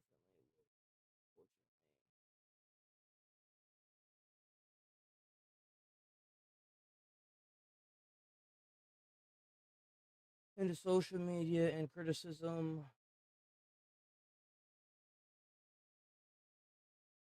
Let me explain to you, because I'm going to do this the nice way. I don't take criticism because every time I've ever taken criticism in my life, it's been a way to abuse me. Whether it be at work, whenever I'm doing 3 other people's jobs, and then they try to write me up, and I practically tell them to go fuck themselves and walk out. Criticism nowadays isn't the same thing that it was 30 years ago. Every person in my life that's quote-unquote criticized me has done it in their own best interest. Their goal is typically, especially at a job, is to get you fired. They want to keep throwing more and more work on top of you so that way you can't actually do it. Then you end up getting fired. And it's funny that it's not just me that's had to deal with this. I had a friend recently that just got a job after being jobless for a year for the same thing. Or they want to sit there and use it in a way that is manipulative and call it like gaslighting and call it criticism, when really what they want to do is change your mindset. But they do so in a way that's more mentally abusive and abrasive than they do actually want to change your mindset using logic and reasoning. I take emotion out of just about everything I do because I've never been in a situation where emotions have helped me.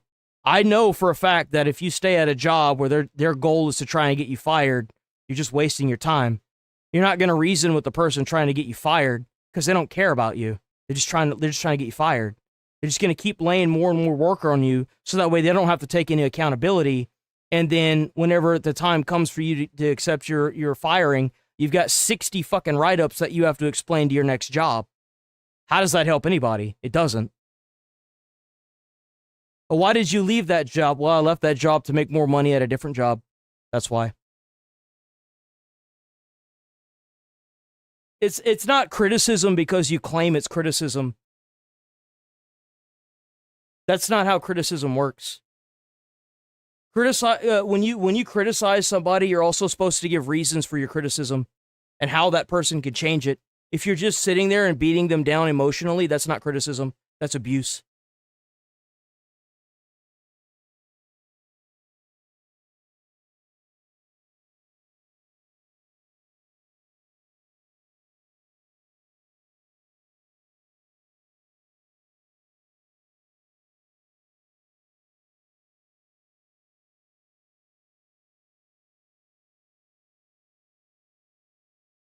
The same way, wait, I hope you don't think I was talking. Oh, okay, so you were talking about something else. No, like, I still wanted to talk about the criticism thing. Because, like, I can't tell you how many times in my life people have tried to criticize me. Like, I know what it looks like when somebody's trying to help you. And you know why that is? It's because when you have instructors that are yelling at you because you fucked up, and they're telling you, don't do that, dumb motherfucker. Don't you fucking do that again. I'll fucking drag your ass around. You just got so-and-so killed. I'm going to fuck you up. Da-da-da-da-da. That's criticism. It may be crazy, may sound crazy, but, like, if you're telling me why I fucked up, then, okay, well, I can work with that, even if it's being yelled at me at 1,000 miles an hour, you know? And even if it's part of, like, a fucking, oh, fucking fucker. Oh, what's it called? An example, not an example. Simulation. I can understand that, but when you just try to mentally abuse somebody, that's not the same thing. When you criticize somebody, you're actually supposed to give critical feedback. Sid Rosenberg, always great to see you. Great Thank you, buddy. conversation. Thanks for being here, brother. Oh, nice to see you too, buddy. Yeah. Be sure to like and subscribe for all the Fox News latest on YouTube and catch full shows streaming now on Fox One. All right, let's get a Midwest safety video up. Ooh, I really want to watch that. Triple murder ambush. What the hell is this, bro? Oh no, we might not really have anything. Hold on, let me try code blue.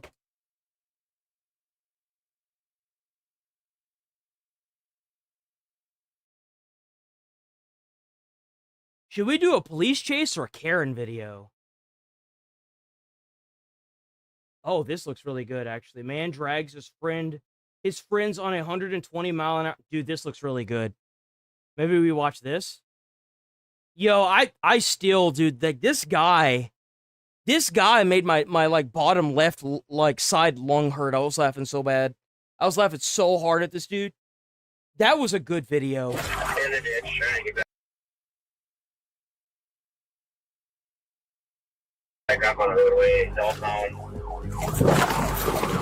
Oh, actually, you know what? Let me get y'all the video. Let me get y'all the video. Go check out Code Blue Cam on YouTube. Code Blue Cam. Oh, that hurt. Deputies almost had the suspect here, but they don't yet realize that this is only the beginning of several failed attempts to capture Bro. him. And before long, they will discover what is going on with he's this not left acting side? Oh, damn. Out of the car!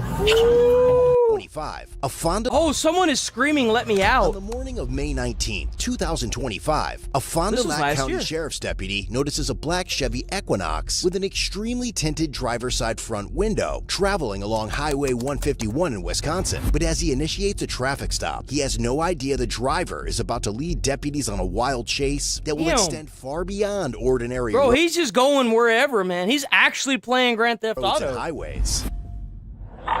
What the heck? Southbound 151 from 41. It's going to be the correct vehicle. Took off from Grand Chute about 2 weeks ago. The reason for the stop. Oh, so this guy had already ran from another police officer. Speeds are at 100 right now. opposite of a vehicle, southbound on 151 from Highway 41 against southbound. Oh, get him, get him. 41. Man, he's flying, bro. If you have anybody in the area, it's going to be for a vehicle that took off from Grand Chute PD a couple weeks ago. Speeds are at 100. Reason for stop is window 10. It should be a 2012 Chevy Equinox. They are requesting stop sticks if vehicle located. Man, this is a podunk town, man. Look at all these streets. That's a tiny little town. Well, that's where you go to meet your cousin Edith. The deputies and sergeants joining the pursuit already know that the same vehicle had been involved in a similar chase with the Grand Chute Police Department just two weeks earlier, yeah. But what they don't yet realize is that a convicted felon is behind the wheel this there it is. And there it is right there. You see, because you have people in this vehicle, you what would you do? You wouldn't airstrike this vehicle. Okay? So to anybody that's out there that's like, oh, he's just advocating for genocide. No, you use critical thinking skills and you realize that there are two people that are being held hostage in this car and you don't airstrike it. There's this beautiful thing it's called critical thinking. Look into it. Time, and he is not alone. It really sucks that this dude is a piece of shit. I wonder if they knew he was a convicted felon. 85 coming from 26 and T. On the line, County Dispatch to Rivermed to Winnebago County is requesting you respond to their county in the town of Neptune. Oh, is it glitchy? Eastbound Highway. Oh, you know why it's glitchy? Hold on. Give it a second. I'm going to give it a second. Hold on.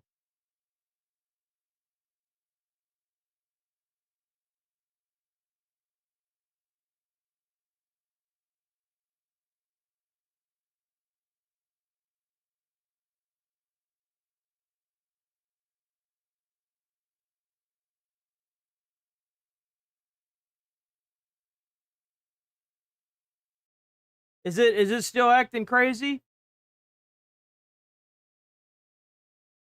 Well, it is kind of going up and down though, isn't it?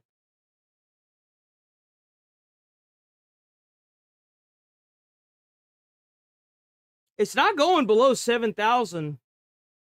I don't know why it's in the red though. Oh.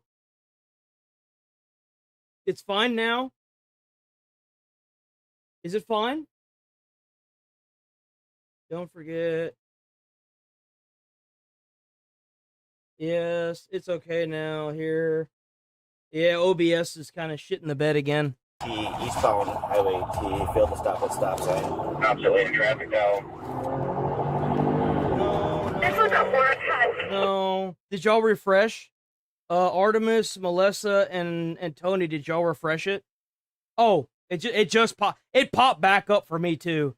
Holy shit. Okay, I just saw it. I just saw it hit green again. It looks like we just had a little bit of a dip. And I better not be getting no damn dip up in this bitch. I'm paying $150 a month for this damn internet. You gonna charge me $150 a month? I'm gonna get my internet. Best believe.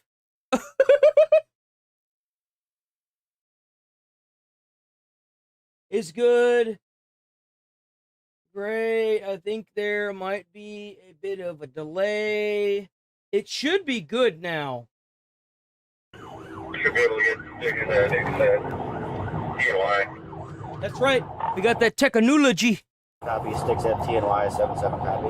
77, be advised, two occupants. The bill did state that the driver... I'm not even going to lie to y'all. If I was in the back seat or in the driver's seat of this car, I'd be punching and hitting that dude. I have accidentally, out of reflex, like punched somebody in the chest. I like did this because they had their feet on their steering wheel, right? Trying to drive, and I go wham, and I'm like, she's like, what the hell was that for? And I'm like, you weren't, and we was on the interstate too. We were on the interstate. She was going like 80, and she's like, what the hell was that for? And I'm like, you ain't about to fuck with my life. You can go and fuck with your life all you want.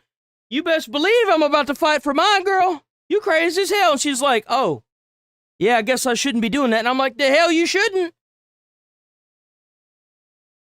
Dude, I got zero tolerance when it comes to me being in like a car with somebody and them acting crazy.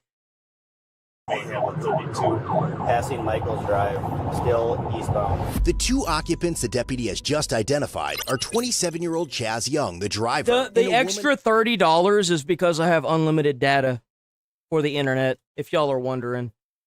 In the front passenger seat who owns the vehicle. Chaz's most recent felony conviction came on December 9th, 2021, out of Outagamie County for fleeing and eluding police. Given his history, deputies... We kind of need it because, like, we kind of blow through, like, 2 terabytes a month on internet stuff. Like, it's me especially. Already been warned that Chaz could be armed and known to carry drugs. But today, none of that is going to matter for a while, because Chaz has no intention of giving up. And if deputies believe he's the only convicted felon inside the vehicle, they're in for another... Hell nah. I would be pissed. I'd be pissed off and beating the hell out of whoever's putting my life in danger. If my life's gonna be put in danger by some schizo driver that's trying to drive with his knees or his mouth or whatever the hell weird kind of stuff it is 10 and 2. If your hands aren't at 10 and 2, we got a problem. We got a problem, Hoss. Another shocker.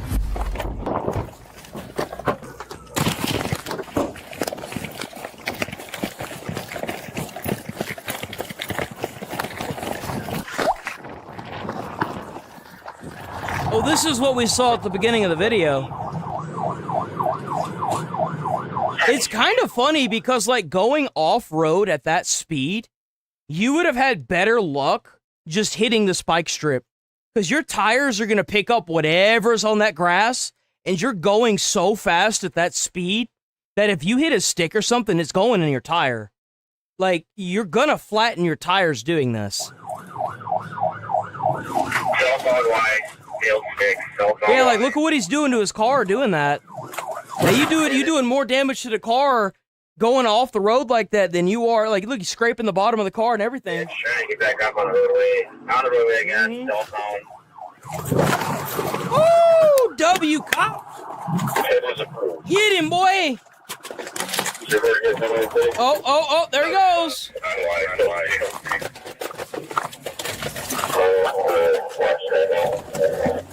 Out of the car! You hear them saying help? 22, we're continuing. 6-2, he hit me for 43. Oh, it's the dog. I was like, what is that noise? Is that coming from the car? If there's a dog, it's the canine unit.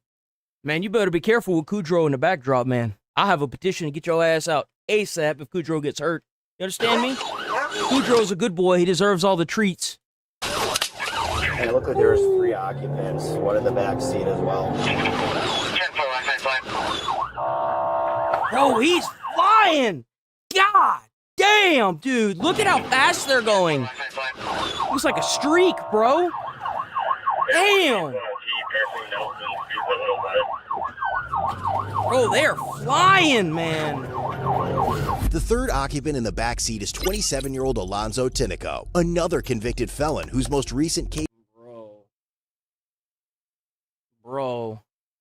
came out of Brown County on March 21st, 2016. This dude probably been on the run for like months for possession or years, I mean. With intent. As more deputies on March 21st, 2016 for possession of with intent. As more deputies join the chase, they will make every possible attempt to stop them. But Chaz and Alonzo are only getting started and are about to leave even more damage. Bro, they actually just went off-roading. He came to the end of the road and was like, "Nah, I'm good." Behind. He's going pretty recklessly, so make sure you have cover. I'm going to get on to 23 and see if I can get ahead of him. Passing town line, speed's 101. Class, we're on with a 911. Well, how is it that the more that I see of this town, the more that I'm like, holy crap, this is a country town. Jesus, man. Place could have been a farm. Great place for a data center. We're coming up to the dead end, coming to the cul-de-sac. Oh, there he goes. He's took the ditch around the fence. Bro, whoever the hell that is that's holding up everybody, get the hell out of the way. Bro, either drive it or lose it. He's took the ditch around the fence. That dude right there. That is an that is a SUV. You can go on the dirt. Go on. Hey, look at that road, bruh. in the far south side. Is that an airstrip? Notify the airport, make sure they're holding Holy shit, that's an airport. What? Yo, this man literally went on the. This is literally like Grand Theft Auto. Bro's trying to get a plane out. Yo, they trying to flee the country, man.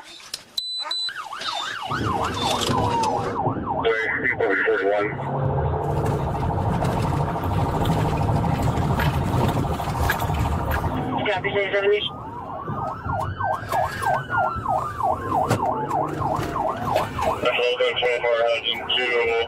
On the airport, by the way, 41. Copy, 70.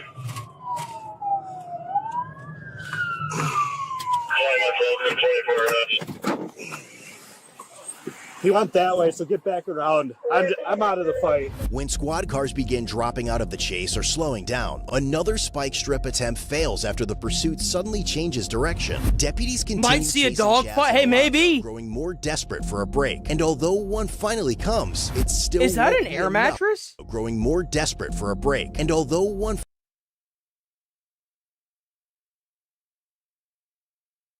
What the hell's going on with this vehicle? finally comes, it still won't be enough to win the hunt. Really? Runway.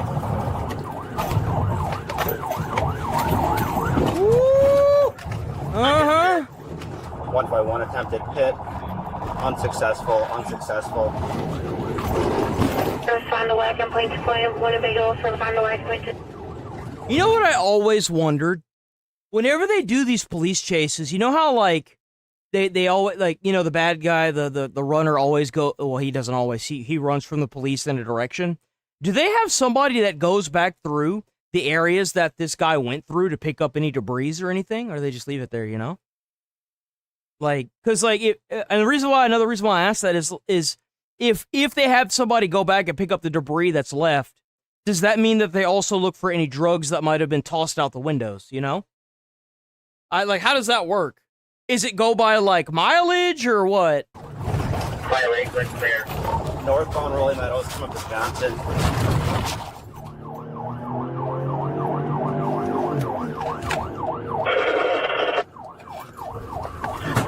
Just be advised, City will let the K9 go.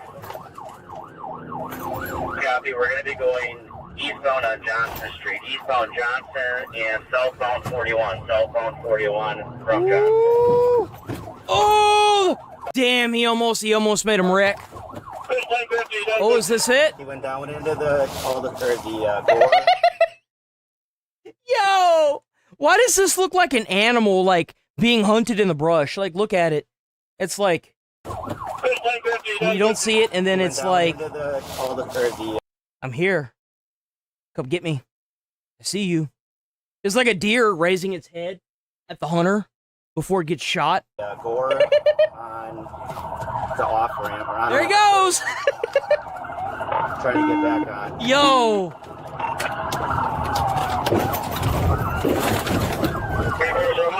Rolling Meadows. 1050.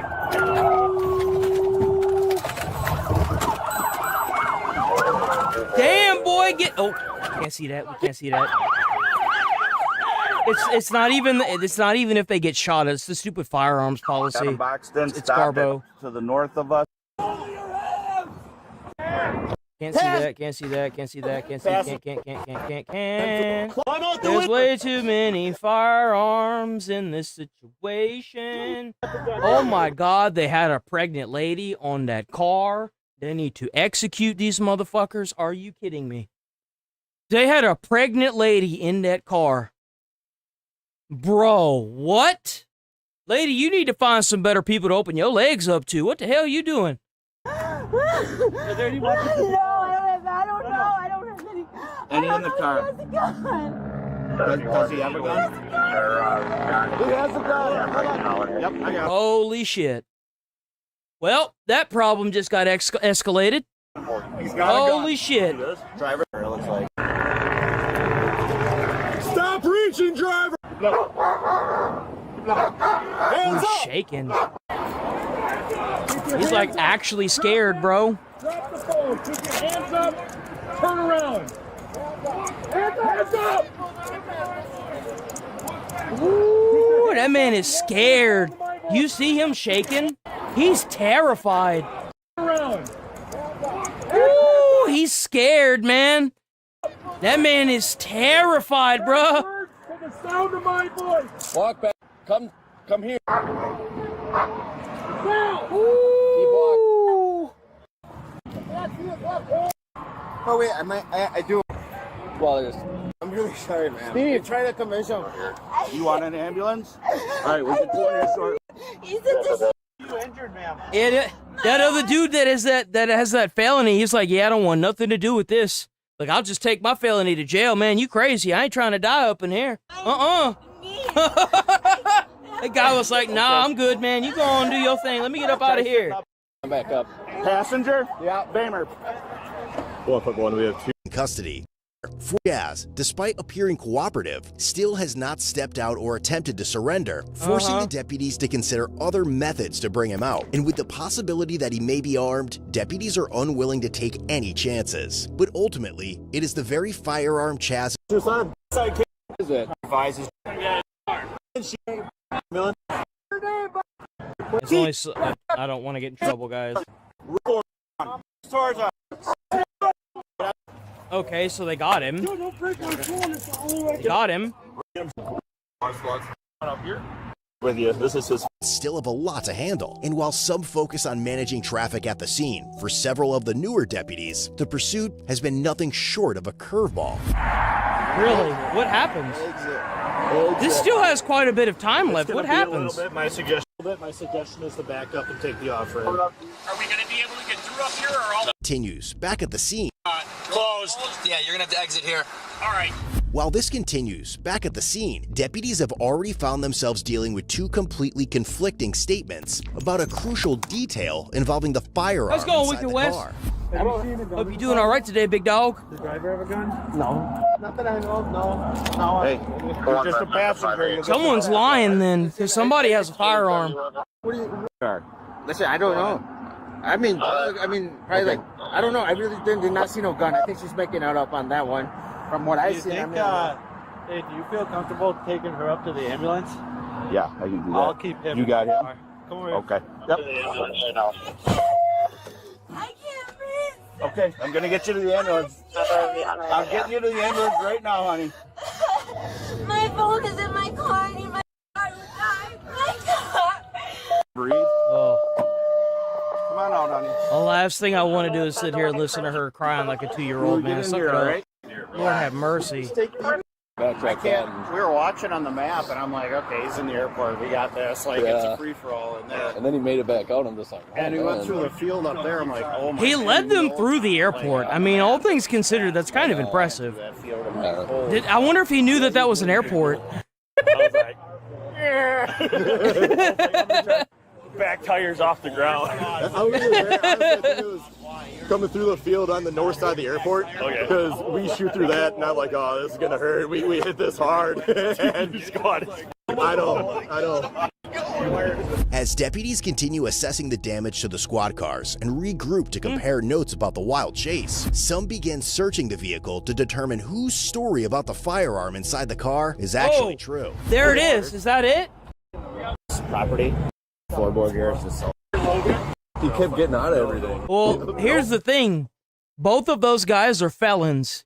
So if they've got a firearm in the vehicle, that's another felony. That's another felony.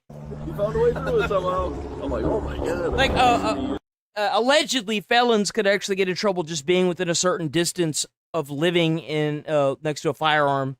Because, like, I was staying at somebody's house who was a felon, and I have firearms, and he's like, no. And I'm like, but why not? What if I kept it in my car? And he's like, no.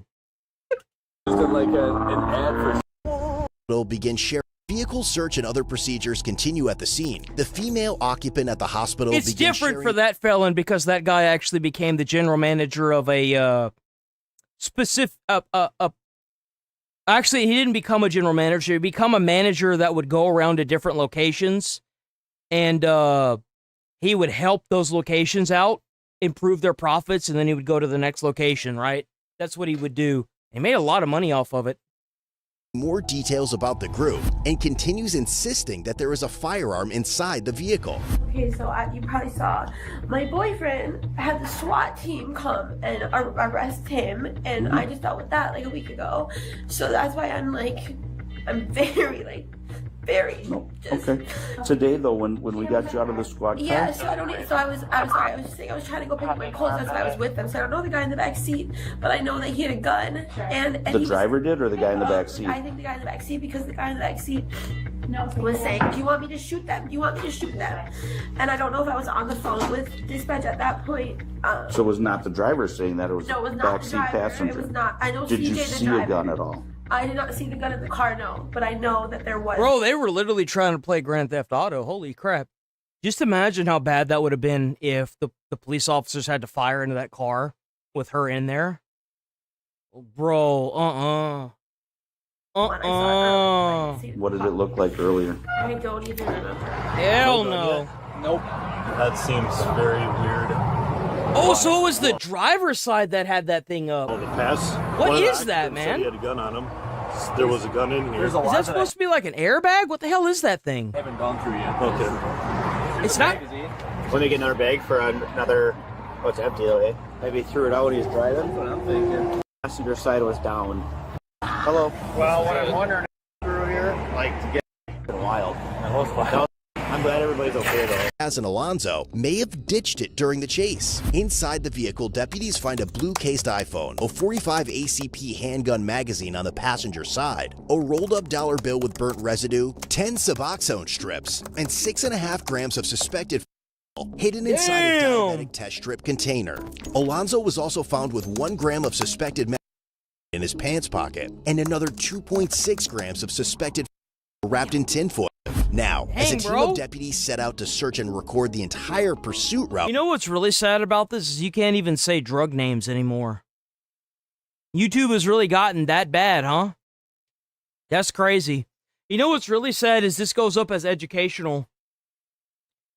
I never thought that I'd live in the day and age where you have to sit here and censor drug names on the internet that are actually said inside school because of a bunch of abrasive, disgusting advertisers that believe in child cobalt mines. It's disgusting, and I'm tired of having these industries try to tell me what I can think and say because they want to sit here and act like they're the good guys for censoring the internet. I'm so sick of it, man. For the missing firearm, the evidence recovered during the vehicle search also helps clarify the female occupant's role in the car. Like we said, I don't know what they're saying and what they're talking about. So you are going to be placed under arrest for bail jumping, as well as some possession charges because of all the drugs that were in the car. That's all I know. That's what they told me over the phone, Kaylee. Please, no, please. Okay, so at this time you are under arrest. No, please. You know what won't help you? Doing this. Doing this will not help your situation whatsoever. Begging to the police that all have body cams and recorded footage, they're not going to put their own neck on the line to get you out. They have a job to do, and they have a livelihood that needs to be sustained. Please. When you act like this to a police officer, like if I was a police officer or a fireman, I would immediately walk away from this. I would not engage with this because the thing is that if you engage with this, they only become more violent. And I don't want to deal with that. Like I said, you've been decent with me. I have to go with what they're saying also. I don't know what they're saying. Have to do it until they actually get the statement. No, please, they don't even have your statement yet. New restrictions? Really? What kind of restrictions? What are they doing now? What are the new restrictions that Google is rolling out this week?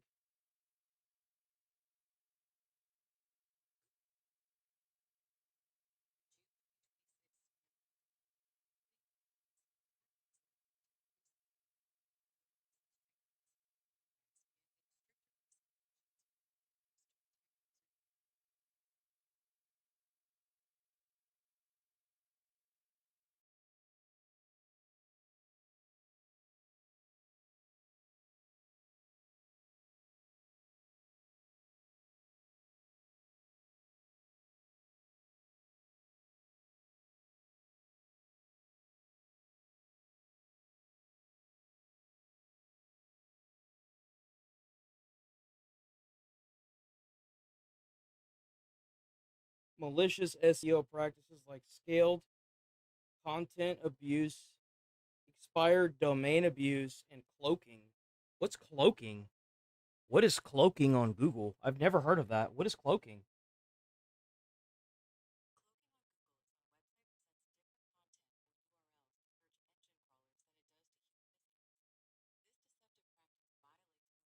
Oh.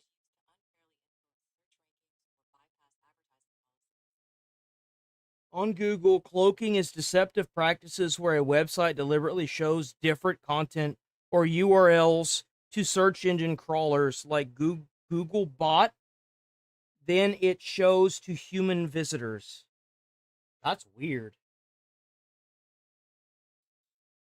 Algorithmic upgrade targets malicious SEO practices like scaled content abuse.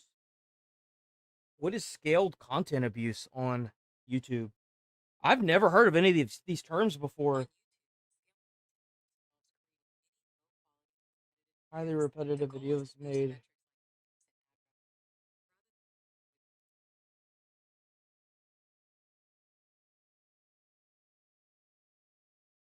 So this type of abuse usually involves automated systems, AI generation, or video templates to churn out hundreds of thousands of nearly identical videos. Common examples include repetitive templates, channels that produce hundreds of videos using the exact same visual format, text scrolling over an image slideshow, basic AI voiceovers, reading generic articles with only minor variations, script or stolen media, compelling and uploading content such as re-editing songs by slightly changing the pitch or stitching together short clips without adding any meaningful commentary or original context, automated AI slop.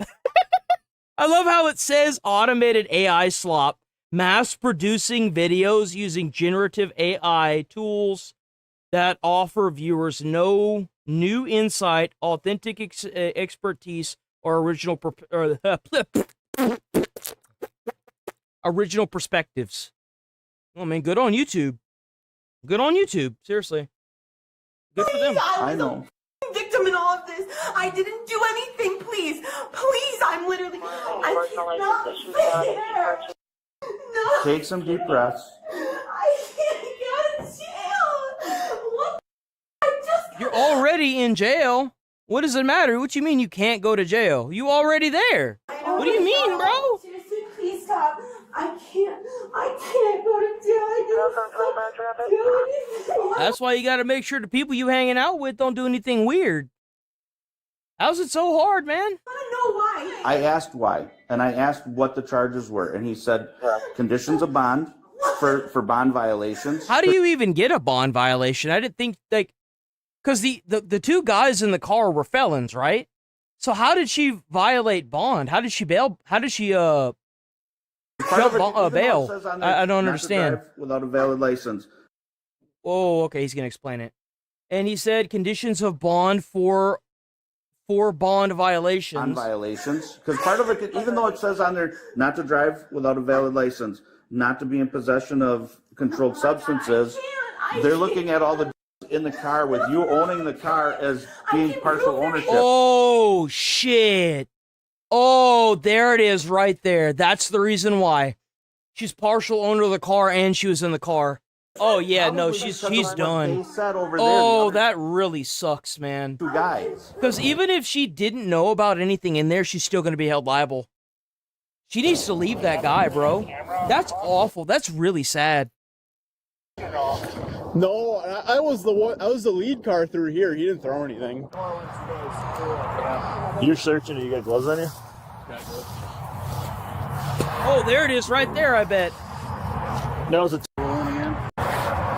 There's something that way. I guarantee you that's where the fire. Yep, there it is. They found the firearm. There it is. With this discovery, the fate of all three occupants is essentially sealed, but the woman still struggles to understand why she too is being taken to jail. Like, I am being honest, I have to be honest, but me being honest is still potentially getting me put in jail. I literally have not drove my car in so long. My boyfriend, when he was out, he was driving my car. I literally just was joking with CJ last night because I said, wow, it would be nice to be able to drive my own vehicle. The pursuit stretched across 17.9 miles, with speeds reaching between 100 and 120 miles per hour. Damn. Striking 2 civilian vehicles and causing significant so he did actually hit 2 civilian cars. To 4 deputy patrol squads as officers desperately tried to bring the vehicle to a stop. During the chase, the vehicle also sped across an active airport runway at speeds exceeding 60 to 90 miles per hour before tearing through an agricultural field, causing more than $300 worth of damage to a farmer's property. Oh, damn. That's rough. PD also suffered a wrist injury during the pursuit, though he was later medically cleared. Ultimately, Chaz Young was... What the hell did he do? Like, what? How'd you get a wrist injury, bro? What were you... No, I don't even... Never mind. Don't answer injury that. during the pursuit, Don't answer though that. he was later medically know. cleared. Ultimately, Chaz Young was charged with felony, first-degree recklessly endangering safety, ×4, vehicle fleeing eluding an officer, possession of a firearm by convicted felon, false imprisonment, there it is. possession of narcotic... Second offense, misdemeanor, possession of controlled substance, resisting obstructing an officer, and criminal damage to property ×6. Bro. Almost all the charges are repeat offenses, and his cash bond was set so yeah, no, this guy did it multiple times. So this guy, this isn't the first time that he's done this. He's done this multiple times. Why does he even get a cash bond, bro? Just keep him in there until his court date. Like, don't give this guy a bond. What's 10% of 200K? Is that like $20? No, I meant $20. 20,000. What is 20% of 200K?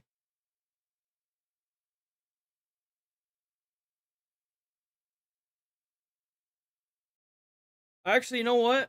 Where's this at? They say this is in Oregon? How do you calculate bail and what it costs to get out on a $200,000 bail? Or a bond. So yeah, it's 20K. It's like 20 or 30K. $200,000. That's a car right there. He was found guilty due to a no contest plea of all recklessly endangering safety counts: possession of a firearm, fleeing eluding, possession of narcotic, resisting, possession of controlled You can't substance, even say the D word anymore, bro? Give me a break with this nonsense. all criminal damage counts. Dang. Ultimately, he was sentenced to 12 years in the Wisconsin State Prison, followed by 11 years of extended supervision. As for the passenger, Alonzo, he was charged with felony, vehicle fleeing eluding an officer, party to a crime, possession of a firearm by convicted. What is party to a crime? I've never heard that before. I've never heard that. What is party to a crime? Means playing any role in a criminal offense. You don't need to commit the crime yourself. Being an aider, encourager, someone who hires or conspires with the perpetrator makes you equally responsible. Oh, okay. Felon. Now I know what to give people that say drive, baby, drive. Possession of narcotic, battery threat to an officer, and he was subsequently released on a $10,000 cash bond. Lastly, regarding the female passenger, there is no indication that her charges were ever officially filed, suggesting the district attorney likely chose not to pursue They were probably like, this lady's already been through a lot. them. Want to step up your W Code Blue Cam. Code Blue Cam is always so good, man. Oh, excuse me. Well, unfortunately, guys, that is the stream. A roll. That is the stream right there. W chat. W stream. You guys are freaking awesome as always, man. Yo, I love chat. Chat's so awesome, man. I can't talk y'all up enough. I really can't. W chat for everything y'all are doing. W for the chitter chatters that are going and commenting and hyping up the videos. Make sure y'all get y'all's hypes in before it resets. You can hype up to 3 videos a week. I should have a couple coming out today. I always do on the weekends. W chat. Let's see what else we got. I'm gonna go. As always, another great day, chat. Another great day with chat. You know what I'm saying? Stay safe out there. Stay away from crazy people. To y'all that show up tomorrow, I'll see y'all tomorrow. Stay away from crazy people. Try to put a smile on someone's face. You might change the whole life. You never know. Enjoy the rest of y'all's Sunday. And I will see y'all tomorrow bright and early. Another beautiful day. Another beautiful time to make fun of a bunch of people that don't deserve the spotlight. You know what I'm saying? Another beautiful day with chat. Chat. Stay safe, stay friendly, and I will see y'all tomorrow. Peace. Tomorrow we're probably going to be doing more Discord stuff. So Rachel, keep up the great work. I didn't pull it up today because I woke up this morning and I was like, yeah, that ain't happening today. I'm cooked. I'm cooked today. But tomorrow I should be better because I'm not going to be doing anything weird tonight. So chat. Keep safe out there. Stay away from crazy people. Now that I've been put through hell, I never got anyone's help. I had to do it all myself. I don't ever slow up, no I don't take shit. I got no love for the fakeness. If you wanna play tough and wanna hate this, I'll always show up and make a statement. I don't ever slow up, no I don't take shit. I got no love for the fakeness. If you wanna play tough and wanna hate this, I'll always show up and make a statement. Gonna learn the consequence of being incompetent.